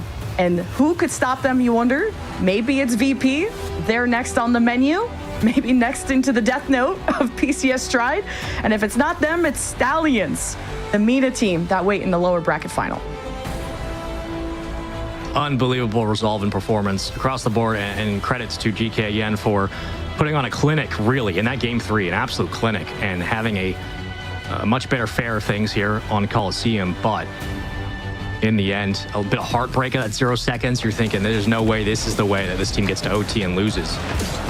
And they keep fighting, they keep battling, and once again, another overtime in game 4 where they wasted no time. We're talking like 15 seconds in the overtime. They get upfield, Dorito gets aggressive, he finds some bumps, he stalls the goal line, and then Atomic is there to put it away. Everybody doing their job, filling out the spots when they have to, assisting each other when they need to. Yeah. And this is a team that is playing with all three all at the same time. That's what I mean, especially Dorito. What a step up from him. He's hot, he's cold, this team falls apart without him, but when he's on it, he's on it. He's had some solo plays, he's opened up the net time and time again. He's such a selfless player for this team, and these guys have gone through it all at multiple regions, teammates, former teammates, back together as a trio, and it's surpassing everyone's expectations, but they know themselves they were capable of winning, and they proved it. That's the operative word. They proved in back-to-back series that they are the better team, that they deserve to be in this spot, and that even if they are on elimination point every single time, that they can always find a way. They kind of will themselves through some of these really difficult game 3s. They shake it off quickly and immediately get into the Coliseum and look like the team of old. Again, Metzer was unbelievable in this series. It started off with this goal and set up Dorito, who was kind of quiet in the last series, and when we started this best of 5, we talked about him needing to be more physical, or him staying physical, and how that role applies to everybody else. And he was just excellent. I mean, being able to put away a couple of quick shots in game 1, the physicality at the end of this Coliseum, they don't win this without Dorito. He was excellent. Yeah. And GK, had some whiffs, but what I liked is that you had those players bounce back and prove that that was just a fluke. And you don't want to beat yourself up in these moments, and you can't afford to. It's lower bracket. You're on match point against PCS Stride. I like that GK gave it their all, and this is how the series broke down. And you thought that GK did enough to break down PCS Stride when they almost Braziled them. I mean, 6-2 in game 3. You thought this was GK with all the lights on and getting to that ceiling. And unfortunately, they find themselves on the ground. Again, familiar demons, like a very similar game 1. You get to game 3, you're almost looking at that, like the Brazil, and you're like, okay, like what else is new for game 3 and PCS? But it was more goals this time for GK. It wasn't just like a 3-2 game, 4-2 game. It was straight up volleys of shots and constant breaks. And in the end, PCS handle it, and they've been able to beat those skeletons today. And imagine PCS Stride, how fired up they have been, and they are able to maintain that. And VP are sitting there watching. Are they warmed up? Because they just went through a grueling game 5 against No Car Esports, which shout out to them pushing VP to the distance. But how much is left in the VP tank to go up against AJG Dorito Atomic? That's a great question. I don't know. I don't know. Well, we will have to find out because we got to get VP going. All right, I'm sure they're standing by watching. We're going to throw it to a super quick break. We'll be back with the lower bracket semis.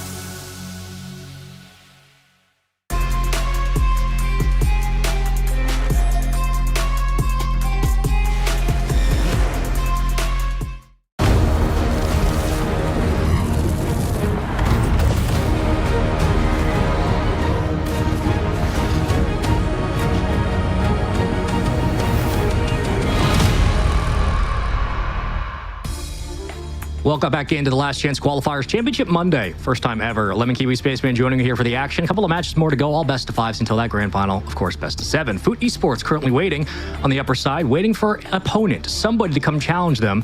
And so far, that somebody might be PCS, but they have to do it one game at a time. Speaking of lower bracket semis, PCS Stride, Virtus Pro, it gets harder from here on out. So stoked to see Virtus Pro again on my screen because they've looked good throughout this, and they've still survived Wavy, two-piece talk, just the three most kind of mechanical stars in terms of young talent coming into this. And of course, I'm always going to be biased for my Canadians. We have even J-Naps as a coach back there. Talk has been the talk of the town, and he can walk the walk too. He was on fire, but he doesn't get set up like that without someone like Two Piece, who absolutely owns the real estate in the midfield. A huge reason why VP were able to stop a lot of the counterattacks that came through their opponents. If Talk has a kind of pop-off series that he had last time, I mean, I don't care how physical you get with PCS. He's going to constantly give you something to fight for. He's going to give you a deficit you have to work from. When I say that, in the last two sample sizes we have of PCS have been hyper-aggressive, physical, and very keen on shortening the field. Their passes have been on target, they've been clean, and when they've been in position to make plays, whether it's on the very corner of the post with Atomic resetting and giving his teammate a chance to take a shot by feathering that ball down, or AJG circling back, cutting his rotation by a third and getting up to redirect it towards the net. Those are the moments where this team keeps the defense honest to the point where then they can then install all that aggression they've had and the speed to catch them off guard with the demos and the bumps. It's a nice little change of pace that they got going on as a system right now. And if PCS really want to slow down an offense of Wavy and Talk, the way to do it is get physical, straight up. Yeah, VP are also making just this crazy lower bracket run, like through Gen G, Man City, BS Plus, No Car. I just can't believe it. Like, VP have taken out their demons and other demons that are in this bracket. And you just kind of an off-kilter day to even go down that early for VP against Volair, which obviously solid talent that were clearly underestimated. And that was that wake-up call that VP needed to lock in and show everyone out. Get your predictions, and now who you think is going to win? Virtus Pro, PCS Stride fighting for a chance, a spot in the lower bracket final where they'll have to play Stallions, who have been waiting for a bit. Best of fives, elimination match. One team has to be good enough, the other will be sent home. Granted, all these teams now have made it into the money, which is the further you go at this point in the bracket, the more money you earn. Great. So they'll at least walk away with something. PCS Stride, Virtus Pro. Gotta feel the pressure is on, and I'm so curious what PCS Stride are thinking after those last two brilliant performances. It's like, how much more can you really tap into? How deep does the well go? You gotta dig deep.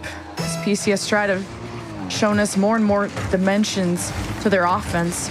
It's two never facing each other, and maybe VP expecting a different opponent. But all PCS are expecting Is that LCQ spot? That is not what we all thought was going to happen. VP get the first goal out of that. All right, let's run this back. Two-piece, wonderful cutoff. I mean, tip the cap. Excellent play from two-piece. Just snuck in. I said, I'll take that. No problem. That's that midfield. Like, two-piece just owns it and just chooses the right moments to go for those challenges. And this is now PCS Stride that need to address that.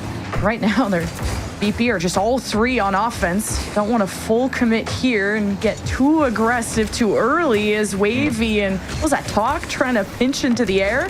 So far, PCS are on the back foot.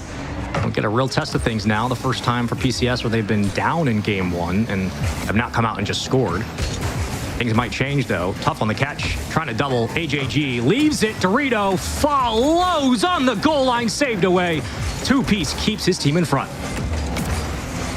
PCS Stride back on the defense, but Atomic with a full tank. He didn't get the best of launch, but hey, the skies are clear. The red carpet's down. He's in a 1v1 against Wavy, and two-piece adds on the block in front of that net.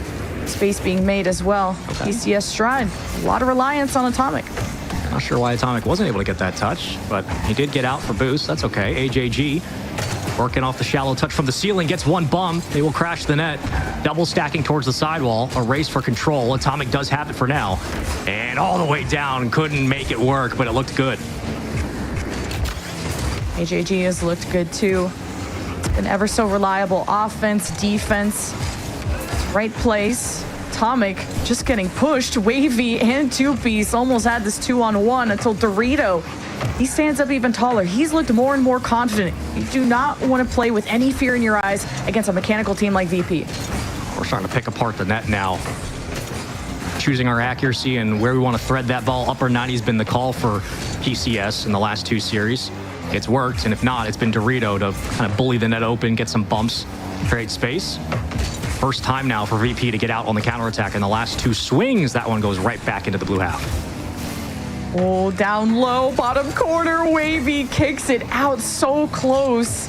And PCS Stride have sent AJG downfield when it came to that match against GK, and that's that physical threat. But all that matters is what's in your face, which is Talk getting that second goal for VP. Pull out the protractor. Oh, good Lord. That's what Talk brings. Those angles, man. All about the angles. 2-0.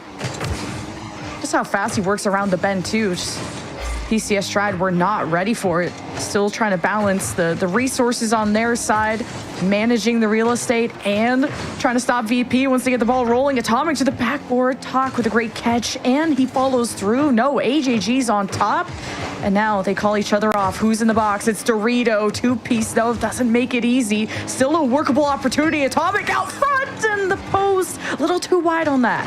Yeah, gotta be better on that one. Had the slot. Might have been saved or at least pinched off the post. Either way, that was the look. They've created more space in the box, so it's a nice sign of things to come for PCS. But VP happy to hold on to this 2-0 lead. Connection downfield broken up by a double commit. Less than 2 minutes. No signs of life from PCS Stride, and they're the game one, game two kings. They always start off a series well, and there we go. They have shown up and cut that lead in half after overwhelming the net. 2 chip shots for AJG. 1 dunk, 1 bump, and a pass from Dorito Atomic. We talk about this team finding all 3 members, getting them involved, and how they can shorten the field and use that space to their advantage. This is what they do time and time again. Oh, Wavy with the reset. AJG get a hand up. He sails by, barely keeps it out. Two-piece from the left side. Talk is getting team bumped, and they were trying to center out that ball. PCS Stride sensing how awkward that was. Lead this to another attack, and challenge missed. Wavy handling that well. Yeah, but Talk's a danger from anywhere on this back wall. Wavy thought it was going to come a little bit sharper towards the Fennec, and two-piece will be happy to take it out. Still got a minute 16, but this thing feels like we're in for quite a long series all the way down. The aero triple bump cringe. Who cares? It works. Two-piece way downfield from his own side. From coast to coast with a full tank, beautiful control, and the demo is just the cherry on top. Loving that. Two-piece isn't just that space controller. I mean, he could 1v3 if you give him the chance.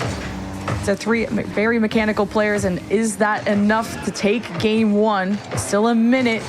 I would like to see one last drive from PCS Stride, or this game 1 feels pretty much wrapped up, and Atomic will put them in position, but sees Talk beat him to the punch. Already has a read on where that bounce is going to go. Dorito and AJG have a tough time centering out this ball, but the bounce found by Talk. What an interesting corner right there. A decent pass. Tough to read. AJG redirect it. No. Thought twice. Can't connect. We'll keep it on the ground. This is likely going to be a VP win here in game 1, and they've been able to find a lot of similar success that PCS has had in shortening the field, as we've seen AGG wrestling for a lane in rotation now 2 times in a row. Been very physical downfield, but hasn't quite had the angle. And a great job by VP in this game so far. At 1, controlling their challenges, and 2, keeping the pressure up. Whoa, the extra power from Atomic. What a save from 2Ps. PCS Stride have tried everything. AJG downfield, physicality, the demos, and only 1 goal for PCS Stride. That's insane. But 3 is what gives a VP the win here in game 1. There's a saying, all teams are different teams. Like, it's at the end of the day, you can have similarities between styles, but the longer you go in this tournament, the better and better the teams get, and simply the cleaner they play, the different things you would rely on to be successful are not always going to work. What did work was spacing in this game, pressure from Dorito, pressure from AJG. Those things still contributed to a lot of good counterattacks from PCS. But you're running into now a team that can play off the ceiling on low boost, a team that is always W-keying themselves upfield, whether they have boost or not. Great control in space from 2Ps, really good defensive work. And you have Wavy and Talk who can, again, stretch this field thin and pull you apart anywhere. They're dangerous for a reason. It's going to be a really big ask for PCS to adjust to this. It's firm control and possession when Talk and Wavy are on the ball. But I think this has been an excellent game 1 from 2Ps, as you highlighted, from the miracle save to that solo play right there to get the lead going for VP. So striking early, striking fast is a VP, showing that all 3 of these guys you have to fear. PCS Stride, the confidence helped them blossom in their last 2 series, but now they, for once, lose a game 1 and been humbled. Yeah, and to be fair, for the other teams that played them, they weren't keeping the same kind of pace that PCS were. They weren't able to be as on ball. You're not going to get that against VP. VP are going to challenge you through Wavy and Talk the way they have. They're going to stay with you in connection. Up to the challenge, off the post, and accuracy becomes more and more magnified as this series goes on. That's a tough angle to cut. AGG keeps it out low on boost. Is PCS Stride that won't let themselves be trapped, but VP have to keep their eyes peeled for this Atomic guy and how he dominates the skies, and all 3 of VP have made his job very, very difficult. Obviously, when PCS Stride only get 1 goal in game 1, so a very ironclad defense. How do you stop AGG? Who's looking for bumps. The reset was nice, but the clear isn't really too good until Wavy just keeps going. Wavy's been playing great. I mean, winning over defenders, getting demos, staying with the play. Wavy is an underrated rotational player. He's been playing really great in this series, and you can see the difference that it's led to for PCS. They do not have the same kind of space, really, to find one another upfield, specifically on long passes, but every time they get close, they have to deal with Wavy. He's there. He's challenging. It has definitely kept this team back. AJG's not playing as deep as he used to. Really felt like, I mean, he's trying to take boost, bump, be annoying, but the impact wasn't felt. How about this? A double deny here from Wavy. 2Ps heads back to the midfield, slowing down PCS Stride, who brought so much speed in their last series. They just haven't been able to pick up that level of tempo, even get the good enough power on these passes. It's been very readable from VP as Talk to Wavy. Oh, not on target. And walled that one back, race to the goal line. Lead blocker gets a chip on it. Right back into the swing of things. Talk to 2P, send it on its way. Wow, almost looked like that was in for sure. AJG races down to the corner now and pitches it in the front of the box. It was set up perfectly, but the defense from VP, too good so far.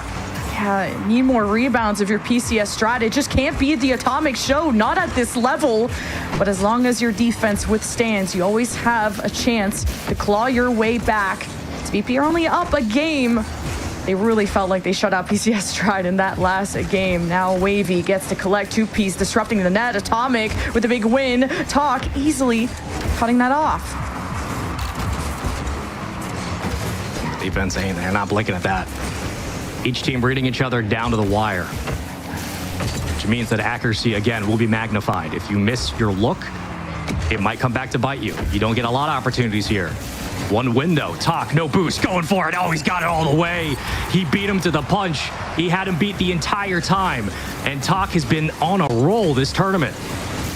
He's just such a good ones player that he can just have control in the air in the blink of an eye. He recovers, he works the bend, he works the air, and he can catch up and make any ball workable. VP up a goal yet again. PCS Stride has been less about, yeah, you have Atomic being that flashy player, but it's the teamwork that has made the dream work for PCS Stride. You need a big step up and impact from AJG, who's already starting to boost star VP and get demos. You need them. You need PCS Stride to actually kick off an offense when AJG does set that up. Yeah, Talk has that dog in him. That dude he's a baller. He's a gamer, and he's playing well. Awkward demo.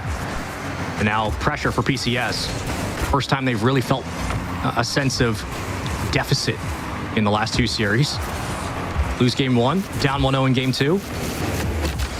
All the way downfield. Talk, reset, stabilizes, goes for the bump. This kid's unreal. Good catch. It's Atomic. Well, even, he wanted to musty maybe go for a shot from the midfield. 2-piece was ready for anything, but Dorito just bullies him into submission, and PCS Stride have the equalizer. Dorito's really stepped up in the last 2 series when they needed him, and we put so much emphasis on his off-ball offense, to say nothing of being able to show up and put away goals when your team needs you to find a spark, and when accuracy matters. Dorito has been excellent. Atomic's all over too. Defense, offense, backboard protection, 2-piece, centering it out, just doing it all on his own.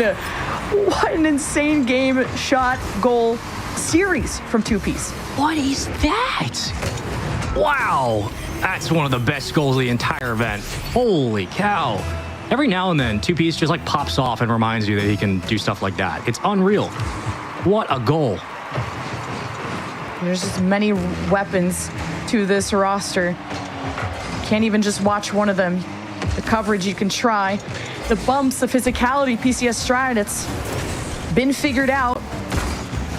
Now you're staring down the barrel of a match point for VP. Unless magic can happen in the 45 seconds. Even these slight wins on the 50s from PCS Stride, they're not catching VP off guard like they used to. Yeah, 2-piece just walks his way through the lane. I mean, he walked his way upfield. He was getting challenged, but nobody pushed him off the ball. He just went right through both defenders, sets it up on a dime, they double commit, and it's GG's in game 2. It's that LAN experience from the boys on VP. Goes to the Boston Major. Did your best, but mainly this has been a team that has been through thick and thin. In the LCQ, it's test of resilience. HEG's downfield, by the way, demoing, doing his best, but PCS Stride don't have the possession to make the most out of that, and that's going to be the reoccurring theme in this series, as Wavy just doubles. All right, VP style on them every time they turn the play on its head. Yeah, this one's done.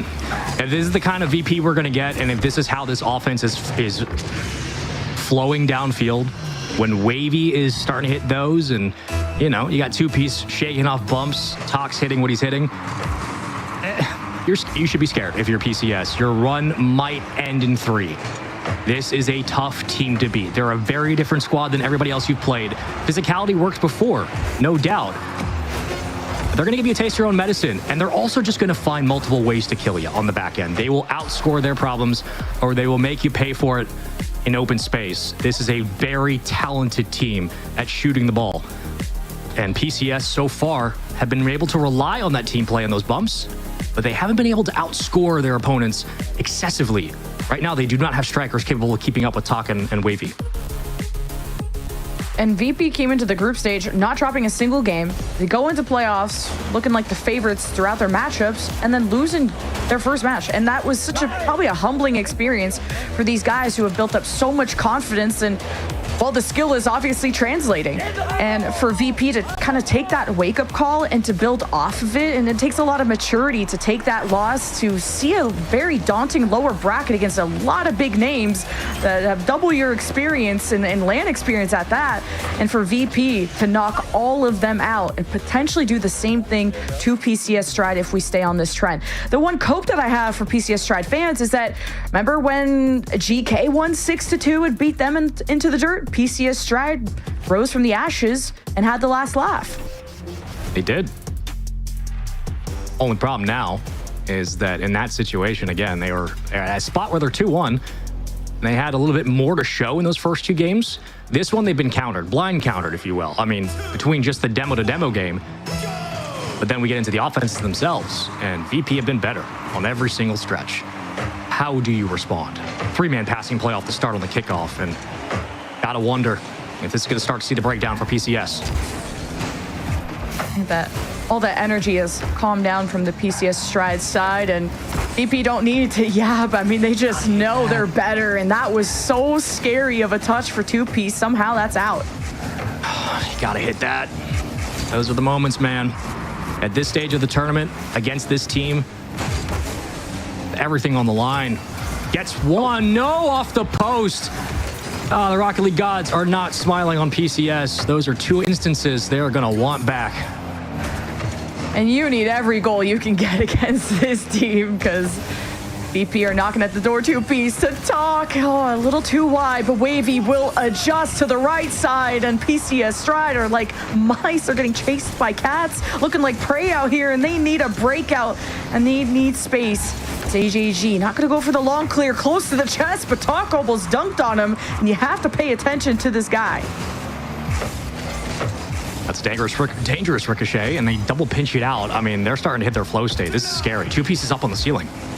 Okay, he's back down. Everybody relax. Wavy loses the 50. AJG hasn't been as effective offensively this series as he was in games past. Credits to VP across the board for how they've controlled the game. Mid-range has been excellent. Right back to 2-piece, already ready for it. It seems that every bounce goes their way. Ooh, the reset. Starting to feel it. Dorito at least gets out early. That's what you needed to do. Don't be scared of VP when they start flip resetting. Ideally, you don't even want them to air dribble to that point. Wavy and Dorito shadow and wants to combine with this. Still a little off kilter. Not close to that net as VP. Thought that they were getting closer to perfection, and this is kind of an off game for them. I can't lie. That's your window right now. Outside of those opening shots, this is your window for PCS. They have to get downfield and establish an offense. It's the only way you keep respect at that midfield and give your team a chance to score. At least will allow VP to think twice about their reads. You can work through your second tier of defense and then your third progression on offense if you are PCS. Shots are too quick, though. And once again, more pressure here as VP maintain their hold on the ball. Like that PCS Stride are also protecting their backboard a little bit better. There's been a couple of double taps from VP that have squeaked through, mainly from 2-piece, and denying a lot of the angles that they've liked to take advantage of. Is Talk being very careful with how he approaches a 50, and he's just almost slicing through 2 of those defenders. Credits to the defense for PCS. They've done a really nice job keeping everything in front. That's a tough shot, though. Ricochets off the back wall, picked up Atomic on the ground. He's got to make something happen upfield. Gives it away too quickly, cut too hard into the ball, and gave away a chance at a counterattack. Frustrating moment for sure. AJG doesn't get a look at it. The defense from VP shuts down the push again. I like that PCS Strider having more intention behind these demos, not just sending AJG out for blood and not having the ball, because then he's out of position and he's more being annoying than anything. Is off the ceiling. The pass to Doritos. That third man stepping up. No, too close to the wall. So Atomic salvages it. AJG really hesitating, especially with Talk. Sends it downfield, and we're back to square one with less than 90 seconds to go. Still 0-0, but no mistakes as of now for VP. Open space for VP. Doritos got no boost. He just slams his head into the wall. AJG circling back, careful here, but 2-piece thought he was going to just pick that up and strike at it, but instead back into the blue half. Couple of double commits at times, but VP hasn't had any issue quickly getting it out in transition. They'll keep the pressure up. Wavy's ready on the right side. I like how VP are occupying the space, all the angles, and trying to deny every chance that PCS Stride want to clear, and they're running low on boost. There's 2 on PCS still looking for resources. It has them completely stunned on how to stop these aerial plays from VP, especially when they crash down back to earth with bumps. As Wavy brings it back, allowing for a mental reset, maybe wanting to air dribble across, 2-piece frontline blocker. Talk, not getting the flip he wanted there from extra power. So VP have to race back. All right, AJG. Looking for double. Got boost in the corner, but where is the rest of the team? A little bit too splintered out for my liking as Dorito just doesn't equate to much on that back end. Still 0-0. Do we go to OT here? Atomic sends it towards the net. Wavy and stuck on low boost. Dorito sealing. No reset. 2-piece clears it out. Here comes Atomic though. I'm hearing Shogun. They're locked in. I hear Shogun. Blinks. Okay, we got OT. Okay. We're in. OT. And last life for PCS Stride. Barely keeping this one at bay. Very low scoring team, but an ironclad defense. VP. What else do you got in the tank? Passing plays, solos, 2-piece, send off to the backboard. Talk trying to push Dorito out of the way. Too little, too late. Wavy diving, 2-piece diving. VP are hungry. It's an open net. 2-piece can't adjust. He doesn't have the boost. Pressure mounting. Possessions here. Shot. Oh, that's a dagger. Oh, it's a dagger. It's right on the goal line. No. VP cannot close the deal. The lower finals was right there for the taking, and they just can't get it through. Oh, it's the dagger. PCS Stride just barely keeping their heads above water.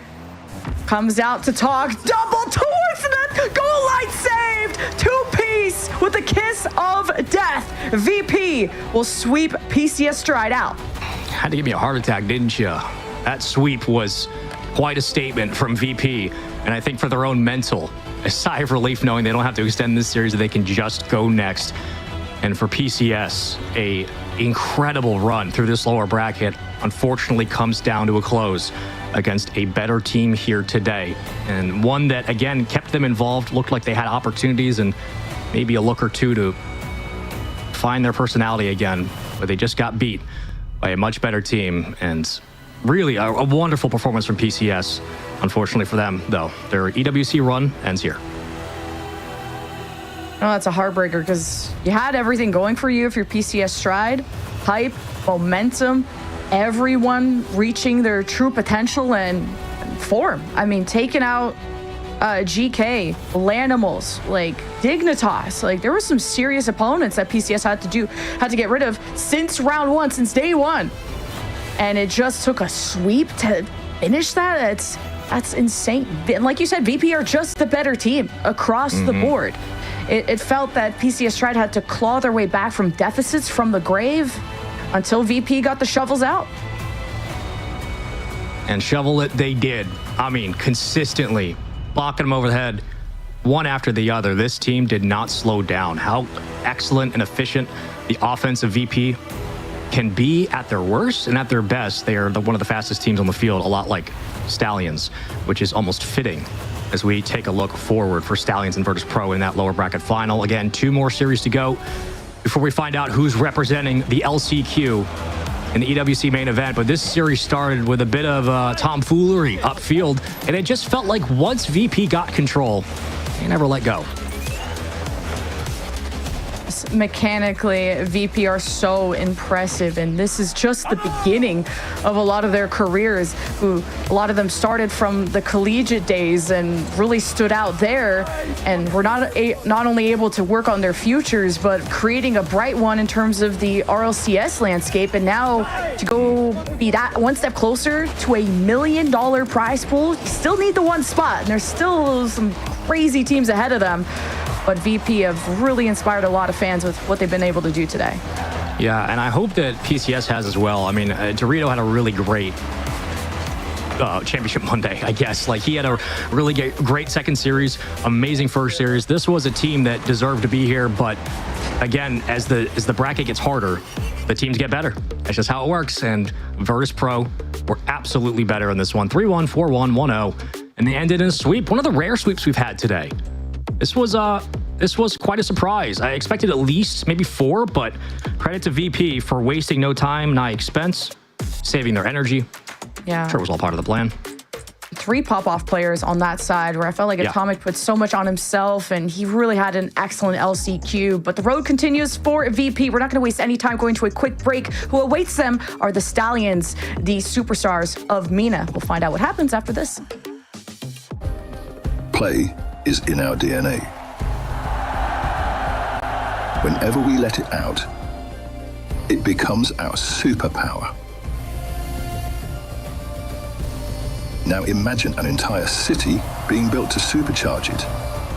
Qiddiya City, powered by play.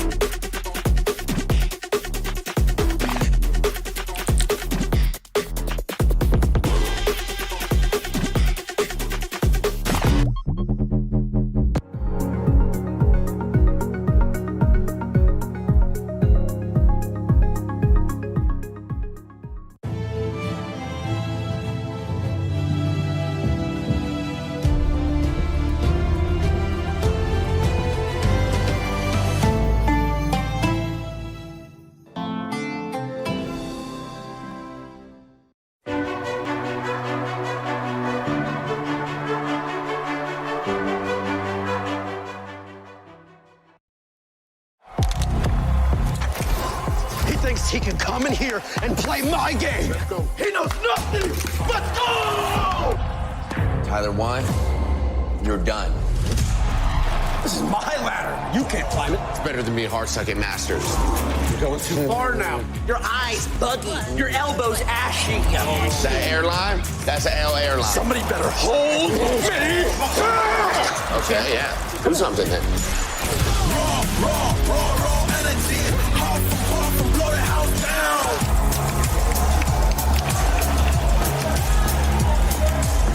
You look nervous. You look short. Everything's good? Fight.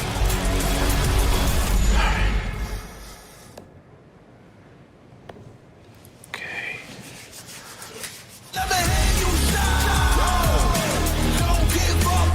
Do you really need the wraps? Yeah, that feels like overkill to me.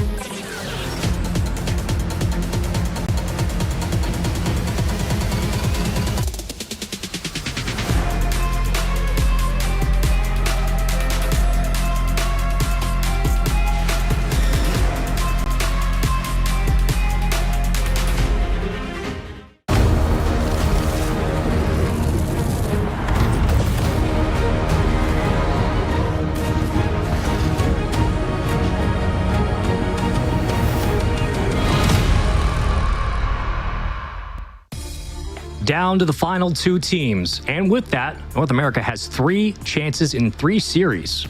The Grand Finals reset versus Stallions to claim a spot in the LCQ. They got to do it first, though. And through that, it is time for the lower bracket finals. Stallions versus Pro, Lemon Kiwi, Spaceman here.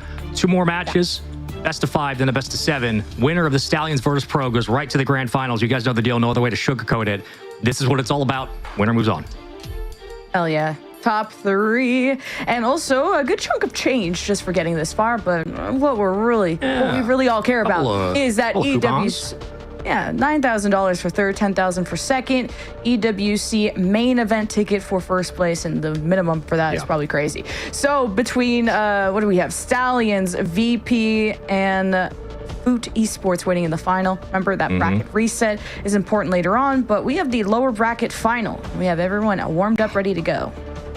I gotta say, I know one of the talking points for Stallions was simply their speed and the variety of ways in which they can send the house at offense and overwhelm you.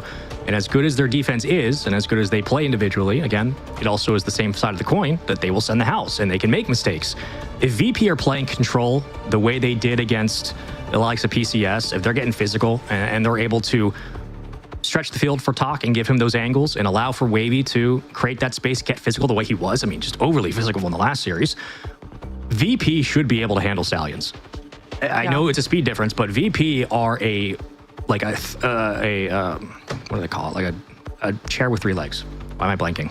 Stool. Yeah. No. Yeah, stool. I was going to say tricycle. They're good. So Tricycle. I'm off. Yeah, they're good. They got that thing. They're very sturdy. That's what we're getting to. Sturdy. Yeah. Absolutely. And another sort of factor is that Team Stallions have been waiting for VP for quite a while. And it was off of them getting reverse swept. So Stallions got to reset the vibes, talk to their coach, and have really looked like a different team. I don't believe they have LAN experience unless there's maybe a Saudi E-League thing that was on site somewhere. And you could tell that there were nerves. Like I literally saw one of these players' hands on the Team Stallion side shaking. And maybe it's caffeine, maybe I'm just overthinking it, but Team Stallions, they cleared house of a lot of the teams you wouldn't expect them to, and they're looking like the top dogs. But VP just came off of a series win. and they are crazy too. This is going to be my favorite series of the day. This is going to be so good. It's going to be so darn good. Let's get into it. Lower bracket final. You win, you got a date with Foot Esports. That would be huge. A lot of young players. This really feels like the next generation of talent from different regions, of course. Super proud of how far VP have come, especially a player like Anush on the other side. He's been such a good enabler for his team because it's a Trook and Twiz, such a relentless duo as the weapons of the Stallion side, and probably the most suffocating and aggressive offense you've ever been against. And VP will be testing the waters with some early shots. Nothing wrong with that. Again, going to see what the Stallions defense gives you, and I think that's a good way to approach the start of this game, at least in the preliminary rounds for the opening minute. You want to know how the defense is going to react to some of these quick shots because it'll tell you exactly what you're going to get on the back end. The counterattack out early. Stallions wasting no time, but Talk has all the space in the world. It's pure green. Free real estate. Oh, he missed it. He missed it off the crossbar. Wavy. No, that's one you want back. Trying to get stylish with it when maybe you just needed to add more power to it because at this point you're out racing Stallions, and that's a big wake-up call for the MENA boys that you don't want to overextend. You've been able to get away with playing a deep offense against other teams, but not against VP. They will just air dribble across this field. Trook, Wavy, Talk getting into the mix off to the side. VP will have to fight for this one. Fight they will. Tooth and nail, fisticuffs, here we go. Give something special. As Talk gets up there, Wavy circles around. Shark in the water finds his next victim. Into the corner we go. Blue half controlled for now for VP. And around Twiz, already getting Stallions to jump. Looks like the defense still trying to figure out how they want to approach the ball. Really even matchup so far, but kind of a blemish on that defense for Stallions, almost leaving that open net. If it's anything, it's VP feeling charitable and giving them a fighting chance. Still 0-0 apiece. But Nush first up, kind of a weird bounce low, as Trook will always be reliable at the back. Nush is still downfield after all is said and done, and that could have been a scary ball. That could have been. Coulda, shoulda, woulda. But Talk almost did what he did in the last series against PCS. Nightmare scenario, deja vu. How you going to respond, though? Trook opposite end, and I think those opening shots from VP helped them establish an idea of the speed in which Stallions want to approach these challenges, and it certainly might have helped. Wavy helps out in the front of the box, corner play, back out.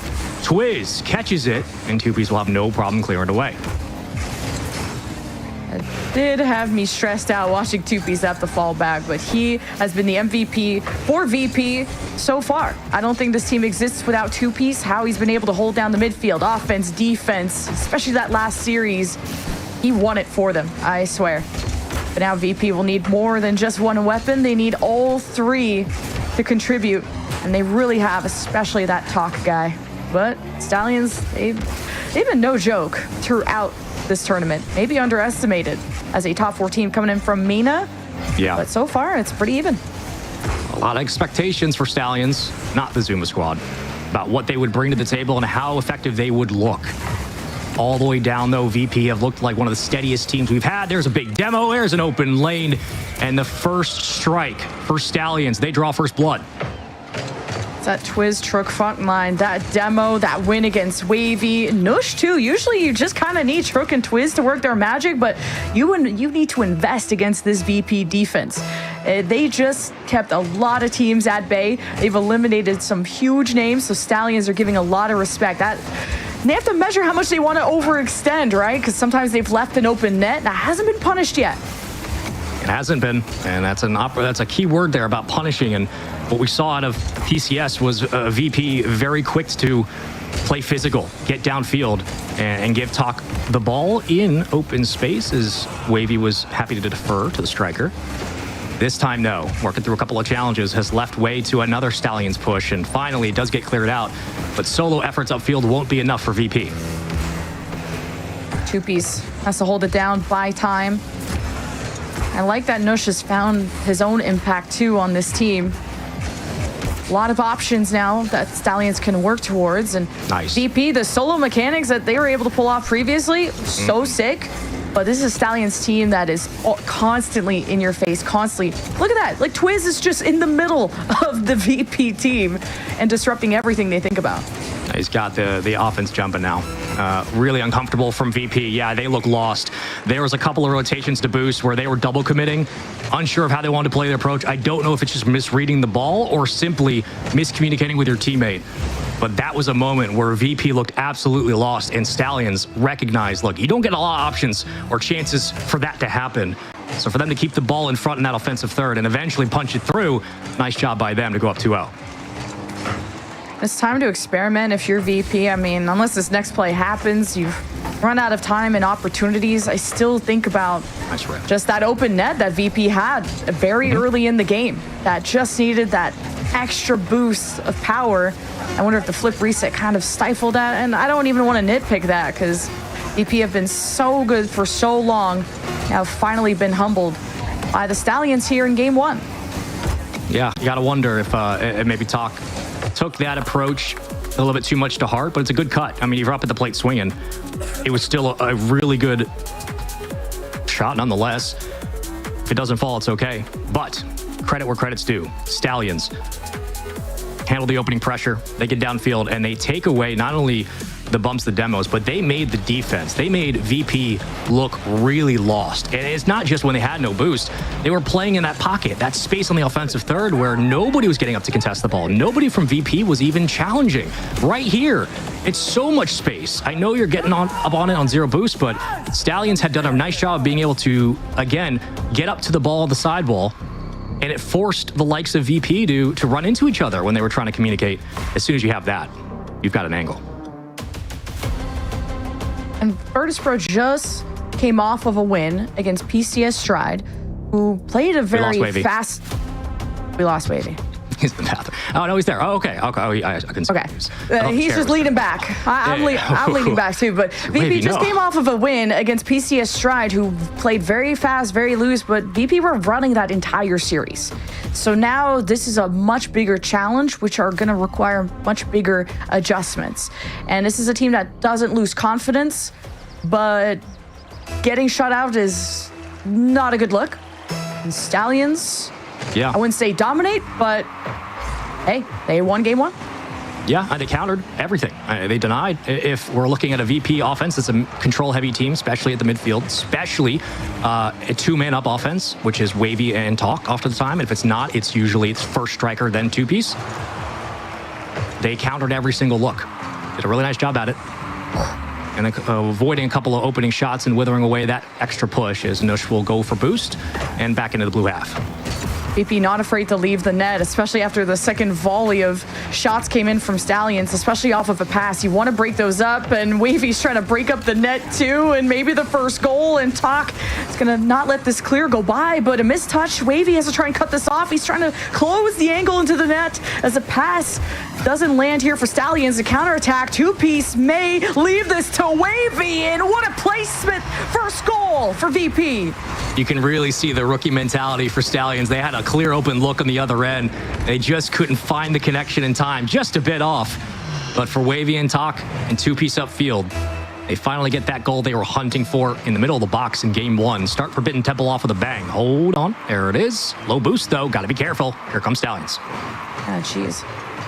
VP are definitely upping the tempo that Stallions have to take note of because that counterattack came in quickly. Quick slow down there from Talk, and he's realizing, okay, I got a free ball, I got a full tank. Nush, though, breaking angles against 2, wrap it around the bend. Wavy shutting that down before it centers out. Stallions adding on, out in front, two-piece, hugs it, but can't stop it. Trook will even things up. Man, the Stallions team's got the defense guessing. Able to slice them up, keep them on low boost, forcing awkward saves, last-ditch efforts. Defense did all they could.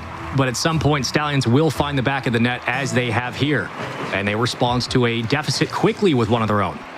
I like that Stallions linger, too, to find that rebound so that you go for dunk opportunities and chaos in front of the net. Two-piece guides it away. A good recovery, but Twiz, sees Wavy go back for the boost.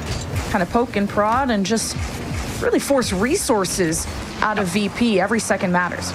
Yep, that's exactly what they want to do. It keeps the entire defense lagging upfield.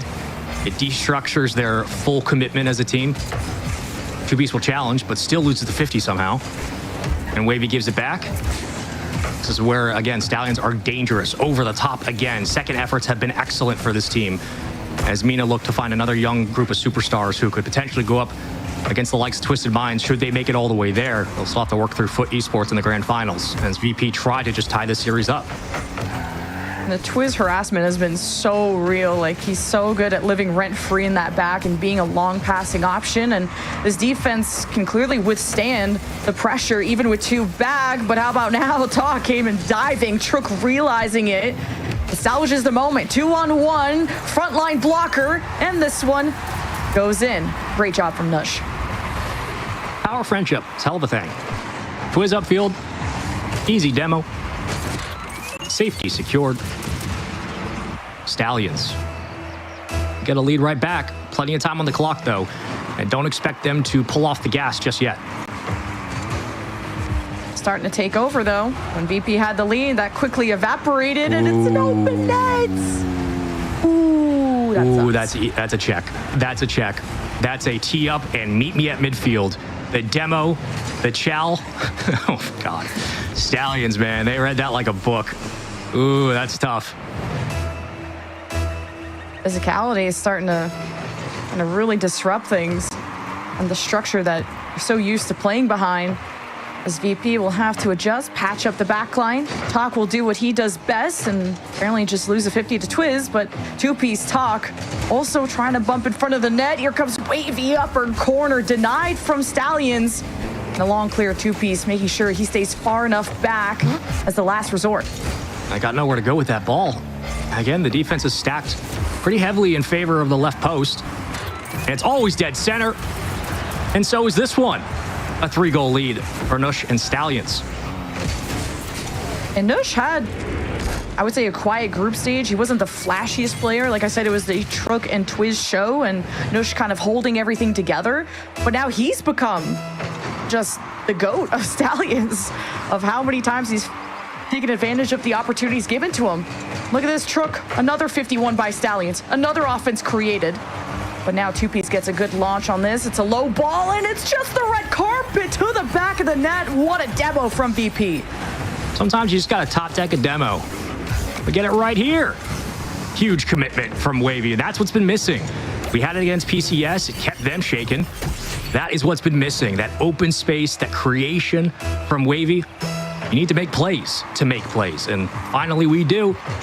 Got ourselves a game, but still down by 2. Talk is up. Wavy's up. Backboard. Nobody else going to follow. It looked dangerous. Just wasn't enough. Not too high of a ball. Wanted that right into the net, but ooh, flashes of brilliance from VP. Accuracy going to be an issue. So is time. Less than 90 seconds. As Twiz fights tooth and nail. Left side. Nush with a dribble. Reset. All eyes on him. Shoved. And Trook will take the mantle. Twiz actually will call him off. And the fight to the corner continues. And all Stallions need to do is draw this time bank down. But Wavy has something to say, and the double will not be in the cards. Great attempt from VP. Just didn't land, but those are the kinds of attempts you'd love for a team if they want to get back into the series. Those are the looks. Talk. Tries to keep it under. Defense doesn't bite. And Wavy back to the midfield. It's open, though. It's open. He skied it. He skied it. He skied it. He skied it. I cannot believe they had the look. VP made a mistake, and they're about to get punished on the other end. Yeah, you need to convert every single opportunity because Stallions are not giving you a lot of good ones. Two-piece able to slow it down, but enough time for Nush to just tackle him away. As Wavy is really confident this series, and I like that they're feeding the ball to him. Seems to be the most consistent one in this game too, but all that matters is that Stallions are up 2 goals and there's 10 seconds left. One final drive and all hopes are gone for this game too, and you're staring down the barrel of match point against the Stallions. The clear, amazing talents coming out of Mina that will lock in game 2. That is the difference between a team that is capable of getting to a grand final to the team that isn't at the moment. That is... It's just one that I know it hurts as the player, but you got to come out and make those plays, routine plays in this bracket, in this tournament, in any tournament. You had the look. I mean, it's still a 4-3 game at that point. But talk about the same kind of echoing the sentiment we had of AJG reestablishing a baseline for his squad. It was wide open. That was the look. They don't capitalize, and that is a demoralizing miss. I don't know. There's no other way to slice it. It's just, you got to hit that. Stallions, though, if I had coke for the VP look fans. At this, man! Oh, that was the replay. I saw it. That was the goal. That was the goal they scored. Sorry. Yeah. I saw it. That was actually the one they were successful on, but not the one they missed. Yeah.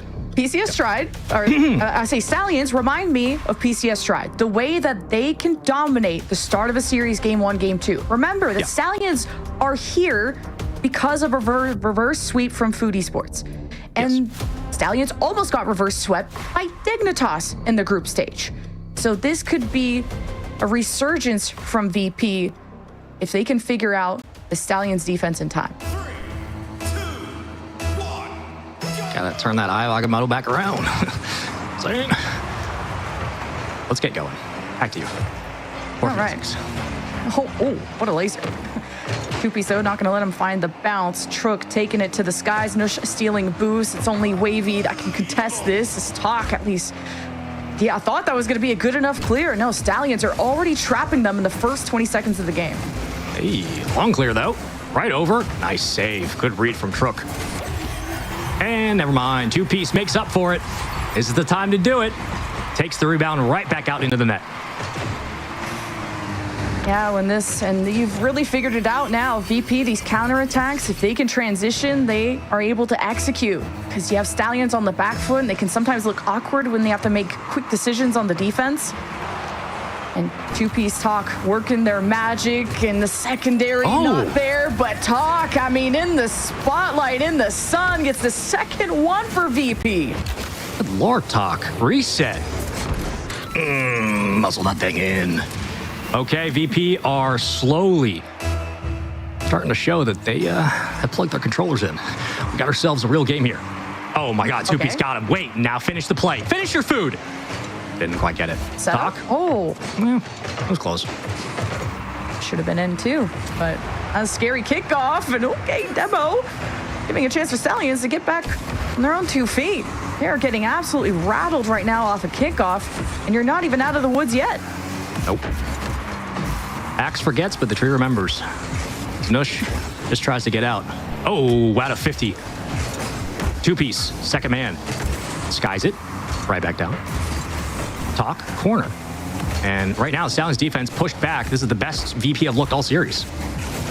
Yeah, every touch mattered on that defense for Stallions because VP were hunting for any sense of weakness. As Twiz turns the play on its head. Now Stallions run head first. Deny every clear possession to Trook, though. Oh, a little wide. As VP get out front, body blocking every chance. And Stallions, they just keep poking and prodding and don't want to overinvest. Wavy will demo the firepower through. Trook will get Stallions on the board. They're expecting a slider right here, and he hit himself a fastball over the plate. Look at this. There's a setup. Oh, it's going to be a short pass. No, it's going to be 125 kilometers per hour. That was a heater of a shot. A way to switch up the pace for Stallions. Yeah, especially when they're getting demoed, you have to figure out, do you push that third man up? Do you take the risk of that open net that VP have punished you on before? But it was worth the risk as Twiz, close to that left post, sent away. And it's just another open net. That's what I'm talking about. That's just in. Good clear from Talk, pinches it off the post. Wavy literally lobs it downfield. And that adjustment could be marked up to Stallions committing as they do and VP getting lucky and taking advantage of that, or VP starting to realize that defensively they don't have to overexert themselves when they have some space to work with and trust your strikers to do what they do. 2-piece. Oh my God. Oh my God. Dude, that was an adoption paper. Get signed. You are my son. Sit. What a pass. And the placement doesn't get any better than that. Wavy, the impact of these demos too, it speaks volumes. Stallions are constantly desynced and demoralized when some key players are removed from the play. They are destined to be part of Twiz double. Doesn't even need a second man. Does it all on his own. Dude, this series getting wild. This series getting wild. Look at Truck with a double. Give me 5. Give me all 5. Give me 5 Say more right of those. now. Yeah, please. Say right now. I'm ready to go crazy. 2-piece. Another big one on the kickoff. Talk is there. And look, now the pre-jumps are starting to connect for VP. They're much more confident in getting to the ball quicker. But it does feel like Stallions are, again, worthy of the commit. Wavy's doing it all. Like multiple saves, barely feathering that away from the goal line. To the demos, now he controls the midfield. 2-piece, trying to get a shot on target, knows he has to fight through the corner for a more quality opportunity. Heads back, Wavy takes the mantle. Oh, come on. Bounce to the right, Trook misses that, Talk senses that, and Twiz doesn't want to go for the shot yet. 2-piece playing with a pogo stick over there. What's he doing over there? He's cutting grass. He was open. 2-piece takes it away. Talk. Ooh, awkward bounce. Actually favors Stallions on this one. Had no business. Is right back into the box. It's going to be dangerous, though. And right back into contest we go. Talk, time and space on the ball. You got to worry. Just get some extra power on it. Stallions wait into the net to see what's next, but Talk, he's got the mitts out, and it's getting a lot of attention from Stallions. Now back to the midfield. Trook, dribble, bump. Nush wanting to combine, but VP intercept every time. But there's layers to this, and Wavy in a 1v2 basically. Stallions still can't overpower this guy. Oh my God, Wavy's gaming. And now Stallions are caught chasing. They have not had the same look before. Nush is there, reset, easily read. And VP have complete control right now. This is all about mid control. They have read every touch from Stallions. A complete change, a 180 from the last 2 games. And we've seen a lot of game 3s today be a difference for teams on the come up in the series. However, we're still playing Stallions. And we need to see this continue into Coliseum with a minute to go, a 2-goal lead. And unless Stallions pull out a miracle here, there will be no sweep. Yeah, expect a full send from Stallions, all 3 down the field. You probably could see an open net goal again from VP, but it's the risk you need to take if you want to try and force overtime with 40 seconds left. But it's 2-piece in control and not a clear from Stallions. That has been easy for them to transition with. Goes right into Twiz, but tough ball to work with for now. Surveys the field, knows he has a bit of time, and then eventually Wavy gets in his face. Wavy is so active on this field for VP that Stallions, even when you commit more and more members, you just can't seem to arm wrestle enough against VP. Well, VP's timings are all right. Like they're all in sync right now. The rotations are clean to boost. They're picking up each other's spots. You can always tell with teams when, you know, they're getting to the ball late, they're reading the challenges a hair off, or they're a millisecond late to the play. That was kind of what we got from VP after the opening salvo in game 1. Since then, VP looked a second behind, and they had to overthink a lot of their plays, and because they're a second behind, most of the field gets shut down. Most of your opportunities go by the wayside. This time, though, we started to see once they got in rhythm and they were hitting their stride, again, they picked up boost in rotation in time. They're able to cover each other when the third man gets back or needs to escape. This is a rhythm for this team, and now that they're in it, can they continue it going into game 4? With Talk scoring that goal, it might not do a whole lot on the stat sheet, but I think it's important for 1, his confidence, and 2, for this team to have that confidence that the striker still shows up after that game 1 miss. He comes in, puts away the second, then 2 pieces upfield doing what he does. This is the VP we were seeing against PCS that was quieted in that first 2 games. It's that Mina play style of just being so aggressive but playing such a deep offensive third that you've left a few open nets happen, and those are the 2 goals that led VP to steal away game 3. So just minor adjustments there for Stallions. They're used to being the team that dominate the air, and now you're going up against 3 players that did just that against bigger names. So really, Stallions have met their match, and they were supposed to go to the final until they got reverse swept. So is this going to be in the cards again? Have they lost the gas? VP will force game 4. Give me the Champions Field. Give me something.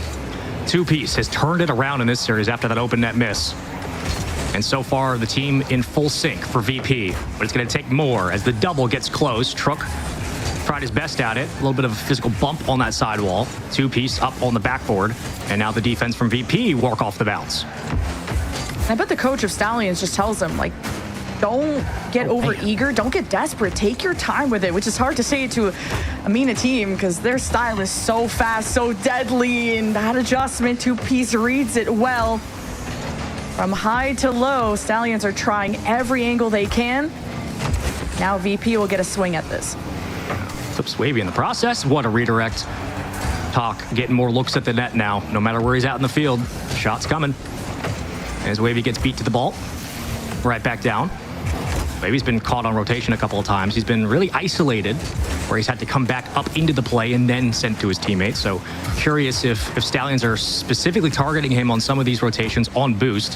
Certainly feels that way. Talk, look for the double. It's a demo. And Wavy throws it towards the backboard. I think once VP get comfortable, once they're up a goal, they can send Wavy, basically be the fighter as you would in hockey.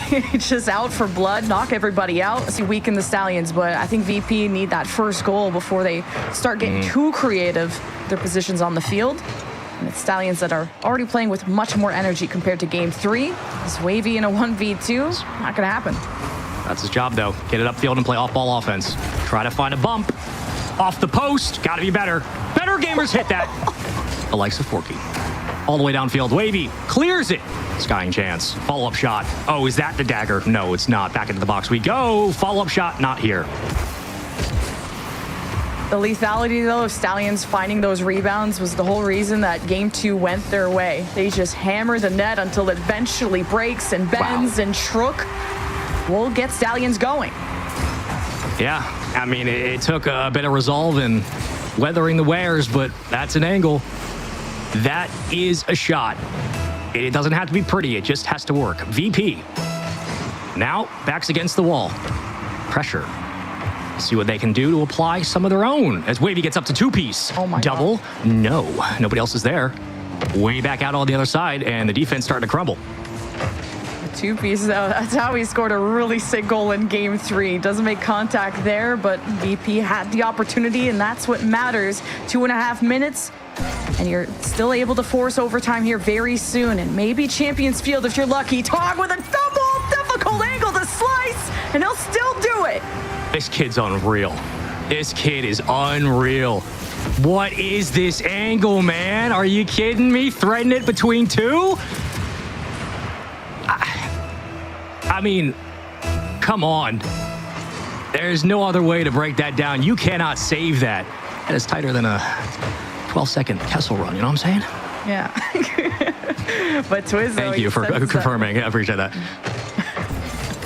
No, he's popping it up. Oh my God. No boost. Torqued on. No one in his way. What is going on?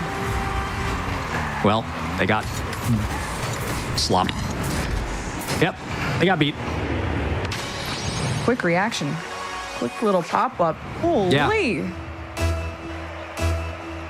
From a march to a sprint. All of Stallions are online here to play. Only up by 1. Remember how quick VP were to tie? But man, it took an effort. Two-piece, Talk. Not the direct shot. Truk, though, has time to adjust. And Twiz doesn't get the touch to kind of seal the deal. Get that extra goal going. Talk against Truk. Wants that high ball slot. Two-piece. No, Truk makes the save after recovering that. Insane defense. Oh, my God. What a read, Stallions. They know they're one game away. They are so close. They are so close. Truk, Twiz, cut off, two-piece. Looking for the pass, got it. But a little bit sharp, and there's going to be a defender there anyway. Tries to sneak it in. Now we wonder what the boost management system is going to look like here. Wavy and Talk back to full strength. Truk from the ceiling all the way down. And we try again here for Stallions. Oh, Wavy knows those tricks. He's been there before. Save after save, no matter how you're resetting, where you're coming from. It takes everything out of Stallions. Backboard not gonna be able to be utilized. Transition coming in seamlessly here for Trook as he fights through the defenders, gets his team in position, comes out in front of the net. Twiz and Nush head back. They can't afford any kind of retaliation from VP. And VP want to bully their way through the midfield. 40 seconds left. Is this the end of VP? Awkward touch from 2Piece. He's got to be an anchor. He has to be an anchor as the third man. Cannot afford to get broken in the back line. Talk trying to make plays happen, but there's nowhere to go on the ceiling. Wavy up top, over the top. Wavy backboard, 2Piece. Talk. No, it's not happening. Wavy has to get back. Trook is the goat for how he's protecting this backboard. You were so scared of VP there in that moment. Low ball bouncer. Twiz can't work with that yet, but Talk goes awry, and no, not even putted in. Talk resurgence. As this is Stallions just confirming the win. The ball's still live, but in the blue half, nothing left of VP. They exit the LCQ as the Stallions will gallop to the grand final. And they do so by completely dominating the ceiling, and the speed of the game was too much. VP looked like they were finally finding some answers there in Game 4. Series layout was a pretty good one in that Game 3. But Game 4 was not so much the way they wanted things to go. 2-1, Stallions able to respond to some pressure. Tough showing in the end. A really good effort from VP, no less. Like a team that, I know, heartbroken they can't make it all the way through, but put on a really clinical performance, especially for Talk, I think, who came out this weekend and showed that performing on land is no big deal. Wavy looks good. 2Piece had one mistake, but immediately matched it and stepped up.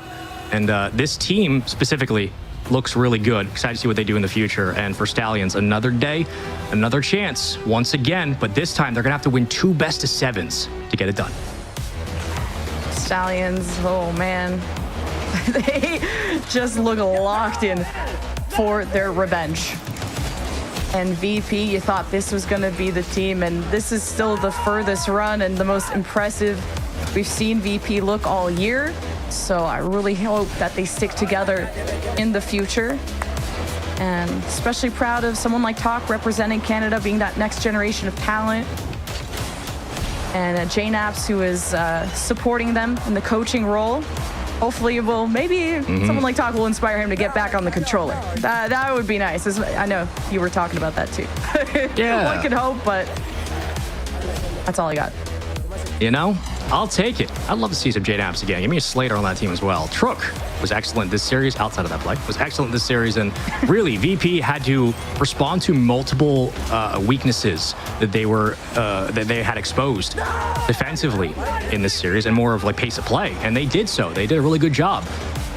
They got into a war of attrition, and that war was won by Stallions. They just controlled the game better in Game 4, and at some point, gotta wonder, when are Stallions going to slow up? Doesn't feel like they ever will. That is the best shot of the day. I mean, that's just an impossible goal to save.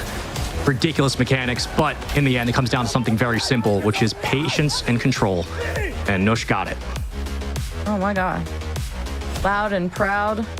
Great series out of Stallions. And I agree with Trook being my MVP on that squad.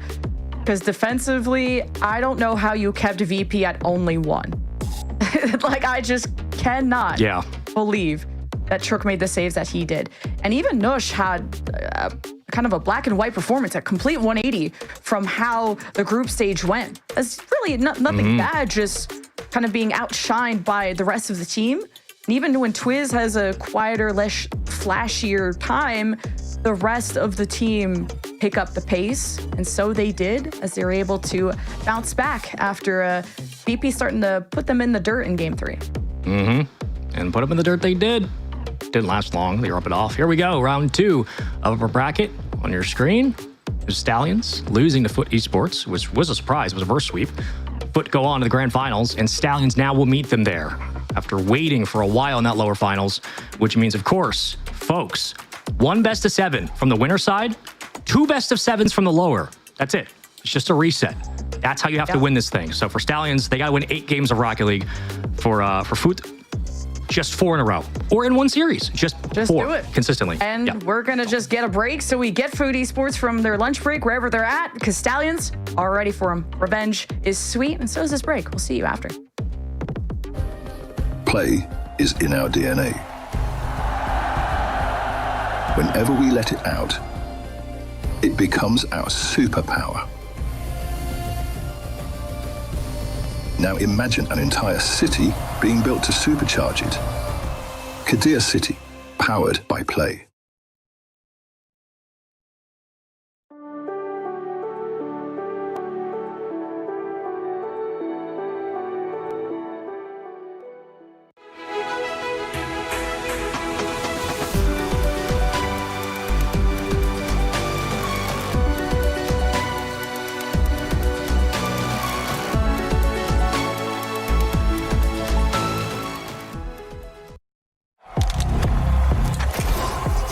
He can come in here and play my game.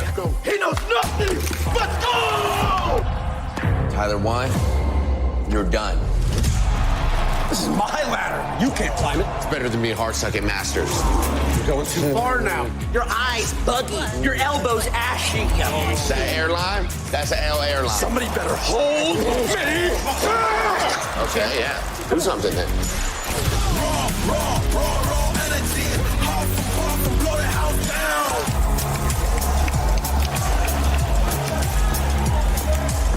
You look nervous. You look short. Everything's good? Fight.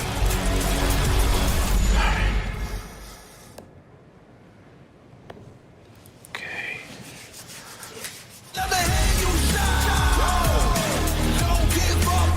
Do you really need the wraps? Yeah, that feels like overkill to me.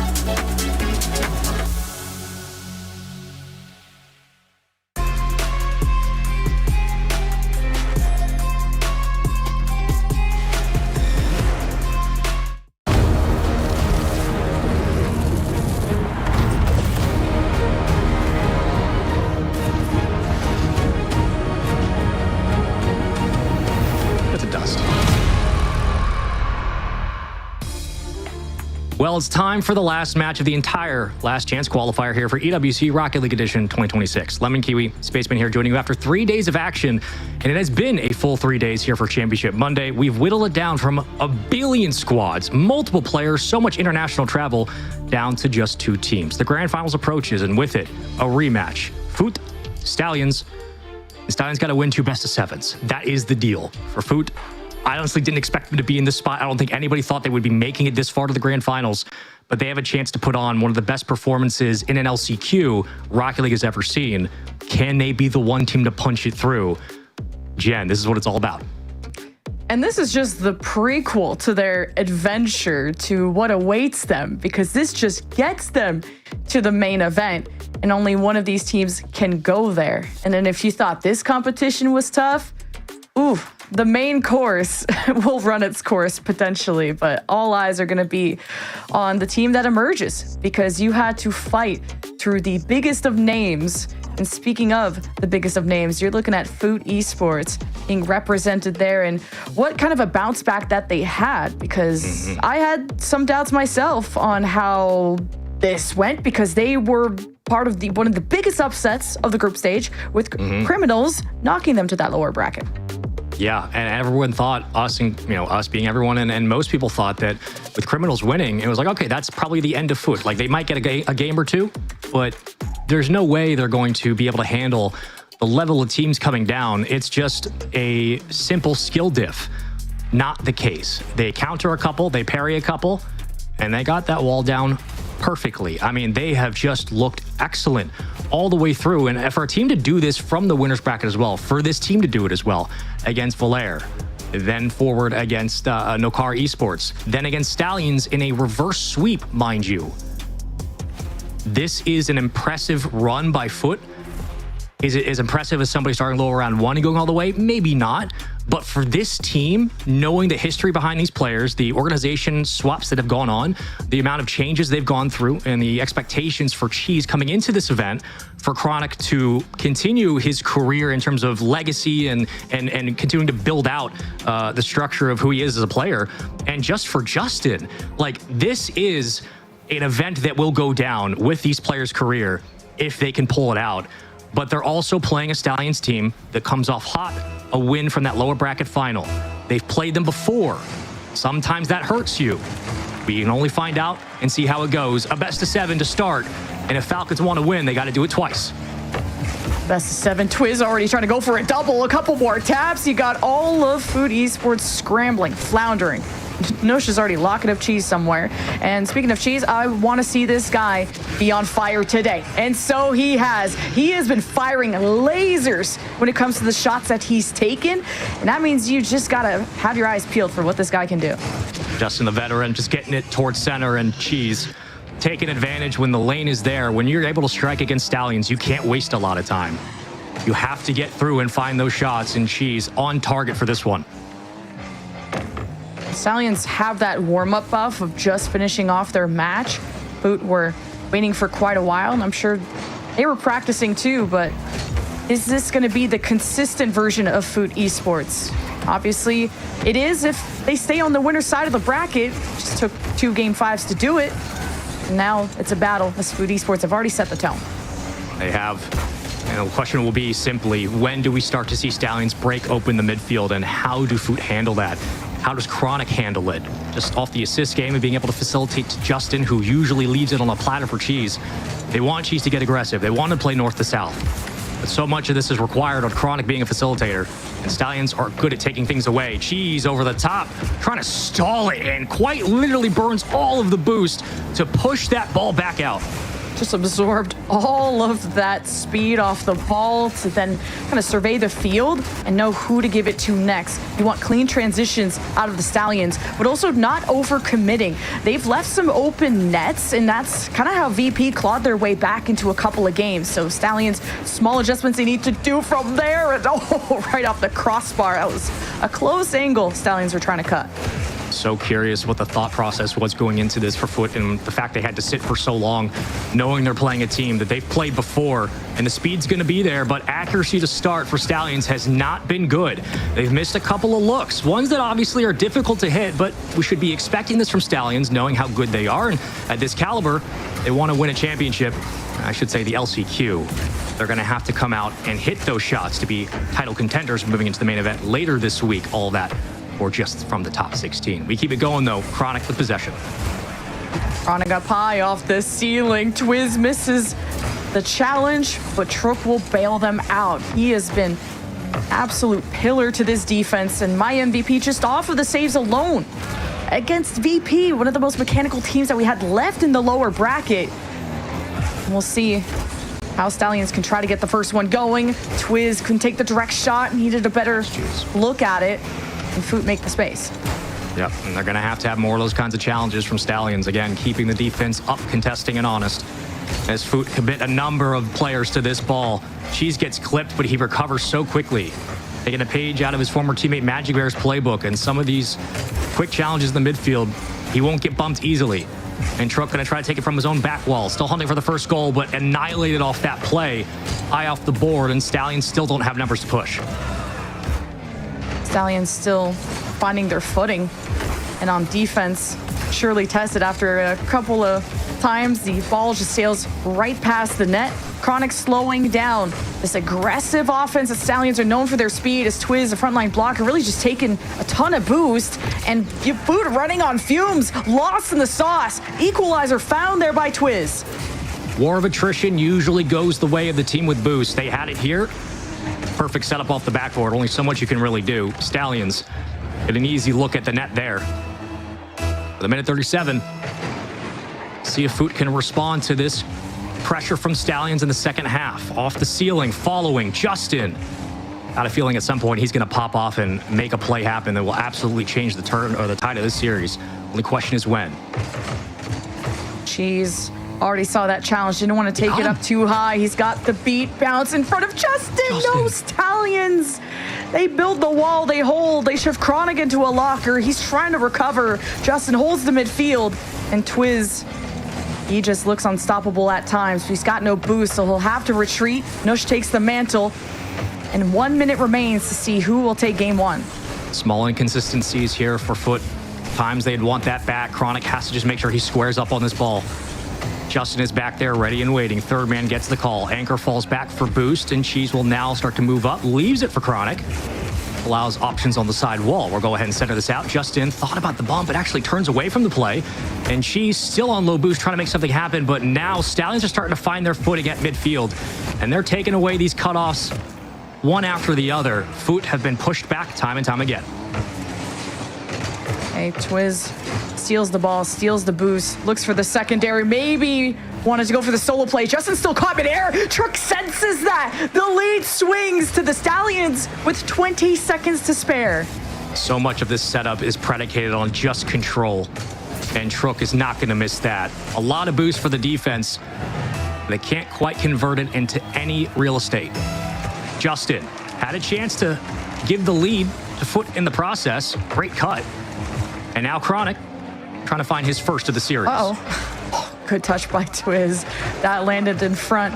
Foot were ready to respond. Justin sets them up for an offense. No, Trook away. Nush puts this to bed. Game one to the Stallions, but just by the skin of their teeth, because that was Foot that began with that first goal with an absolute missile from Cheese. Things slowed down, things quieted down, and Stallions got on their high horse. No winner's advantage for the team from the winner's bracket. On that note, this could have been a 2-1 game. Stallions leading. A couple of chances there. Credits to, Foot leading. Credit to Stallions for 1, weathering that, and then 2, having some great setups on the opposite end and starving out Cheese, Chronic, and Justin. Again, some small mistakes, but to start for this grand finals, so far both teams look solid, and you gotta wonder, as this one progresses, does Cheese become a target? Do they start to focus more and more on keeping 2 players at the midfield to keep Cheese away from that open lane? But also, if you start contesting some of his rips, all of a sudden there requires more offense or a different dimension for Foot to find success. And so far, Chronic isn't creating a lot of space. He isn't creating those opportunities. And Justin is usually third man, so you're putting pressure on his shoulders and Chronic's to have to now pick up the slack. I think if you're Stallions going into this, knowing it's a long series and a long ask for this 2 best-of-7s, if you can take out Cheese, you have a much easier time being able to survive and keep your mental about you than if you play this 3-man up. And these are 2 teams that are not very demo heavy, but they do a lot off the ball that take each other's boost, and that kind of created different pathings, a lot of chaos in that midfield that eventually Stallions, when they were able to reset Food Esports, have their backs against the wall, and they got confident to dive at every opportunity. And Trook, again, has been a standout for me. The Stallions, as a squad, take game 1 of this best-of-7, needing a reverse sweep still. But Food, they get back into this as Justin fights for possession. We'll see what we can get out of Foot in game number 2, Forbidden Temple. Always a memorable one. Right over the top is Justin. And a long road ahead for Stallions. If they win it, obviously they go back to kind of a best-of-1 situation. Just got to win 4 more.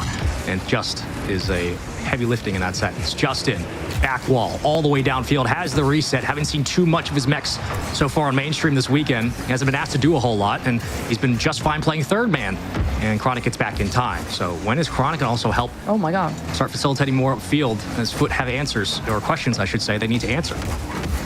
And Nush just goes flying past. Like, these guys are hungry to just challenge everything that they can while still needing a sturdy third member back, because Stallions have left a net open at times.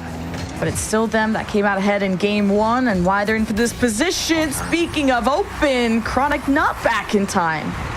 It's a missed decision by Chronic. Hesitates. If you're going to go, go. If you're not, get back to the net. He had boost in transition. Small moments, hesitations. If you give Stallions an inch, they will take a mile and they will punish. 1-0 lead. Setting the pace. You got to play flawless against this MENA team. Need all of Food Esports to find their pop-offs. Mainly Cheese has been that kind of that glimmer to me. Is okay. Justin shot on target. Cheese collecting, dribbling, reset, trying to fake it against Trook. Chronic, high ball, not towards the net like he would have wanted. The double not found. I mean, really brilliant play from Cheese. Question about maybe you should just go for the bump there. Get on off ball and go clear the net. Follow up though. Counter attack. Stallions blocked away.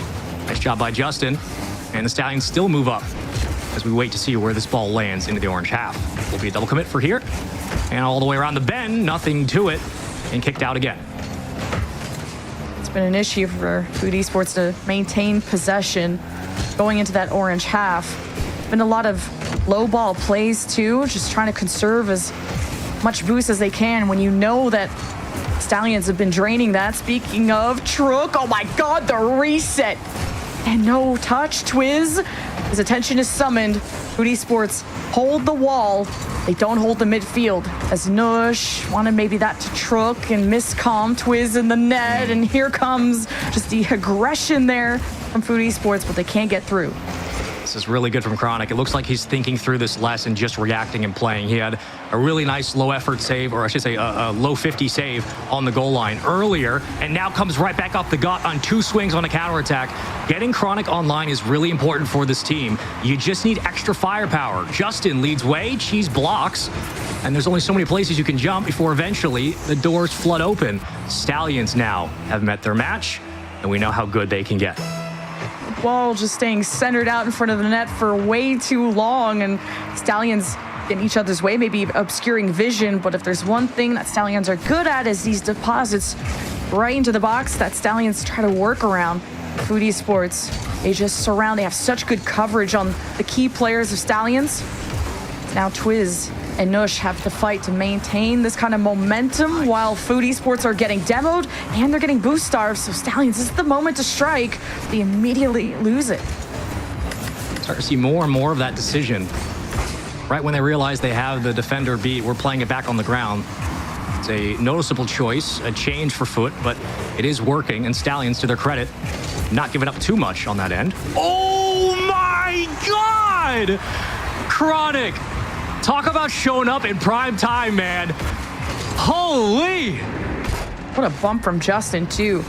You have this whole defense tangled. That's what you need to do. Physicality, don't need the demos, just need Stallions a little bit off kilter. And Justin, he doesn't need a ton of goals to his name. He just needs impact. Speaking of, Truck, oh my God, mixes up two defenders.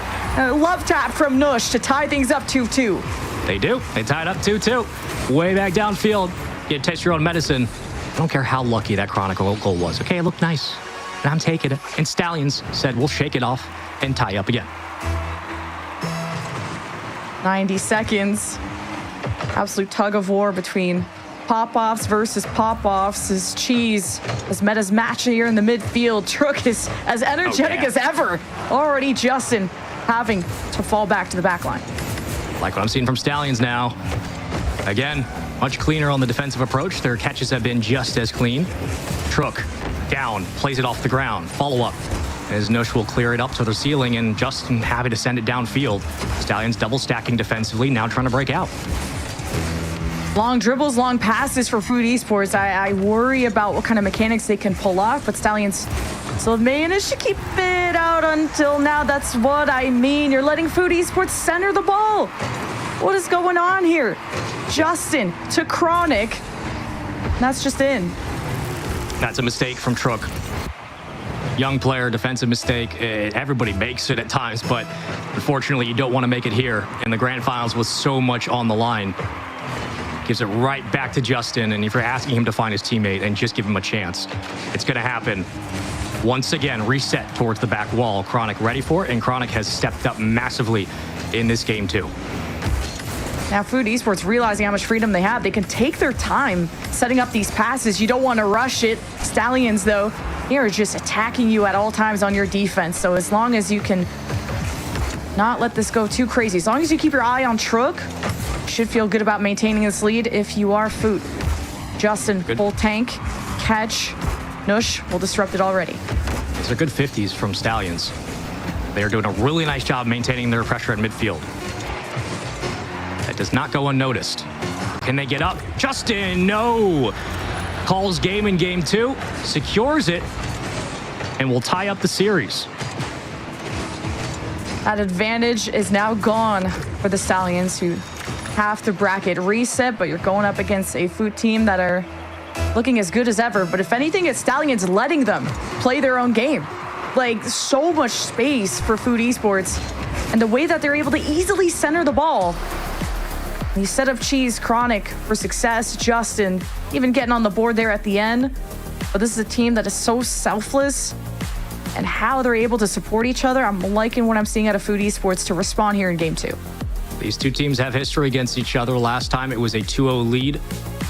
Guaranteed grand finals appearance for Stallions, and then tragedy strikes. Cheese comes online.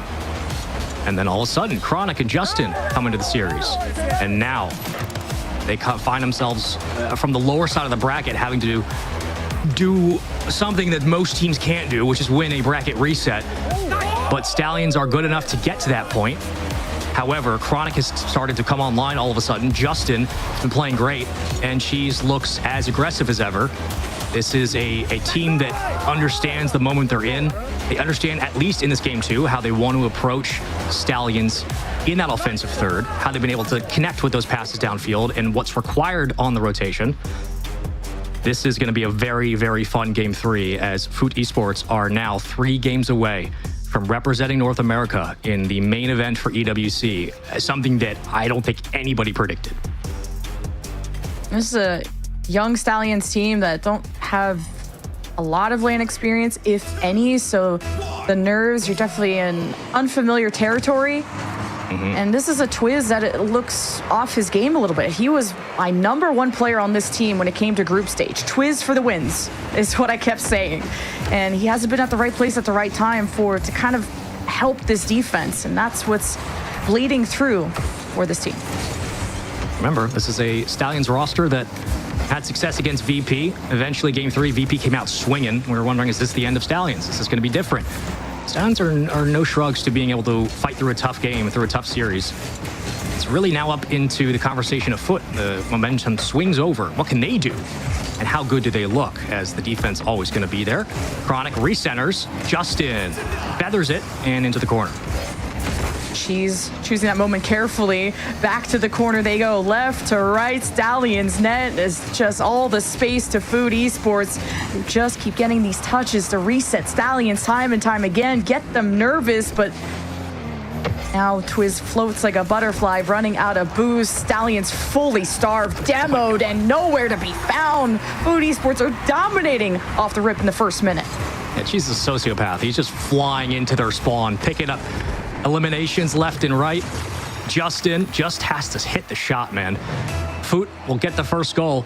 Stallions are feeling the pressure on the back line. Cheese wants to keep that up the majority of this series, but we know how good Stallions are, and when they start to feel like they get some speed upfield and they can find one another, this team can absolutely go the distance. We'll see if they can do it here with Trook.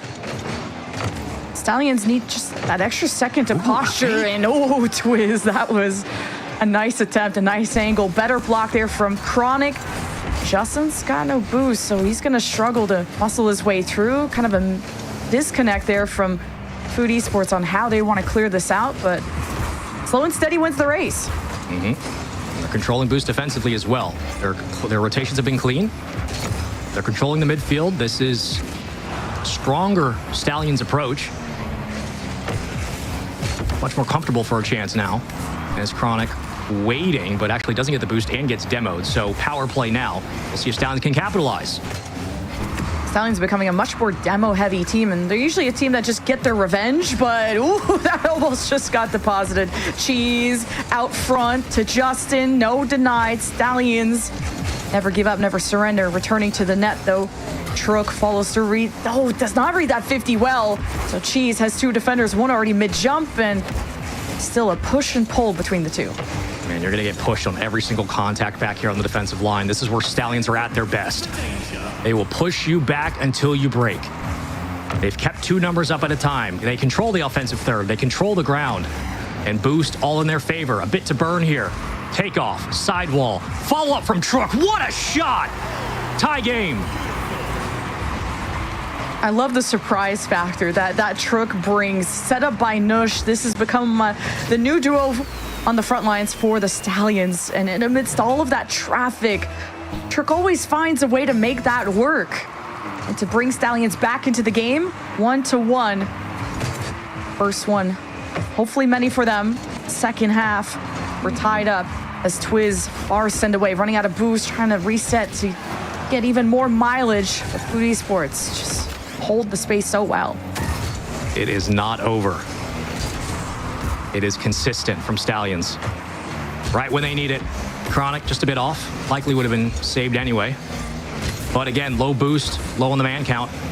As Foot have not had much to work with, but eventually they do escape. How do they now control some of the midfield game here? How do they slow this one down? They don't. Chronic has to fight through the 50, but just gets it back to the same line they started at. Here comes Justin, though. Makes it a bit high. And we'll continue the chase. Now wondering if we're going to see an overcommit here from Foot. I think Stallions want to try to take this ball high, but there's so much contest from Food Esports on the sidewalls. And speaking of no contest, Food Esports are just dribbling across. This is the shades of Game 2 that I'm worried about, that Stallions are on rotation. This gives enough seconds for Food Esports to start building a really scary looking passing play. Not scoring yet, but I'm worried. Yeah, I mean, Food are not setting up camp anywhere. Even when they get upfield, get one look, quality looks. After that, though, right back to the same situations we've had before. Where Stallions control boost, they have a couple of demos. You're asking a lot from this Foot offense. But so far, it's working.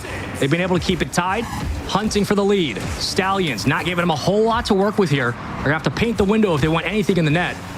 And another 50 that goes the way of Stallions. Again, that physicality, like you said, Jen, has been the difference. 30 seconds. The next goal will make a difference to go up in the series of this best of 7. Chronic turning the play on its head. Twiz. Good thing it's not centered out.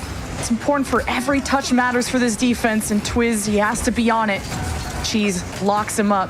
Oh, Nush needs a second touch there. Chronic wanted to dunk, and he still keeps Stallions frozen as the midfield slows. Chronic 180s Cheese in front of the net. Twiz escorts it out. OT in the cards. Twiz, truck sailing away. No, not past the goal line. It's overtime. It was on the line. That would have killed Adam Sandler. Twiz off the kickoff. Underneath, got him to bite, but Justin is there. Third man steps up in prime time. Stallions had it 98% over the line. What, 98% is not good enough.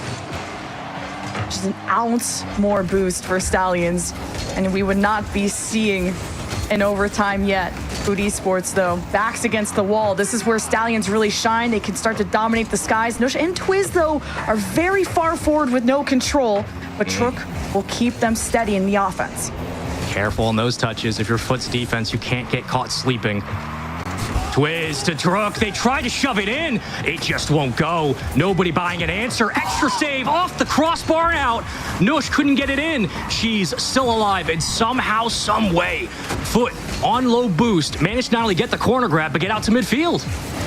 Something's got to give. Eventually, this will bleed through. How long can Foot maintain this? Because Trook and friends are back on both sides of the field. Your focus is split. Another shot tucked in, and Stallions will steal away game 3. Turning into one of the best matches we've had in the entire LCQ. What better time than the grand finals? And in fact, they do steal it away. Right down to the goal line. Only so much you can do before those doors open. And with it, back and forth we go. A chance to think over the approach. Bit of an acquiescence there at the midfield from Foot Esports as they played back into the boost game and relied heavily on those solo plays. But the demos and the bumps that began this entire salvo of shots eventually led way to Stallions pulling the page right out of the same playbook. And man, did they make it look good. They were cutting up that field so quickly. Patching up, Stallions patching up any weaknesses on their defense. And Twiz and Trook, so good together. How they just hounded that net. They just needed to overwhelm them. You weren't going to get rid of Food Esports the hard way. So then you just had to bully them through. And I mean, the goal line shot even before overtime started was insane enough. So I'm glad Stallions kind of kept themselves composed. And you're going to need to if you want to bracket reset. How many times in this tournament have we said the phrase, it was right there, or it was so close? It just felt like at some point, Stallions were going to find the goal. They were going to keep that pressure up. We know how consistent they were at dominating specifically those two midfield big boosts. They were not leaving off often. They were shoving Chronic out of the way. They were able to demo Chronic and Justin a few times. But that was pressure for Foot to have to respond and to create plays quickly so they didn't draw it out. Fortunately for them, though, we go to Coliseum, and Stallions are just 2 maps away from resetting the bracket. It's just Food Esports couldn't keep themselves afloat at the very end. Like, just note that whole overtime was defense for them. And this is what I mean. If Stallions can push you against the wall like that, there is no getting them off your back. No, not at all. Every contest matters. Every touch is worth double. Nush, center, blocked away again. A little reminiscent of the end of game 3. 2-1 series lead for Stallions. They will not go quietly as Chronic keeps it upfield. Cheese will get the call. Works underneath, but no boost here really for Cheese in the process. Chronic had to fall back in rotation and uses most of his boost to do so. So with that, the offense has to stall. Truck, man, he just comes out of nowhere. And just when you think you have a safe touch to the side, oh, look who comes knocking. Stallions. And they're not, like, over-eager, too. They've really balanced that well. They have a safe third man back. No open nets have been allowed for a while. What we just saw there on that rotation is really important. It's really important to come back to. That rotation was all about Stallions forcing Foot to take boost over ball. They wanted to play in the lane. They said, if we're going to demo you, you have to avoid us. So Cheese goes for boost. He initially gets out of rotation, comes back in. They get possession back, and then Cheese is right there to make a play on the goal line. It went from a pass to a mistake to a win for Cheese. Veteran play from the young one and potential to double up. Good win from Nush. Chronic waits, steals it away, dodges Twiz. Chronic is doing the Lord's work out there, and Food Esports, it was nice to get that momentum going, but Justin gives a lot of respect in the midfield, waits for his opportunity to cut in. Every now and then we flip these series back on its head, and it feels like, again, we're getting to that spot where Foot start to find some confidence. Stallion's still looking for that control of the midfield, and he's just straight up missing it. And everybody's starting to jump a little bit of antsy as the nerves come out. Waiting to see who gets that first look. Hard off the corner. And the defense still for Foot, not giving a whole lot on that goal line. Just trying to take as much boost as you can. You start to starve out Food Esports. That's how the overtime tilted in Stallion's favor. Trook has to stretch back. Okay, they are back for a vengeance. Another offense kicked off, still trailing by 1 goal, and it's right out front, Twiz. You gotta hit those. Not at the defender, not like that. So close, so far. Chronic came in from another server and went right upfield. Nush, down, got the shot. Tie game again. It's a hard one to read with how fast this whole rundown was going. First, I don't even know if Nush made contact, and then it just drops, ends up being a fake to Trook, and that's really tough for Foot to read in the heat of the moment. We have ourselves a tie game into the second half. And will it be match point looming here for the Stallions? They have to play perfect against this Foot Esports team. The only benefit you get as a winner's side from the winner's bracket, if you are Foot, is that you can concede a best of 7. That's the only advantage. And at this spot, with how back and forth these games have been, if you're jockeying for who has the advantage, so far Stallions have been able to adapt quicker. Foot trying now to get a control over the ball. Trook underneath as Chronic will circle into the corner, but the defense for Stallions will take their time. Twiz with the long send away. Good presence vertically too from Food Esports. You're not able to just air dribble across the way that Food Esports did in game 3, but cutting the angle. Chronic had his chance. Another attempt here from Justin, depending on, not going to use the sidewall, just finds the gap between the Stallions, but still possession. Food Esports struggling to have, at least solidly, as Justin and Cheese sense their moments to keep testing this defense. Cheese getting in everyone's way off the crossbar, lands in front, and Justin won't miss those. No, he won't. The veteran steps up in a big moment. Chronic, great flick, avoids the crashing defender, and Justin, right place, right time. Nice shot all the way around. 2-1. Can Foot hold the lead? Can they force it to a 2-2?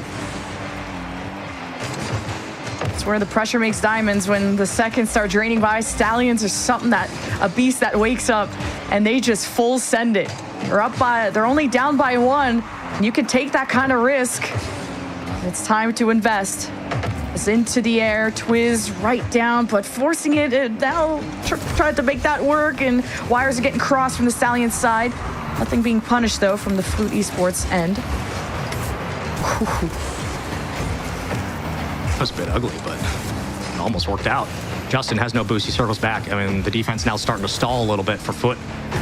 Cheese way downfield into the sidewall, has to cut it off. This actually might work out for Stallions if they can wrap this around. They do.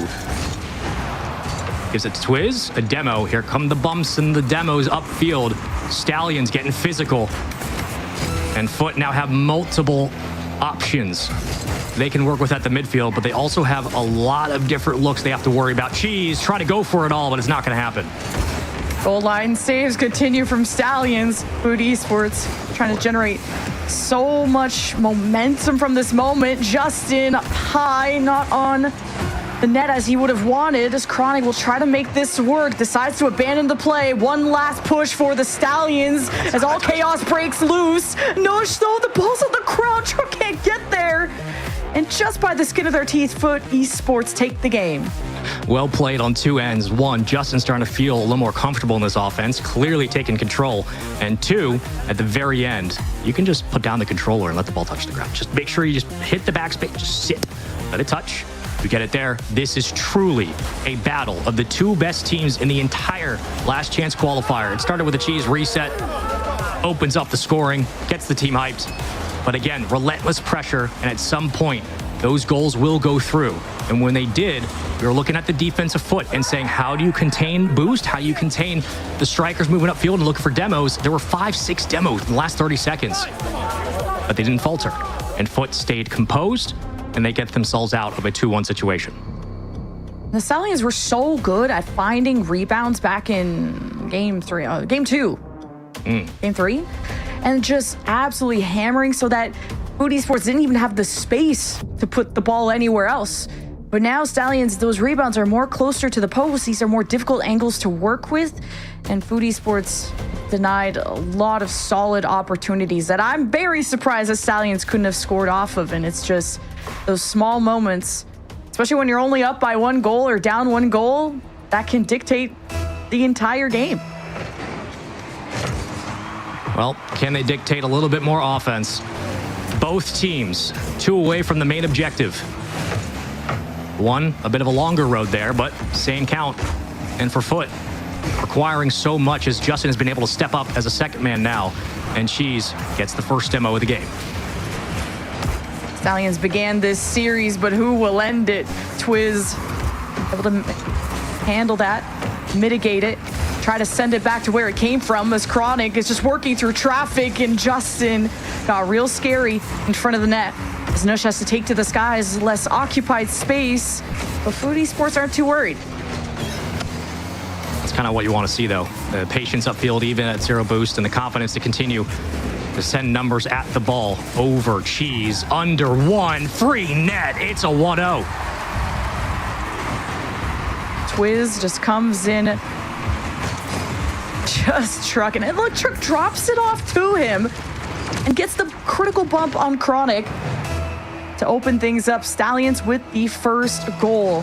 When they get going, you need more midfield presence from Foot Esports. You can't let them scale up like that. There is just no stopping Stallions when they get aggressive like that. Twiz up first, getting the beat on 2 defenders, but it goes awry, and back to square one. There's blood also in the water as Foot Esports double demo.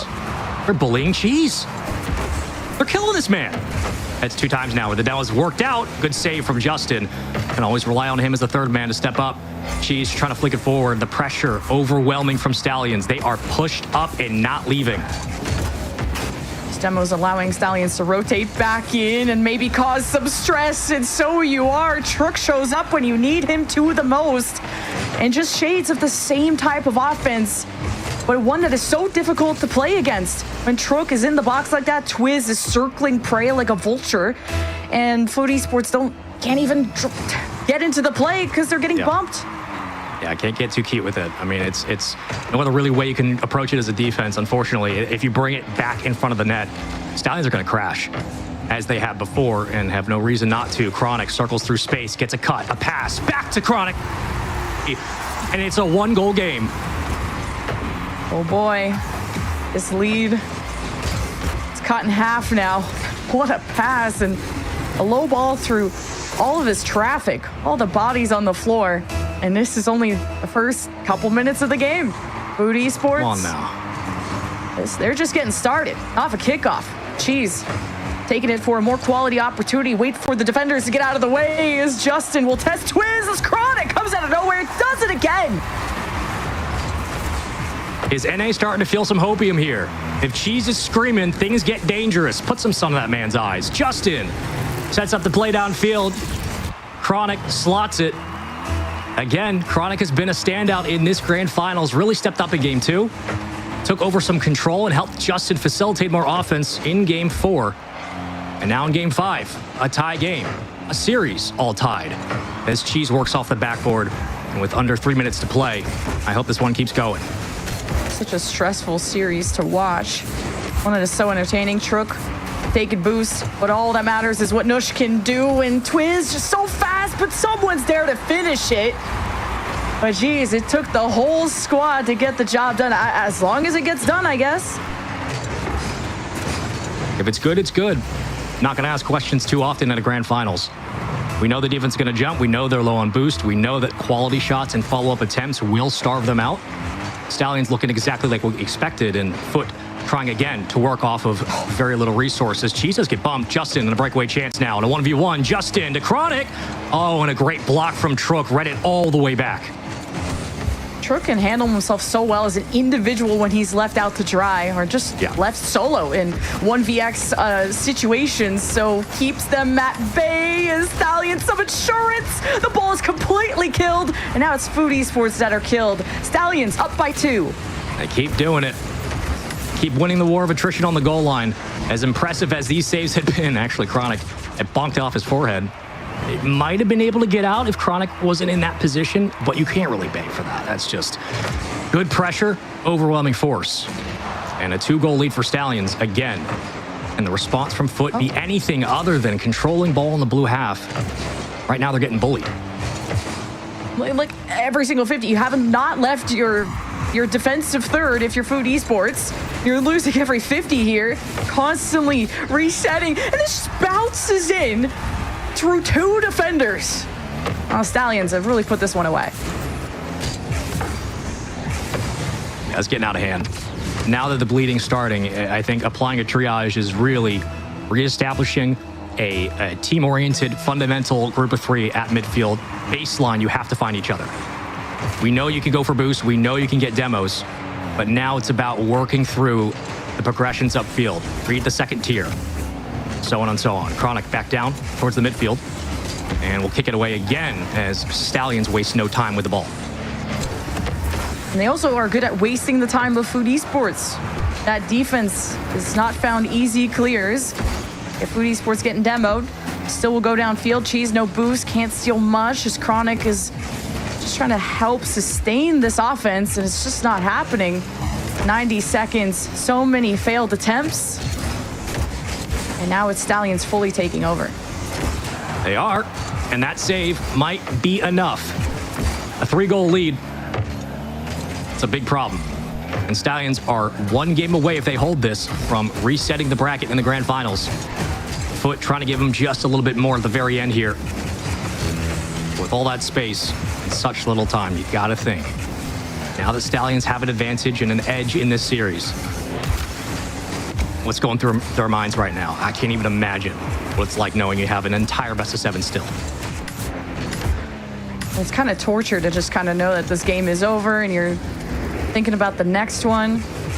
But what isn't too bad is you got the buffer of Food Esports coming through that upper bracket. So it's more, the ball isn't more in Stallions' court on how are they going to overcome this and how are Stallions going to get their revenge, because they got figured out by Food Esports because Stallions were the ones that got reverse swept, and makes it really fun for us to watch, but tough for Stallions to over. Yeah. It's true. Look, this one ain't over, and we've seen that Foot come back from a deficit down 0-2 before. They sent Stallions to the lower bracket to begin with. Can Foot find an answer going into Game 6?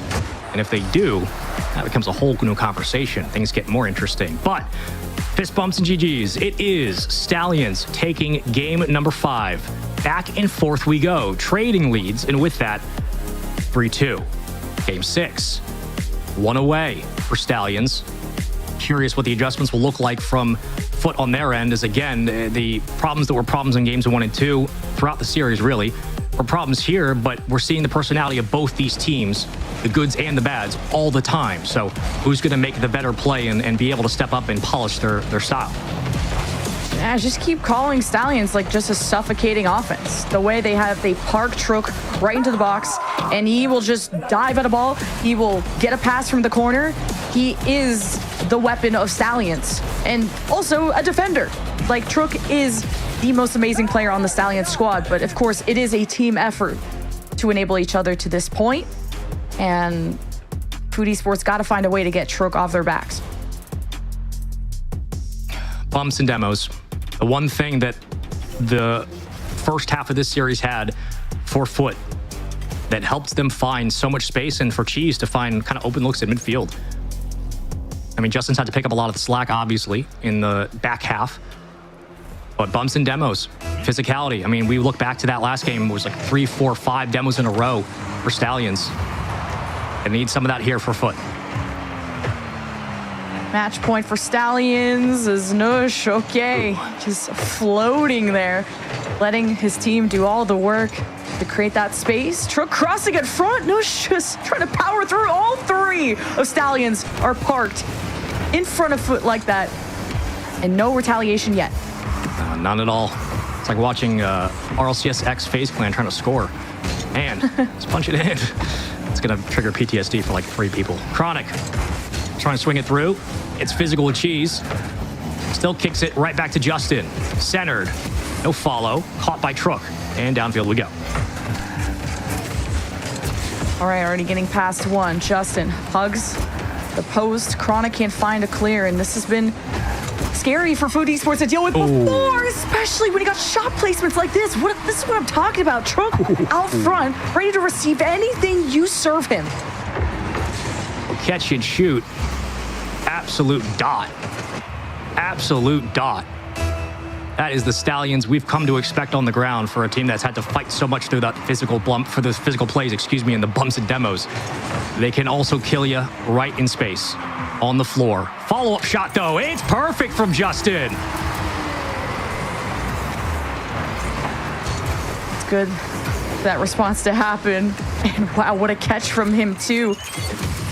He's usually the one that kind of holds this team together and is setting everyone else up for success, but he was served up the perfect opportunity, and just like that, you cannot hold on to a lead against this Foot Esports squad. Now Chronic out of position, Twiz taking his time, approaching this 50 against Cheese, completely stifled. Now Justin in the equation, hoping to subtract some defenders. Chronic involved too. Justin causing chaos, but no possession for Foot Esports. Nice job by Chronic. It was a little awkward trying to shove that ball forward. Was questionable in case it was going to get challenged and 50'd. He went for the boost, though, and gave it to Justin. I'm knocking out the park, no question. That is another great setup from Chronic. Cheese, the 50. Justin in space. A little Kyle Korver. Look at him go. Wow. Just out front, punching out Stallions back to back. Justin plays. He's feeling himself. Keep feeding the beast. As Cheese resets Stallions, Chronic gonna test just how awkward they look. Twiz and Trook will combine. They make their way out. Cheese has to get a jump, gets a hand up, and Justin wants to transition this seamlessly. Man, they want this 7. They want game 7. They can feel it. They're so close. Stallions have been pushed back. They've been challenged. They've been asked to do so much more now that the demos are coming out. Justin's been great from every range today. A sniper on the back line. And with Chronic finding those second efforts upfield, Foot still have a chance in this series. 1 demo.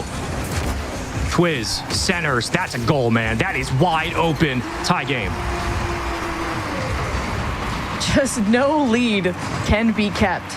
Stallions never give up, never surrender. None other than Trook and Twiz. Honestly, call them Triz at this point. Like, they just are peanut butter and jelly on the front lines for this offense. And when they get going, there is no stopping them. Twiz, though, misses that collision. Trook just trying to slow down Cheese. Nush turning it all on its head as Justin will beat him to the punch. It's not easy for Stallions. Not able to center this one out either. Right now, the impetus on Justin is to settle this squad. Defensively, they've been a little bit shaky in the last 2 swings. His job is to get them back on track. Keep everybody level and focus on what's worked. For Stallions, the more they give you, the more you take. Great job at the midfield so far. Nice recovery to get back in this game. The pass is already there. He's ready for it. He has a push all the way downfield, and we'll play into the blue half with this now as Cheese avoids a demo and gets all the way out with it as well. Trook, Nush covering their bases. As Foot have to take up high. Cheese maybe a second off, and Stallions read it like a book. Clear downfield. Trook against Justin. A high ball that can float in front of the net, but Chronic gets there before Nush. We're back to an even game and dangerous ball that Food Esports is still trying to work off of. Boost is the call here, but Justin has the ball.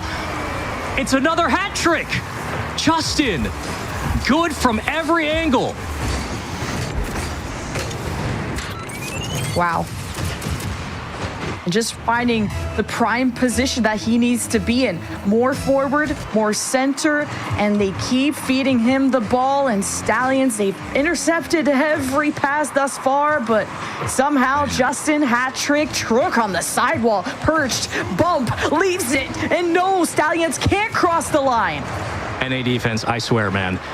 It always gives you a heart attack. Twiz, backboard, almost made it work. Follow-up shot, that's a slot, but saved away again.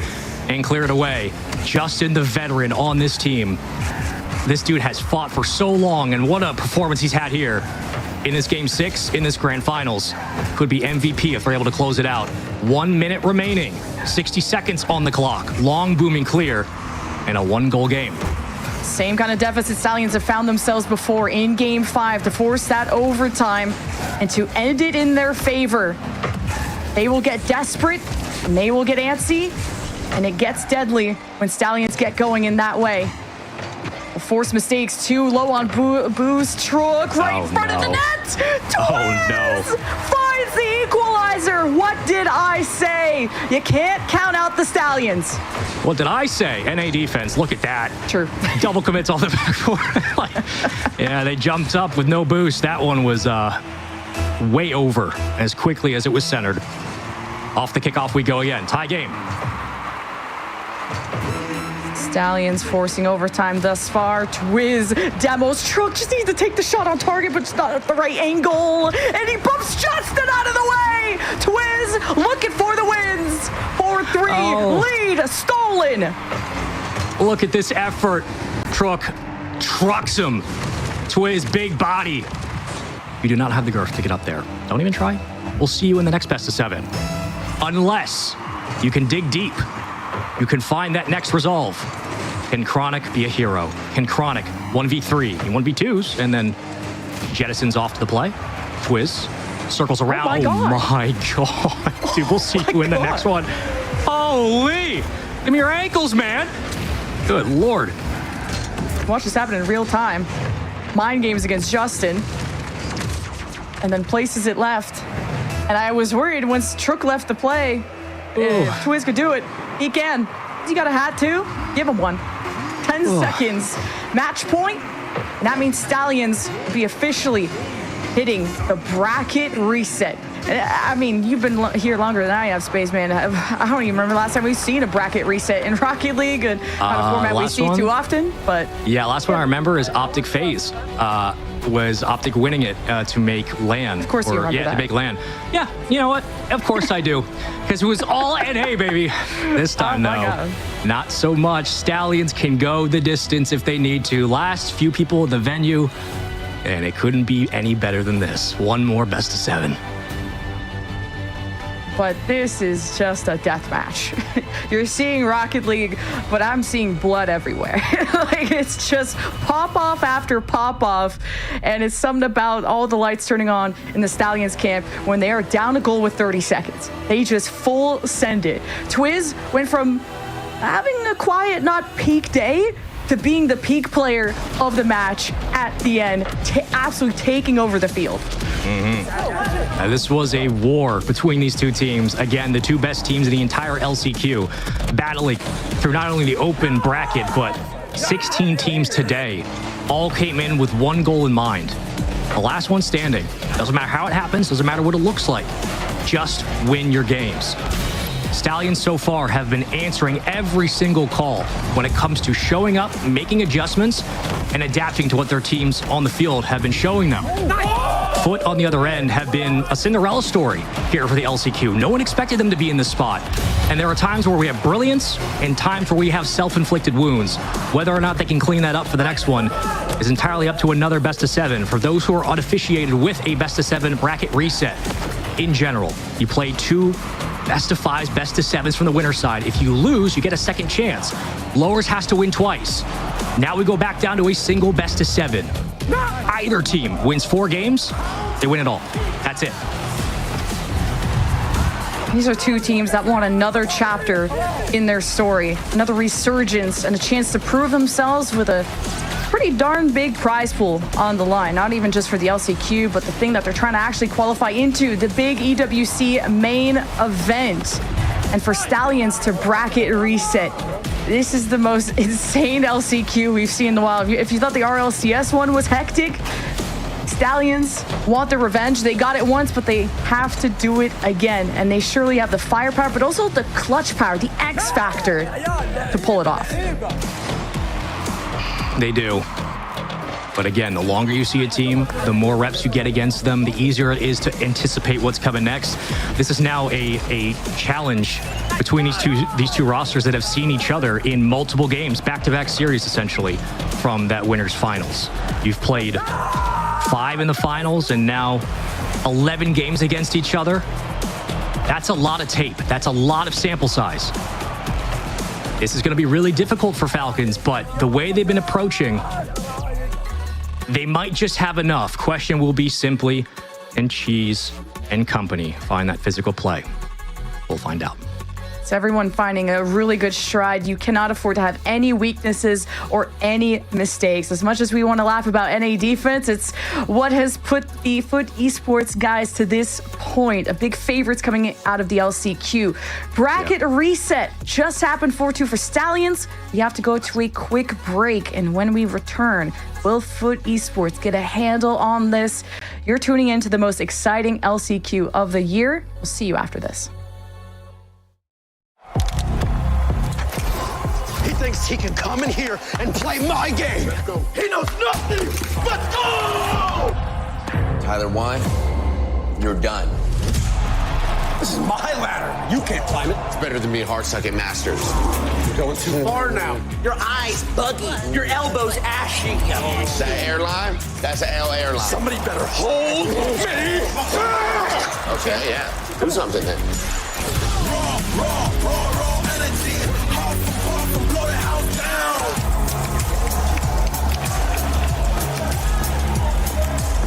You look nervous. You look short. Everything's good? Fight.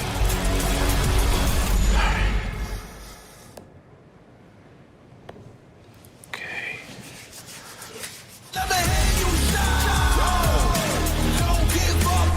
Do you really need the wraps? Yeah, that feels like overkill to me.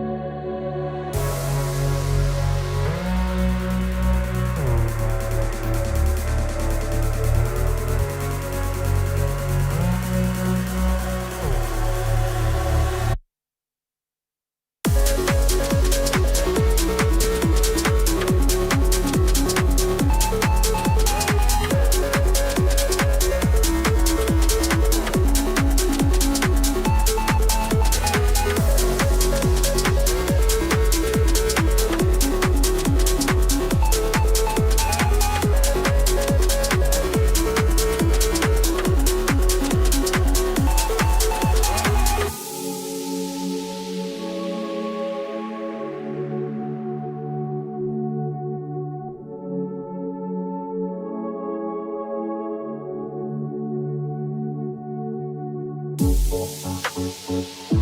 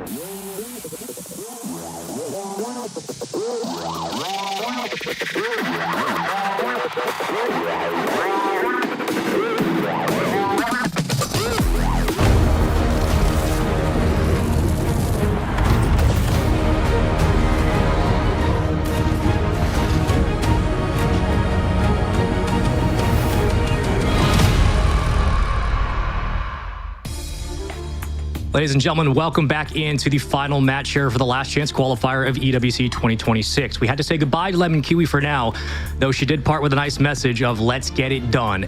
We got one more match to go, folks. Stallions, FUT, and you know the deal. Best of 7, that's it. First of 4 games is all that matters from here on out. And this is a bracket that required a marathon for teams. Some of the most Rocket League we've ever seen over the entire course of the last 3 days has been played in this venue. And now it is time to crown a champion. Stallions come from the lower bracket, really had to fight through a couple of tough matches. They did drop earlier in the winners finals this time, though, trying to get revenge in a rematch against Foot Esports, who had their number in a reverse sweep earlier. And now it's time for the next one. This was a full series that went to 6 originally.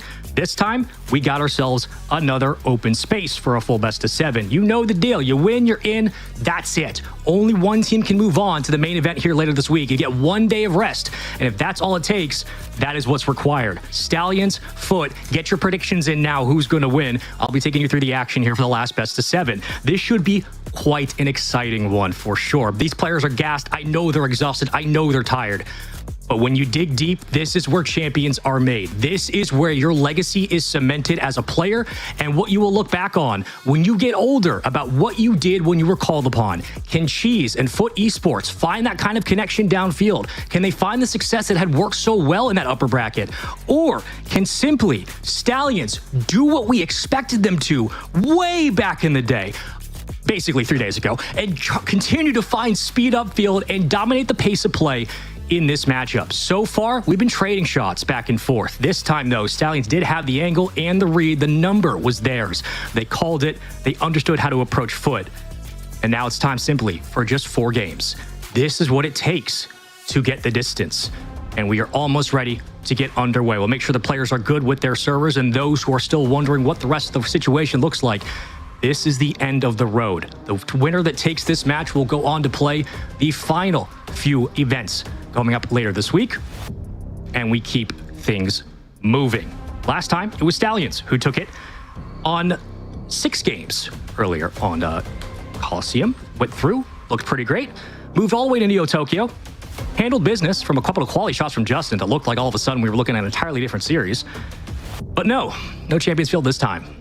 Foot Esports, curious what they were saying to each other off the break, wondering what Justin's been able to say to this young group and how confident she's going to feel coming in, knowing they have to create pressure. They have to create space on the other side. Stallions are no shoves. Stallions have fought through a tough gauntlet on their own. They went through Lantique, then BS Plus competition, then GK, upper bracket final, got reverse swept, dropped down, beat Virtus Pro, one of the steadiest teams you're going to find in the entire lower bracket. Now, 4 games away. This is it. It's going to be a fun one. Hopefully, it's a good one. Let's get into it. Map number 1. Second best of 7. Grand finals. 1 and done. Stallions and Foot on your screens. And last time, it went all 6. This time, we'll see if Cheese can find similar success off the start as he had. Originally was right up the gut with that powerful shot. This time, controlling the pace of play. The name of the game for Stallions. Racing downfield at the corner, picked up by Chronic. He'll again try to get through the midfield line. We'll do so with a second effort up to Cheese. Tries to stall, then off target. Can Chronic put it away? No. And for Stallions, okay, a couple of opening shots and warning shots at that, as they'll kick it back out into the neutral zone. Justin will pick it up happily as Cheese is upfield, waiting for that full boost. Chronic gets the call. Justin skirts out for second and plays behind the back line, but chipped away, and Stallions will not have the cleanest approach on the counterattack here as they have to corral this ball back in possession. Into the center box we go. Offensive third, 1 by Foot. Back upfield, Chronic trying to get a touch. Not going to happen. Centered. Centered was a loose term there. Nush downfield. It's 1 bump to help out, but again, these 2 teams have been playing each other back and forth this entire tournament. They have gone to 11 games with each other. They know what they bring to the table. They know how it's going to look. Foot know the speed that Stallions are bringing, and Stallions know the physicality that Foot want to apply. So far, neither team finding success off the opening rip. This one continues as Truck will go ahead and kick it downfield. We'll pick it up here. Justin sends it into free space, takes some boost for his efforts. It was a standout in that game 6, was able to find a hat trick, who really felt like we were going 7. A prime Justin was returning, but the speed was too quick for Stallions, and the NA defense was too NA. if you catch the drift. It just kept going, and we will as well. Chronic picking up the midfield, circling, hunting, flicking, got it. Oh yeah, he got that all day, every day. Chronic finds the first goal. This one was set up by a double commit from Cheese. He just kind of blocks the lane and just creates some pressure, right? That's all it's needed. Chronic stepped up back half of that first series, excuse me. Started to help out with Justin. Became a primary option for this offense. And Justin, who has led the charge in the IGL and as a captain, done a really nice job being able to get Chronic back in the offense as this entire series has progressed. It has been a long one for these two teams. We know what's coming ahead. We know it's going to be back and forth. But once that first opportunity strikes, who will get the call next? Back into the hands of Chronic. Bring it down to the ground. Tune boost, still trying to circle around. Got some space, but not a whole lot of angles here. Veered away and easily read by Stallions as they will take their time, and Justin will try to do the same. Quickly kicked down the other side of the field. Foot race to the ball, Cheese will get it. Sends it right back. Nice job by Cheese. And curious what Carlos will bring to this grand finals. One of the biggest spots he's ever been in. Inside the box, tries to thread it. Diving save, follow-up shot. Not good enough. The Stallions have seen that before. Can't do it again. Twiz fighting through that traffic. Picked up by Chronic in round one. No. Cut down towards the net. Justin should be able to clear it, and he will, but it's a sharp touch with that, and Stallions will keep their pressure up. And get one out to rotate. Trook back to full tank, and have no problem bringing this in. Keep it on the ground. I like this idea from Stallions. That, again, they're trying to pull that corner wide open to the left. They're able to punch it through. They do get a good look on a handoff, but the defense from Foot not giving him much. And Cheese will, again, skirt around. Another good look here, and Cheese with the double. Come on. Big-time plays from the player with the most questions, wondering what he would bring to the lane environment, were the shakes and nerves out. That double, that's a hell of a start. Stallions now asked to answer questions. Can they simply control the pace and start demoing Cheese, which is really what allowed them to win that last series? Physicality was out of this world. The mid-game adjustments were just as clean. Another big win by Justin at the midfield. He's stepped up in that second spot as well and been so good at being able to clear out 450s, but Stallions are dangerous. Here goes Nush. Covering, doing a nice job, leaves it on the fake. And right under, an easy read for Justin. The offense stays up for Stallions on low boost, though. Gonna circle back, the pass in the box, and the slot. Nush is excellent. Been so good this weekend. Continues that same assault here. Red hot in the grand finals. And that is an infield pass that Stallions will be going for time and time again. As Foot Esports have now met their match, it will be back and forth affair. It will be one of those series. Hopefully not one of all time, but certainly one that's good. Cheese all the way around the back wall. Picks it up, and we'll see how far Foot can go with this one before it's intercepted quickly. Stallions just down by one. Been able to apply pressure before, and we've seen it usually when it comes through that sidewall. Times just boost management has been the name of the game. As Twiz will try to kick it up to Nash. And off that backboard, we go again. The defense now starting to get a little awkward here for Foot. Slow on boost and slow through the corner. Justin did all he could. She's kind of waiting for this play to develop. Upfield, flick by Justin, way too easily read. And with no boost there in Cheese, he can't get a demo. So there's really nowhere to go with it. Way downfield again. This is where Stallions get in their pocket. They get in a rhythm, and they can just start scoring at will. The defense from Foot does keep them alive. Full tank. Trook. Around. Chronic to beat. Got him. Cheese. Next one up on deck is Nush. All the way through. Nice. Nice. Couple of centers. Couple of good passes. So far, so good. Still hunting for their second and the equalizer as the demo comes through. Power play for the moment for Foot. Following shot in a challenge as Stallions will once again try to work through this midfield game. Threatening shot. Diving clear. Tried to redirect it. Didn't happen. Truck takes it away. Chronic gets bumped. Follow-up shot. Justin patient, has no boost, overcommits. Pinching it, and it doesn't go in. Truck now going to stabilize. The Stallions keep their offense up. They know what they have to do. They've been here before. Down by one with 10 seconds to go. First team to 4, and that one is wide open. It's an open net and a perfect look. Twiz had it all the way down to the ground, and this was a read that Stallions have been making all series. When they've gotten the defensive Foot to jump, and they've kept them low. You guys do the math. Look at what happened. They won in 6. They tie us up at 7. Relax, we're not doing that. 5 seconds to go. Chronic, trying to get it to Justin. We'll see what the captain can do. Fakes, touches, overtime, of course. Game 1, overtime. What else do you freaks want? It's always been like that this weekend. Cheese. Been a bit quiet in this game one. Gives it right back. Careful. Bumps on the goal line. We know how dangerous that can be for this foot defense. They were struggling to deal with it over on Neo Tokyo. This time, however, playing up towards the ceiling and double committing. Careful as Chronic escapes downfield and tries to extend the play. 18 seconds through our overtime as we go as long as we need to. 2-2 game. Game one of the second best of 7. Smoke screen just misses off the post. Kicked away by Chronic. Stallions will have to try again. Off the ground. And chipped again. But right place, right time. Fortune favors the bold, I guess, for Stallions. They've always been in a position to be able to kick it back into the blue half. Downfield, wondering when Foot are going to not only try to hold possession, but if it just goes away to throwing the ball away and playing for boost, it can only give you so much. It can only keep you in the game so long. Still fighting for a look upfield. Chronic now in chase. Twiz will send it right back and try to control this left side. As the wall was open and the defense was there ready for it, and she's going to try to make it upfield to meet the ball. Down possession, kicked away. Justin's going to take it. Back to rotation we go. Cheese picks up third. Chronic now 2. Justin number 1. Pass. No, not the touch. I think just a bit off for Justin. Slow roller to the net. But now the first real look in overtime for Foot Esports for them to stay upfield and start doing something weird. Start park the bus. Somewhere like that. Chronic redirects it, and it will be saved. Too easy to read. Those are the ones that Stallions have to be anticipating, and certainly they are, as they work underneath. Over the top, though. Double available. Cleared off the backboard. Chronic will get out in time as the defense crashes. Good save from Cheese, again, to keep it out. Minute 43 and counting as we continue on. Cheese, ceiling, tapping it. Pass in the front of the box. Downfield. Trook was there. He actually got boost. Almost had a chance to turn the ball. And still will try to juggle this one all the way down as Chronic will stall. And with that, back to a simple war of attrition. The pass to Cheese. The shot from Cheese. Oh, he got it. Cheese is slotting it. It's game one. It's Foot. The dogs are out. You know what I'm saying? And that's what we expect from these two teams. Stallions going to give you everything they got.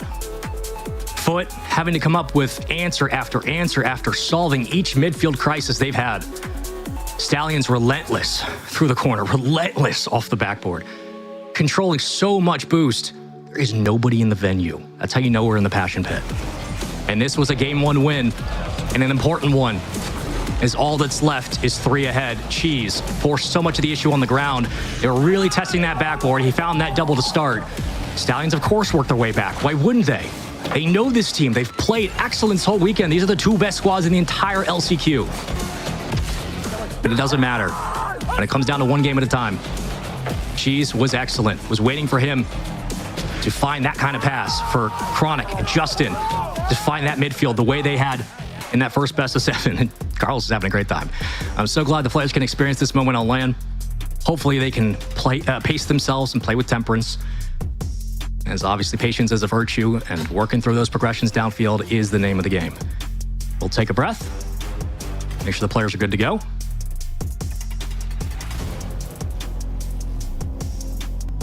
All fist bumps means we're all good. Let's get it going into Forbidden Temple. We talked about it back in series before, and we look certainly back to the reverse sweep we had in the winners finals between these two teams, and of course back to our last series in the grand finals here, the first best of 7, where it was quite literally trading games back and forth, and expect nothing less. Expect absolute perfection from Stallions in game 2. They've been finding it all weekend as Trook catches it perfectly, and accuracy to a T. Twiz slots it. Stallions respond very quickly in kind, wasting no time, no expense. Off the kickoff we go. She's going to go for it first, and with it, follow-up chance here from Justin, given right back up to the top. Stallions have a chance here, and they have a second goal. It's way too quick, way too fast. They'll get a jump on you, as they do here. A nice touch there from Nush to get a hand on the ball and playing it off the bounce on the ground. Twiz picks the spot. Veteran plays from the young ones. It's going to take a marathon, man. Both these teams so deserving of the spot, but only one team can get through. Which players will step up? It was Justin in the first series. This time it's been Nush. Box open. Follow-up chance from Trook. Can't get a hand on the ball. Justin is there for the pass, though. Justin tries to circle around. Can't put it through. Downfield, Nush looking for boost. Over 1, though. The defense does start to swing into the corner with this as Chronic and Justin will work together. Keeping the backboard open. That's a great pass, though, and that's a better save. Nice job from Chronic. He stepped up massively in this last best of 7. Been able to find a couple of crucial moments to keep this team involved. As Cheese will try to escape downfield with possession. Last thing you want if your fruit is to be going down 3-0 in this game. It's a demoralizing score when you're already playing off the back foot. Twiz overextending. Trook following. A couple of demos. Big bumps. But nobody finding the back of the net. Until now, no. Here comes Twiz. Right up the gut, easily read. Follow-up shot. Patient. Everybody's missing. We're leaving it open. And a breakaway chance now on the counterattack. Justin's going to pick it up, but nobody else is around. Again, the defense still wants to pull back. Chronic was looking for booze. Cheese was just making sure that the midfield was clear. And a valiant effort from Nush gives it right back to the boys in blue. Chronic going to extend as much as he can. Down, picked up, and a beautiful little touch there to get Justin involved in the play. As Twiz says, you can go ahead and take that if you want. I mean, I guess it's not really advancing much, but Chronic crashes into the net, and a redirect downfield leaves way to Cheese, having to stall in a 1v1. Open opportunities here where both teams have had looks. Most of the time, though, it's been Stallions who have been capitalizing. Here on Forbidden Temple, and again, but putting the pressure, bully ball on the goal line, still finding more ways to get involved. His foot will try to break out once again. 3 minutes on the clock, but still no goal. Long way downfield, redirect by Cheese, gets the defense to be honest a bit. And all the way through, not enough power. It was the right idea. Execution, just not quite there. Sometimes it works, sometimes it doesn't. They've tried a variety of different looks at the net. Credit to Stallions, their defense has been immaculate. I know players could say that Mina just full sends it, and they do. But they also have to play good defense in order to full send, because it doesn't quite work without the other. Cheese, shot, good. Oh yeah, slots it perfectly. Gets us back within 1. And now that we're back within 1, how does the offense open up? What do we get from Stallions? And when does Twiz start to find his presence downfield? If you're just joining us, welcome into the grand final, second best of 7. First time, it was Stallions. They're making it look good too in game 2. Twiz extending off the backboard. And Stallions will be more than happy to commit numbers to this. Should they choose, they will. Trying to clear this away, but actually gives it right back, and Cheese, patient. Still gives Stallions a chance. They're not leaving off the play. You've got to expect the commit almost on every single touch. Oh my, what a save. Didn't expect that one to filter in the way it did. Credit to the defense for foot. Keeping them alive. We'll see you later. Justin avoids the demo. Dude, it's a PG stream, relax. Downfield, Chronic. Trying to get a handle on it, not gonna happen. Way down into the center of the box, tried to slot it, isn't there. Foot trying to break out now. Stallions maintain pressure here. That's a really awkward save. Somehow Chronic got it around. Not sure how he did that, but Stallions are not leaving off, still trying to slot it to the lower left corner. And Foot got nowhere to go, man. They've been stuck, turtled back consistently. So many times you think that we're having an angle downfield. Chronic redirect has a bullet towards the net. Get down, Mr. President. It's alive. Pass, Chronic. Oh, they had the look. Those are the angles they need. That was the opening. Stallions not giving them much. And right back in the neutral zone, picked up. Justin on the wing. Gonna meet it. Back on the play. Tough, too wide. And it feels like every time we start to see Foot get established upfield, again, it's Stallions pulling back. He's sitting low on the crossbar, on the pass. Easily read. Back to trading shots, vying for a chance at midfield. Both these teams fighting for that title to get to the main event. $1 million and more on the line. Long clear. Fake Psycho almost sends it in. Chronic couldn't finish the play. Justin gonna try with a double. You're not Talk, but you're still Justin. Cheese can't punch it in. Chronic, so close. Trying again, swinging through once more. Justin connecting. Oh, Justin, it looked good. Not enough power. And here comes Foot, the first real chance they've had for a while. This is the counterattack they have been fighting off the back end for. And it's cleared away again. Stallions individually so clean on their touches. Every time you think Stallions are being pushed back and they're going to break, they don't. They just bend. Bumped. Close. It's up. It's alive.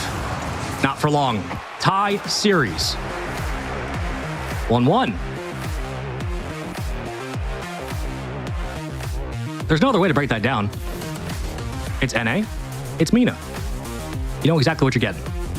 You know this is going to come down to the wire. I don't even have to sell it to you. Of course, this one's going to be going 6 or 7. We wouldn't want it any other way. Me. I'm speaking French. It's been good so far. Not as much physicality from the foot offense as we expected, but placement is the name of the game. And for Stallions, they had no problem on Forbidden Temple at all this weekend. Just so many opportunities left right there in the front of the box for this foot offense. One must ask the question, when do the changes come in? Doesn't actually have to ask the question. You guys could just hang out, have a good time, drop some subs to all the watch parties happening around the stream. For the likes of Squishy and Fear, Alpha Cat, Reddles. Trying to see if anybody else is currently online. I think Jordy's is online as well. Go give him some love. Shout out to all of the individuals responsible for promoting this event who have gotten people towards this point to put on Rocket League at this international competition and allow for these players to show what they have at the biggest stage, to do so in this type of environment, and for these players bringing us some high quality Rocket League. That's all we could ask for. As Twiz opens up the opening salvo. A couple of quick shots early, and Stallions again continuing the pace that they had in the end of game 2 as Twiz will go over the top with it. And Nush will let it glide by to the midfield. Picked up for now as Hook kicks it back into the blue box, and Cheese working around through traffic. Does a nice job cutting up the defense, but doesn't really get upfield with it. Again, a lot of real estate here for Stallions. Oh, stop. Well, that's a good center. You are not Zen. 428. Chronic upfield, has some space, needs a bump, needs some help. Chronic just trying to double it. Backboard was open, but nobody else biting. Every time you get close, there is a bump as soon as transition begins, man. Foot are definitely applying the pressure. Stallions starting to feel it as well. And they'll whiff on a couple of looks. There goes Chronic. No follow-up yet from Foot Esports as they still wait for their opportunity on the ground. Always seems like this is just 1 or 2 inches away from making the difference. Ain't that the truth? Stallions downfield. Foot trying to get their hand on the ball. Excuse me. Ooh. Here comes Cheese. And a 1v1. Twiz got him, bait him. Oh, so close. Always felt like things were just about to cross the finish line. And that's a booming clear down to the back wall. Easily read by Stallions, taken away by Chronic. On low boost, sends it out to Cheese. Justin gonna get the call now, try to stall. Every time you think, don't. Chronic. Nope. Taken away. Back to Boom Ball. Sometimes in these moments when these two teams get stuck like this, you're looking for the mechanics to step up. When team play breaks down, mechanics tend to step up. Vice versa. It goes both ways. And a player like Chronic can have a huge impact in this series, in this game. 2 minutes burned here in game number 3. We've traded games in this best of 7. Right back to where we started, though. As if nothing ever happened. We hit the Men in Black Neuralizer. Go ahead and take a look at this for me. We are back to a tie game. We'll try to create some pressure now. Wedge the issue into the corner. They do at least keep some boost here, which is good for Stallions. And Justin will take it from the ceiling. Cheese has boost in the corner. Resources here. Available. Can't sneak it in. Long clear downfield. Stallions do get it out. Cheese only stops it at the midfield line. And Trook has a double waiting for him. But no opening as of now. Cheese with a great touch actually on the pass. Gets it to Chronic in extension. They will send this one downfield. And it quickly stalls right back to the offensive Stallions. This has been as back and forth as I think you can get.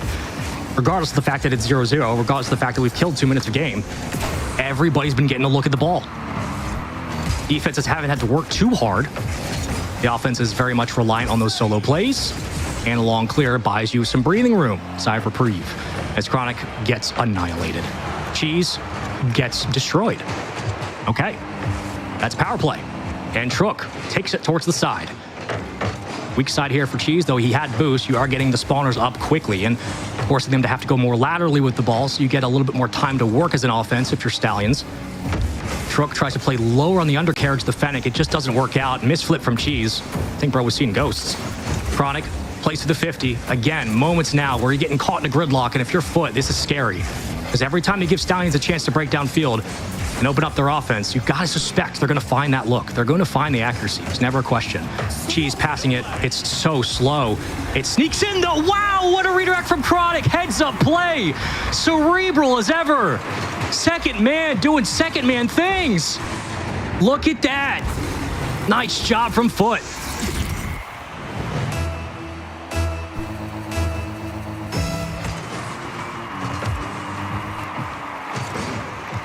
We got ourselves a real series.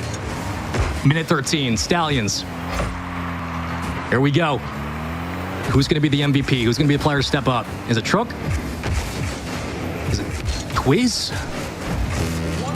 Oh, man. Oh, that's insane. The fact that they save that NA defense sometimes peaks. I'm going to knock on wood quickly because this could very quickly turn around. 50 seconds to go. Is it enough to get them out of this dodge? Yes, they do dip out. 45 on the clock. And right back down into chaos. Cheese goes bye-bye. Truck catches it, plays, slows through the 50. Chronic, though, will get a hand on it, and Chronic has really done a nice job of controlling that ball and fighting through his challenges in the last 2 minutes.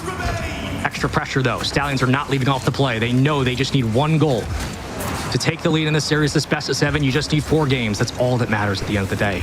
Centered out from the corner, immediately kicked away. Back into the possession of the boys in orange. They will get it downfield, but not the greatest touch from Twiz. Essentially gives it right back. Chain dash. Into the corner we go. Nush looking for one. Musty pass. Nobody there. Committing. Trook slots it, but it's so close to the defender. Oh, he sneaks it in. Oh, man, that rebound is brutal. He tried to sneak it in from the side. It didn't work, but Nush stays. He just parks the bus. Look at him. Patience is a virtue. You don't have to be everywhere. You just have to be somewhere. And there he was. Unbelievable. Chronic! No way off the crossbar. We're going to overtime, aren't we? Yeah, we are. Okay. It's unbelievable. In OT we go. Golden goal opportunity. Boy, oh boy. I feel tingling. Either a heart attack or something else. Justin over the front line. Second tier defense does get beat. Captain stepping up. Trook does not have boost to get up with this one. Justin is already ready for it though, and working through the 50. Big win by Cheese allows Chronic to move up as well. Next man up. Chronic still in the corner. A center. Goes for the shot. I like that idea. And as Justin will now take his chance. Next call on the ticket should be Nush ready for it. He is. Ceiling. Oh, that's an awful touch. Almost bites him in the butt. Oh, God, it's getting awkward for Foot. They can't quite get this away. Finally, they do. Looked like Stallions might just be able to close this one out here. Sunday driving right into their defense. Love that from Chronic. This little pinch it forward, create some space. There goes Cheese. Damn, Carlos, relax. All the way around the bend. Chronic backflips. Full boost. Justin up the clear. Session for now.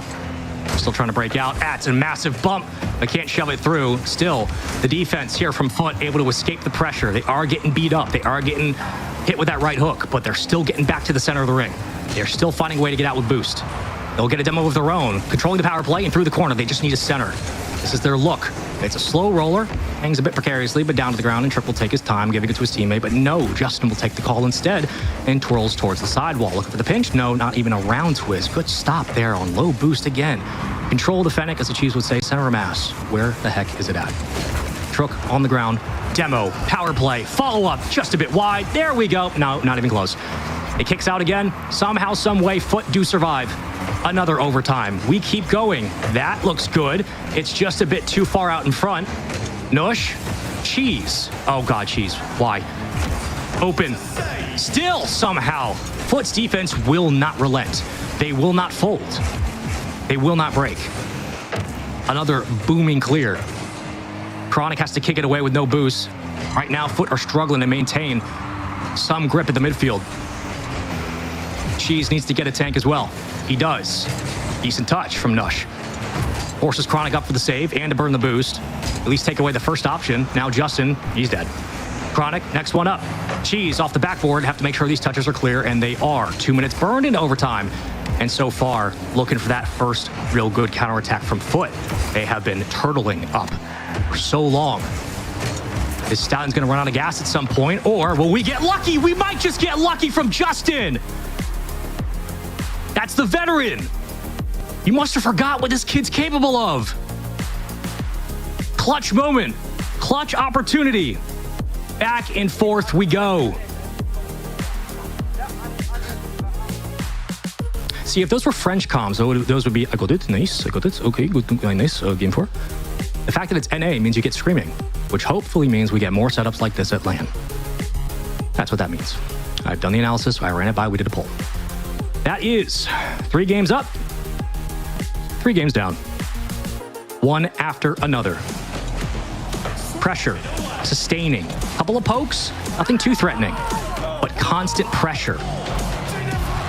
And yet, foot do not waver. That was ridiculous from Nosh anyway. Foot do not waver. They keep pushing. They are focused on using that physicality upfield and finding one another in the box the way that Stallions has been able to adapt really in the last 20 games. Man, oh man. Momentum swings so quickly. Pendulums back and forth. Perfectly balanced.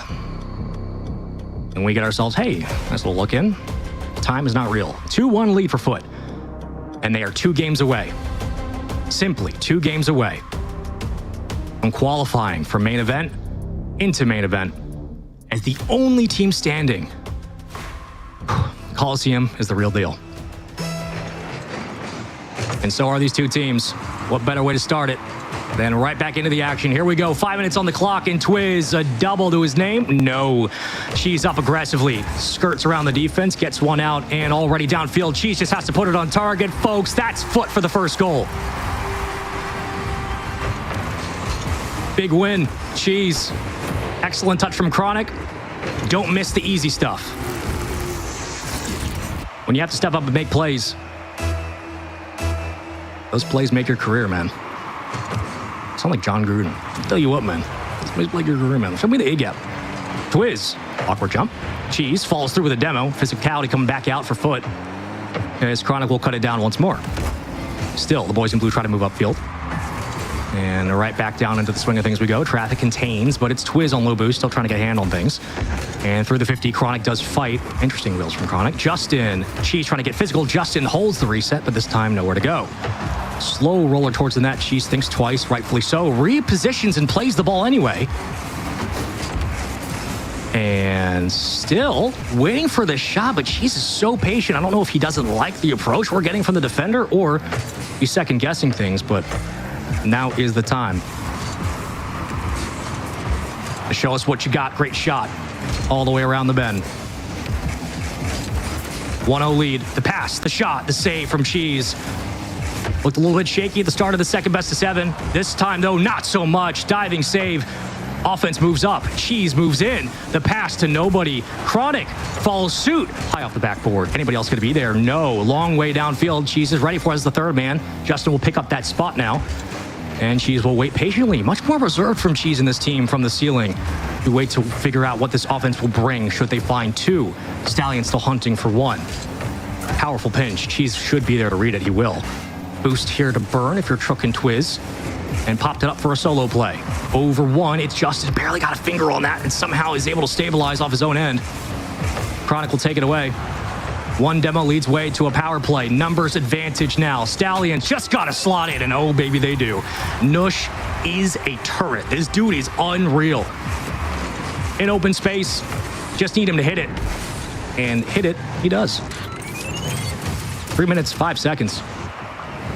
Game 4.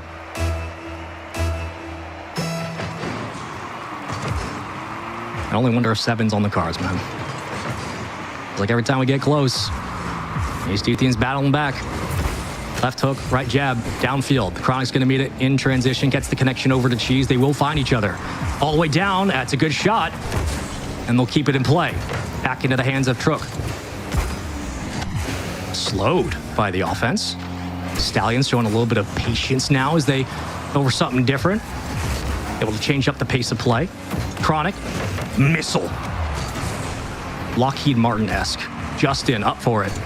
Chronic as well, off the ceiling. Reset all the way in, not gonna happen. Follow-up as well, blocked away. Stallions defense way too good, but they double commit. Could this hurt him? So far, the answer is no. They do get a demo for their efforts, so they will play through it, and a demo on the other end. It still helps them. Recovering through the corner. The spawns are close, but the ball is closer. They have to get towards the goal line. 2:08 on the clock. Stallions still keeping numbers up at midfield. They'll take 2 back now. The defense plays patient. Chronic plays around 1 and gives it right back. Cheese goes up for the challenge, but still no advancement from the ball. Stallions trying, but Justin goes for the slot. It's not there. He tried to get the bar down ski. It's not going to happen. Twiz has 1 in front to beat. No demos on the back line. Free ball up in the midfield. Justin trying to sneak it through. And we go back into the blue half once again. Multiple booming ball opportunities, moments where Stallions and Foot go back and forth. One team so close to breaking it open. Sidewall. Maybe ours then. Twiz. All the way around? Not this time. Still, the defense is there to clear it away. We've seen Foot get demoed and lose boost, and with that, they start to struggle. That one is a tough read. The defense holds their breath, gets back out. The double and a 2v1 to clear away as Cheese saves this team's tie. They'll try to get down. Are we rule oneing? No, we're not. Okay, best of 7 out. Absolutely not in this circumstance. Trook all the way down for the double. Follow-up shot. That's going to roll in. And it's just going to kiss the side of the post. They'll take the lead. 2-1. 61 seconds. Resets it into a pass. Justin did block it nicely, but when Twiz is right there, what do you do? What do you do? Stallions do not go quality, man. They fight. They are so good. Mina, North America, trading shots. And Chronic's going to wrap it again through the corner. Been a bit quieter in this game. Here comes Justin, just high again. Cheese, yeah, there it is, the slot. Tie game every time. Every time you think this one's starting to get out of hand. Nope. These two teams know how each other work. And it really is 2-3 minutes of perfect offense and defense down to just standard Rocket League and 3v3s. Sometimes it sneaks through. One tie game. One current lead here for Foot in the series. And a 3-1 lead is such a difference in this best of 7. But if Stallions can tie it, they got to be feeling that the magic is on their side, man. They are so close to doing something that few teams in most esports have ever done. Let alone at this tournament, let alone in these stakes. There's a bump, though. No follow. Some boost to the midfield here. Ricochet sharply towards the back line. What a redirect, but don't worry. Cheese is there to clean it up. And she's been all over the field today. An enforcer. Resuscitating this defense when it's been stuck. She's downfield. Nice touch by Cheese. What control. Chronic with a teardrop. Oh my God. What a play. The 3-man effort is perfection. North America has never looked better. Don't pull up examples. They don't exist. Last year doesn't count. Cheese. Unbelievable resolve. Unbelievable resolve from Foot. I cannot believe what I just saw. Hold your horses. Actually, get on those horses. You know what? I'm feeling patriotic. Get on those horses right now. Let's get the American National Anthem blasting in this venue. That's not going to happen, but they can't stop me because I'm by myself.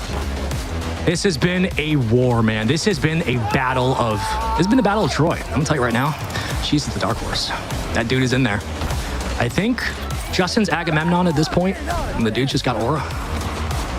Questions for sure about if this is the type of spree that can sustain. It came down to a 1-on-1 game, and again, it was the lead back for Stallions. It didn't last long. Here came Justin, and boy did he. Look at that touch from Cheese. That will be the touch that defines his tournament if they end up winning this thing. That touch was absolutely elite. An absolute veteran play from Cheese. Whew. I don't know how y'all are pumped up for this one. 3-1. Advantage, North America. Advantage, Foot Esports. Trying to do something that not a single person thought, beyond the players themselves, would come to fruition here. It's game 5. It's 3-1. Are Stallions gassed? Are they out of it? We've seen this before in a variety of tournaments where a team comes for the second best of 5, best of 7. They have a solid start, and then they just get gassed. They run out of energy. You can't blame them. Our foot just too much right now. That will be the only thing in the minds of Stallions. Simply, can they execute downfield? As Justin is there, ready and waiting. Chronic redirects it. Cheese nowhere to be found. Very patient on the back end. Plays it into 2. Chronic sends it right back to his teammate. Both strikers now getting a chance to rotate. Oh, nice play by Nush. Downfield, though, we go. Fighting for possession off the ceiling. Truck could go for the dunk. Does get a ground pinch, but it circles around and leaves way to Cheese getting a hand on the ball. Justin upfield waiting for it, but way too fast on the push as Nush is there. And he's been really the biggest player to step up for this team, the Stallions, in the second best of 7. Not that Truck and Twiz haven't done anything. It's obviously not the case. When it comes to the scoring, we've always kind of relied on Nush to be the one to open up proceedings. This time, though, opening shots do go the way of Foot. Whether or not they can continue, it's up to if Justin and Cheese can maintain that pressure at midfield. Gets one to bait. Second followed. Chronic. I mean, easy read as ever. Not going to happen. Slow floater, baby. That is Cheese all the way downfield. That is set up by Cheese. A powerful shot. Chronic leaves the fake. And on no boost, Cheese palms it into the net. We're entering hour number 7. Hour 8, actually, of action here on Championship Monday, day 3. And Foot are playing their best Rocket League of the entire tournament. It's unbelievable. Justin has been MVP like Justin, quality Justin. He's been unbelievable. This is one of his best performances he's had in months, if not years. Chronic gets up just in time to put it on a platter, and Justin gives them a 2-0 lead. I can only imagine the decibels that some of the team streams are hitting. I imagine it sounds like the Cyclops inside Alpha Cat stream right now. I imagine it's absolute chaos. That one is going to be dangerous, though, and just as quickly as we start, everybody, hold on. Pull up your socks. Let's get going. This thing's going to be weird. I'll tell you right now. This thing's going to be weird. We got a 2-1 game. Focus. Lock in. Let me come down there. 2-1. Chronic off the kickoff. Man, I've seen this LG and Genji spot before where a team goes up 2-0, and I'm just sitting there like, that is not enough goals, man. I'm too old for that crap. Cheese just trying to sustain. Plays a poke out to Justin. The 2-time world champion looking for his 3rd. Don't question it. Cheese. Chronic helping out. Reset down. Not going to be there. Cheese from the back line. Plays 3rd man for the last 2 games. It's worked.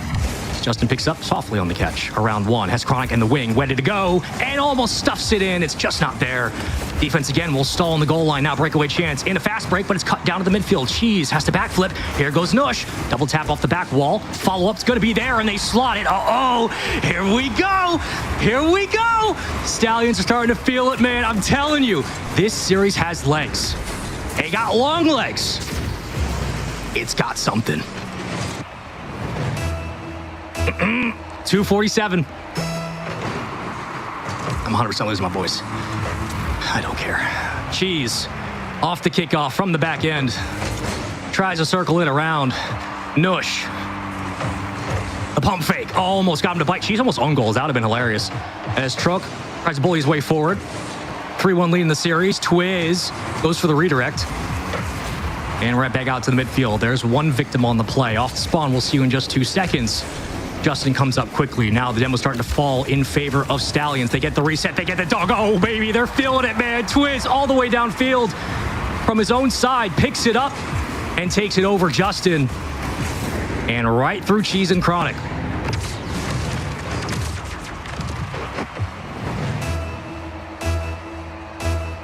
But you know what's coming next.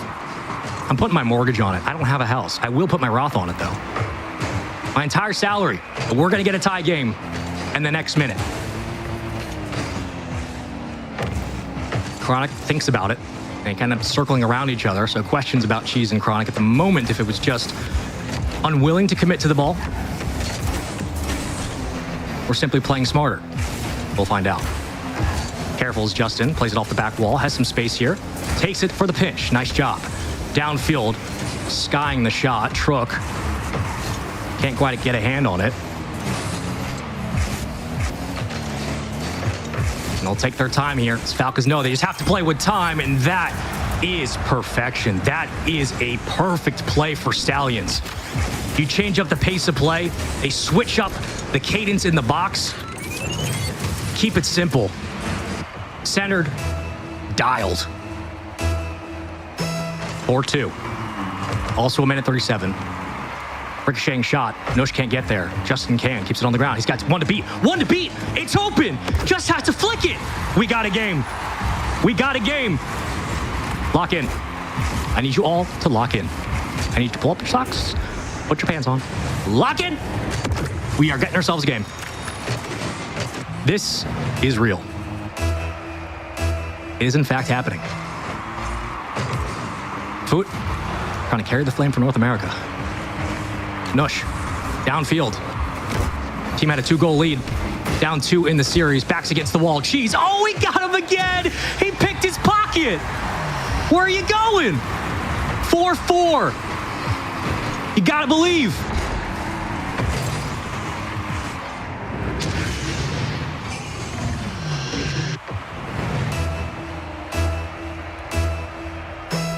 I love this game, man. This esports awesome. Minute 16. These are the two best teams in the entire tournament, man. They're fighting for that title. Your next matchup, if you win this, is Twisted Minds, by the way. So your reward is literally going to play absolute demons. Gremlins, if you will. Nush kicks it back out to the midfield. Chronic fighting. Cheese in the wing. Low boost. Circles back around. And Trick will take it from the ceiling all the way down. Has the reset. Beats 1. Beats 2. All the way down. You can't let that one drop freely. 50 seconds on the clock. Oh, that read is insane, but Chronic, the reaction time has been so excellent for so many moments in this series. Another bump from Justin. Stepping up big in the box. Pass. Down. Chronic fighting through the 50. Gets another touch on the ball. 35 on the clock. Cheese to Justin. The 1-2 give and go. Old Gen G teammates. Foot on the press. They have the advantage. They have boost. Stallions have to go length of the field now. Coast to coast, post to post. That's the deal. Nush, reset, carrying all the way over. It looks dangerous because it is, and it slots in for Trook. 5-4. 9 goals in the game. Series life on the line for Stallions. Tournament point for Foot. And they can't close the deal. But we have 20 seconds. And all I know is if you give Aaron Rodgers at least 14, he's going to find something. Show me something special. Show me greatness, Cheese. He's been so good this entire event. I don't know if you're beating that, though. Yep. Able to get it around. 4 seconds to go. 9 goals in this affair between these two teams. And that should send it to the road. And it will. Ladies and gentlemen, we keep going. 1, 2, 3, 4, 5 games down. On in Neo Tokyo. This is the last time we were here. Remember what happened. It was Stallions winning it there. This time, it will be Foot with the advantage in the series. 5 minutes, 1 game, 1 goal literally is what separates Foot from qualifying. Stallions have now played 1, 2, 3, 4, 5, 6 games in these 2 series, or I should say have won 6 games in these 2 series. And if they pull this off, man, I don't know how you look at this team any differently. They will have a historic run. Honestly, doesn't matter what they do in main event. It obviously would help their case if they do well, but if they don't, there's no doubt about it. This is one of the most impressive runs for Stallions. The fact that it's a young team, obviously a little bit more cadence, or I should say a little bit more credence to that notion for Foot because they're kind of a Cinderella story here. But Stallions had so much expectation coming in. They had so much pressure. There was a lot riding on their shoulders of just simply, you have to perform. And knowing the talent that's on this team, it's very easy to say, well, yeah, they should have performed. Like, what's the deal? Yeah, but it's different doing it on LAN. Online is a different beast, and LAN in this environment, going this distance all the way to Neo Tokyo in a second best of 7 to game 6. Pay attention to what you're watching. LCQs come around sometimes, but you don't often get results like this, no matter what happens. Either team winning it would be historic. 450, here we go. Justin trying to lead the charge for this offense. Way downfield, it's the extension off the ceiling, recovering though, but Stallions will give way to a Chronic touch, and with it, we move this one upfield as Cheese takes control on the back end, moving up slowly, taking his time, waiting for the push, but it's just flicked over, and Justin bails him out again. So many times Cheese has been hesitating now in the last 2-3 games where Justin has to step up in that back line. One goes down, off spawn in a moment. And right downfield again. But I think Twiz actually got jumped into the lane, so we'll take that all day, every day. Chronic just can't sneak it in. And now Nush will try to slow, waiting for the Stallions defense physically to be able to find some demos and push them out. We know what Stallions can do. There is no doubt about it. This is about pace of play for them. And for Foot, can they find the angles, man? Nice double. Extends it. Chronic, way back, but low boost for Chronic, and also is for Justin as he sits currently on 0, back to full boost. We'll get 1 to bite, 2 to bite. Uh-oh, NA defense is defensing, and Cheese is 1v1ing. All the way into the corner, though. We keep it around the orange half to the midfield line. We go. Next one gets the call. It's Twiz pulling it down. The boys in blue should get possession here, but a tough touch from Chronic. He still plays through the 50 and down over the next one. There's a demo. Power play into the orange half. Here we go. This is a good look for Foot. They're going to sneak it. Whoa, Justin, what? How does he sneak that in? This dude's a 2-time world champion. Make that a 3 on that shot. Good Lord. That is absurd. It's a 1-time. I don't want people to call me out on that. I'm just being funny. Ha ha ha ha. 326, and Justin opens up the scoring. Justin, Chronic, that's a demo and bump. You got to find, man. You got to find that. Can't harp on it too much. I mean, this series has been insane. Big demo. Follow up from Twiz. Beats him on the ball and beats him to the punch. Twiz down to the ground. Around 2. The offense is there. The offense is there. They're not going to leave. Stallions still have a look. And it's just kicked out again. Played off the bounce. Justin gives to Cheese. Cheese throws it towards his captain. And once back in rotation. This thing keeps on moving. Picked up full boost for Chronic. Looking for the double through the corner. Not going to extend, but downfield, Trook might be able to. I don't think actually he got the read on that ball that he wanted. Oh, with a fake. Oh, my God. Oh, my God. Yeah. I'll take that. I'll take those. Those are mine. Bro, put his ankles in the bag.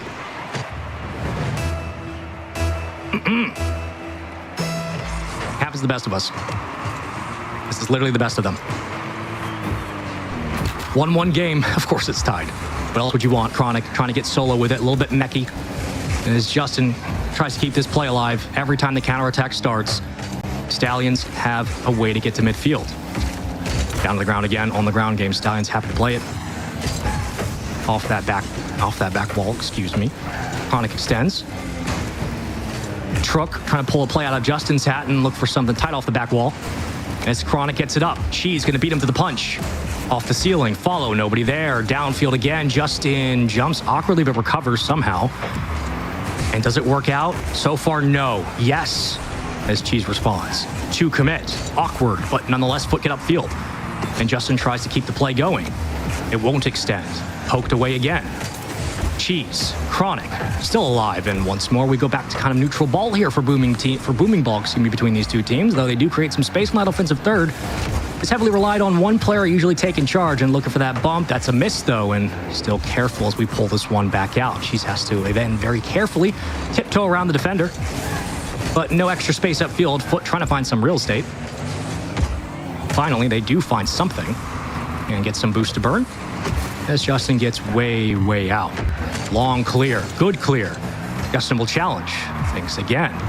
Playing with it here, Stallions, waiting to see who's going to get the next call, and goes ahead and takes advantage of that miscommunication, or the timing, I should say, between the two gaps and punches it into the corner, but Justin immediately takes it away.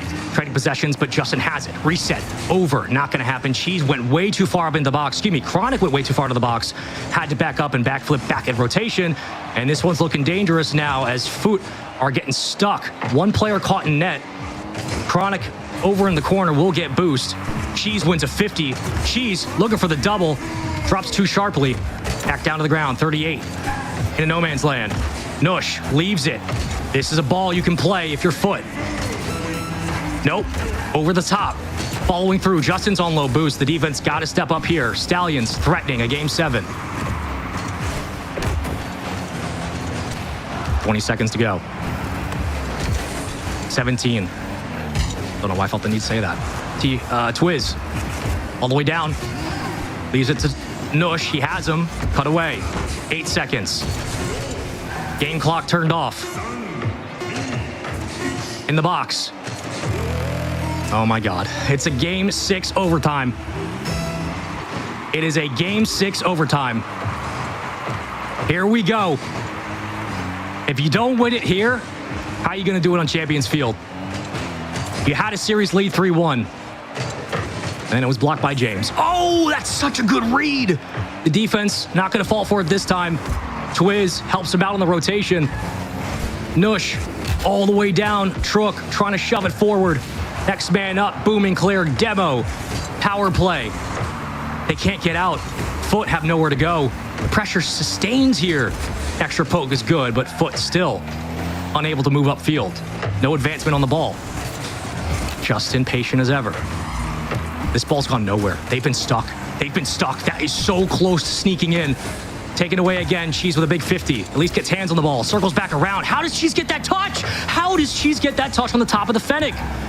Gets him some time, but nobody else moves up. Chronic hanging out, cutting grass. Off the back wall. Follow. Truck takes it away. Foot. They're feeling the pressure. The nerves are there. They're so close.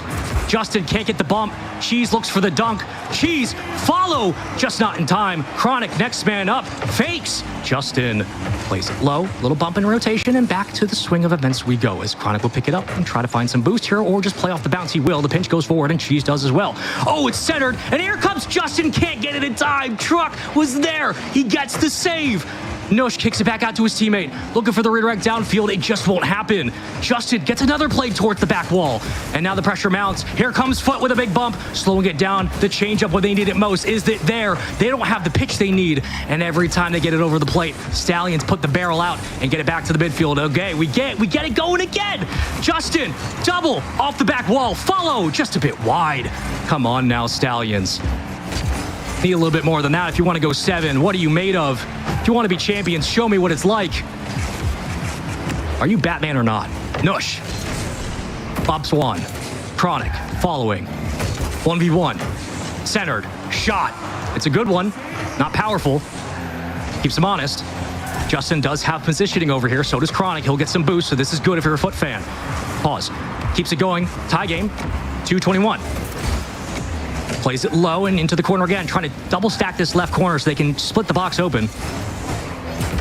And there goes Chronic.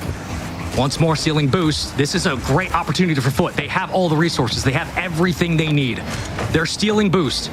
You could not ask for a better write-up of how this game could go. Cheese trying to sneak in. The defense won't give him anything, not even an inch. But they'll take a mile on the other end. Uh-oh. Cheese in a collision course. Pushes Nush out of the way. Trook trying to stop it.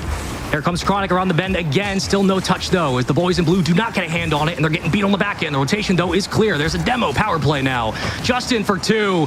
And they get a chance to break out by time. Justin, all the way upfield, has Chronic in the corner. Chronic goes for goal, and it gets blocked away again. 3:08 on the clock. Cheese can't get a hand on it, but Justin sends it back awkwardly adjacent to the other side. It's on the sidewall, and a kick back across by Chronic. Last player in the net. Chronic gets a second touch, beats the last defender. 1v1. Chronic plays slow into the corner again. Justin just tries to get a hand on it. Cheese plays slow and around the bend again into the center of the box. Here comes Chronic double committing, and they're sending everything they have. You can tell the nerves are starting to kick in just a little bit for Foot. They are so close to being able to punch their way to the main event, but Stallions will not go down. They will not go down. They keep fighting. Somehow, even on low boosts, they're getting out in 1v3 situations. It makes no sense. How are they doing this? Back pass all the way to their ends, and if you're a Foot, you take advantage now. This is your only look. Off the ceiling, Cheese was just waving by. Chronic, underneath, over 1. Demo, saved by Justin, the veteran. Justin, you've done it before. Flicks it, centered. Anybody there? The bump in net. Here it goes, baby! And Foot, the impossible, the impeccable, unbelievable story of Foot. Do you believe in North America? And if you don't, do you believe now? An unbelievable tournament. One of the greatest last chance qualifiers I have ever seen in all of my years of esports. Cheese, Chronic, Justin, playing the best Rocket League they've played in years and pull off the Cinderella run of the ages. Congratulations, North America. The airport stays at a distance for now. New qualifier for the main event. Congratulations, Cheese. Brother, you have earned that. Well done, Chronic. Well done, Justin. Unbelievable. Absolute heartbreak. Tooth and nail. Literally could not be closer. Could not be closer. And in the end, who was it? That's right. It's Slotzarella. It's Big Cheese. Lisan All Guy Cheese. He is your dad. Sit. What a round. What a game. What a series. What an event. Unbelievable moments here. Absolute cinema. Could not have asked for anything better.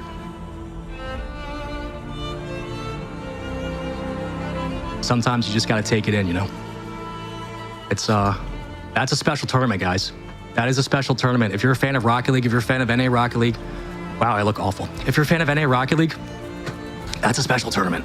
That is one that we're going to remember for a long time. That is a gauntlet of a fight for Foot. The fact that they do this and the fashion in which they take down Mina. Again, I don't want to hear conversations anymore about NA, you know, we have issues, but I don't want to hear about we can't keep up with EU. We have no chance against Mina if those ever come around. You're taking on one of the hottest teams in Stallions, and you do get pushed to the brink, but you play for 8, 9, 11, 12 games in a grand finals. You play 12 games of a grand finals, man, and you win it in that fashion. You beat the best team, and now you are the best team from the LCQ. Congratulations, Foot Esports. I don't even know what the euphoria is like for Cheese and Justin and Chronic, but I'm so happy that those three players get a chance to represent both the region and themselves. They've been working so hard for so long. Literally had zero expectations for this team to make it out lower side. It wasn't that they didn't have a chance. It was just, okay, you're going against the best of the best that remains in the world. And this team pulled out the unthinkable. Sometimes, what did Spider-Man teach us recently, chat? What did Spider-Man Brand New Day teach us? Sometimes, in order to show up for others, you gotta show up for yourself. And they all showed up for each other by playing their best individually today. That is a look at the upper bracket. It was absolutely beautiful to be a part of. 16, 8, top 4, and finally podium finish is the Grand Finals champion. Foot! Get it done.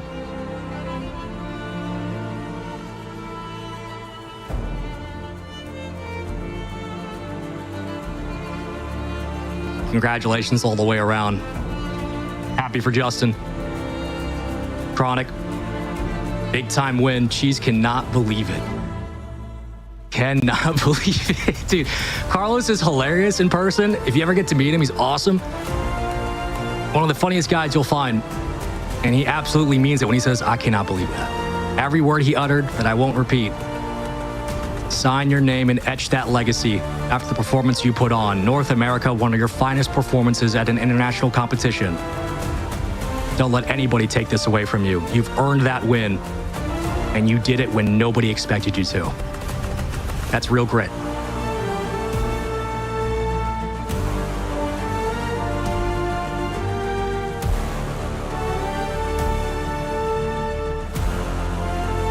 It's hard to not feel emotional for these boys, man.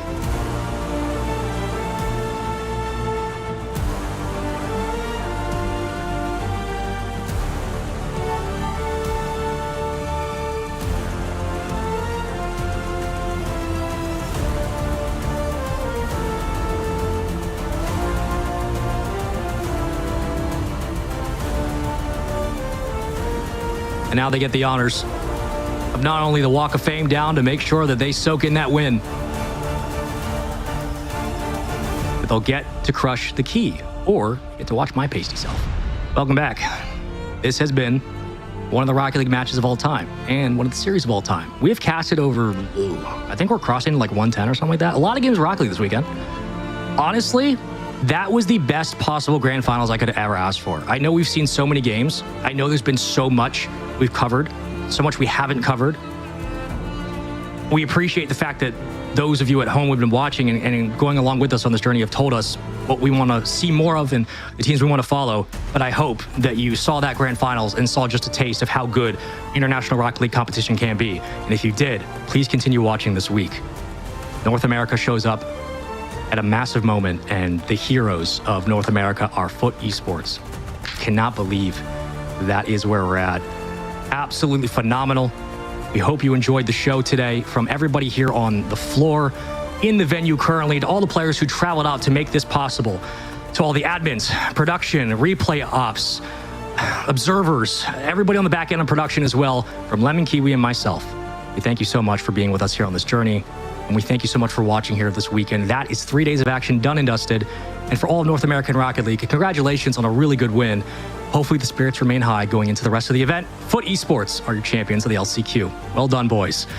And that's it for us. We will conclude the broadcast here with a bit of an out show, and with it, I bid you adieu. Have a great day, folks. Be kind to each other. Be safe. See you next time.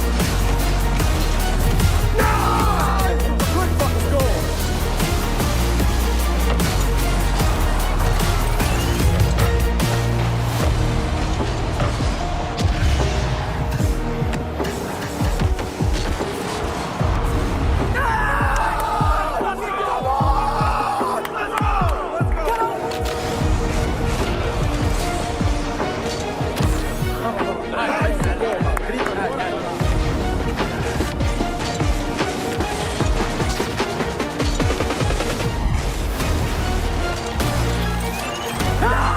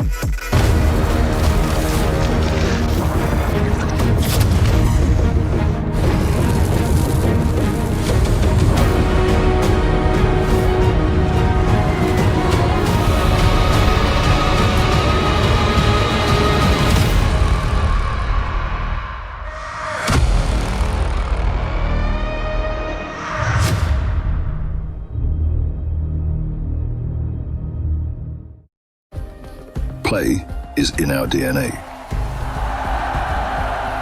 Whenever we let it out, it becomes our superpower.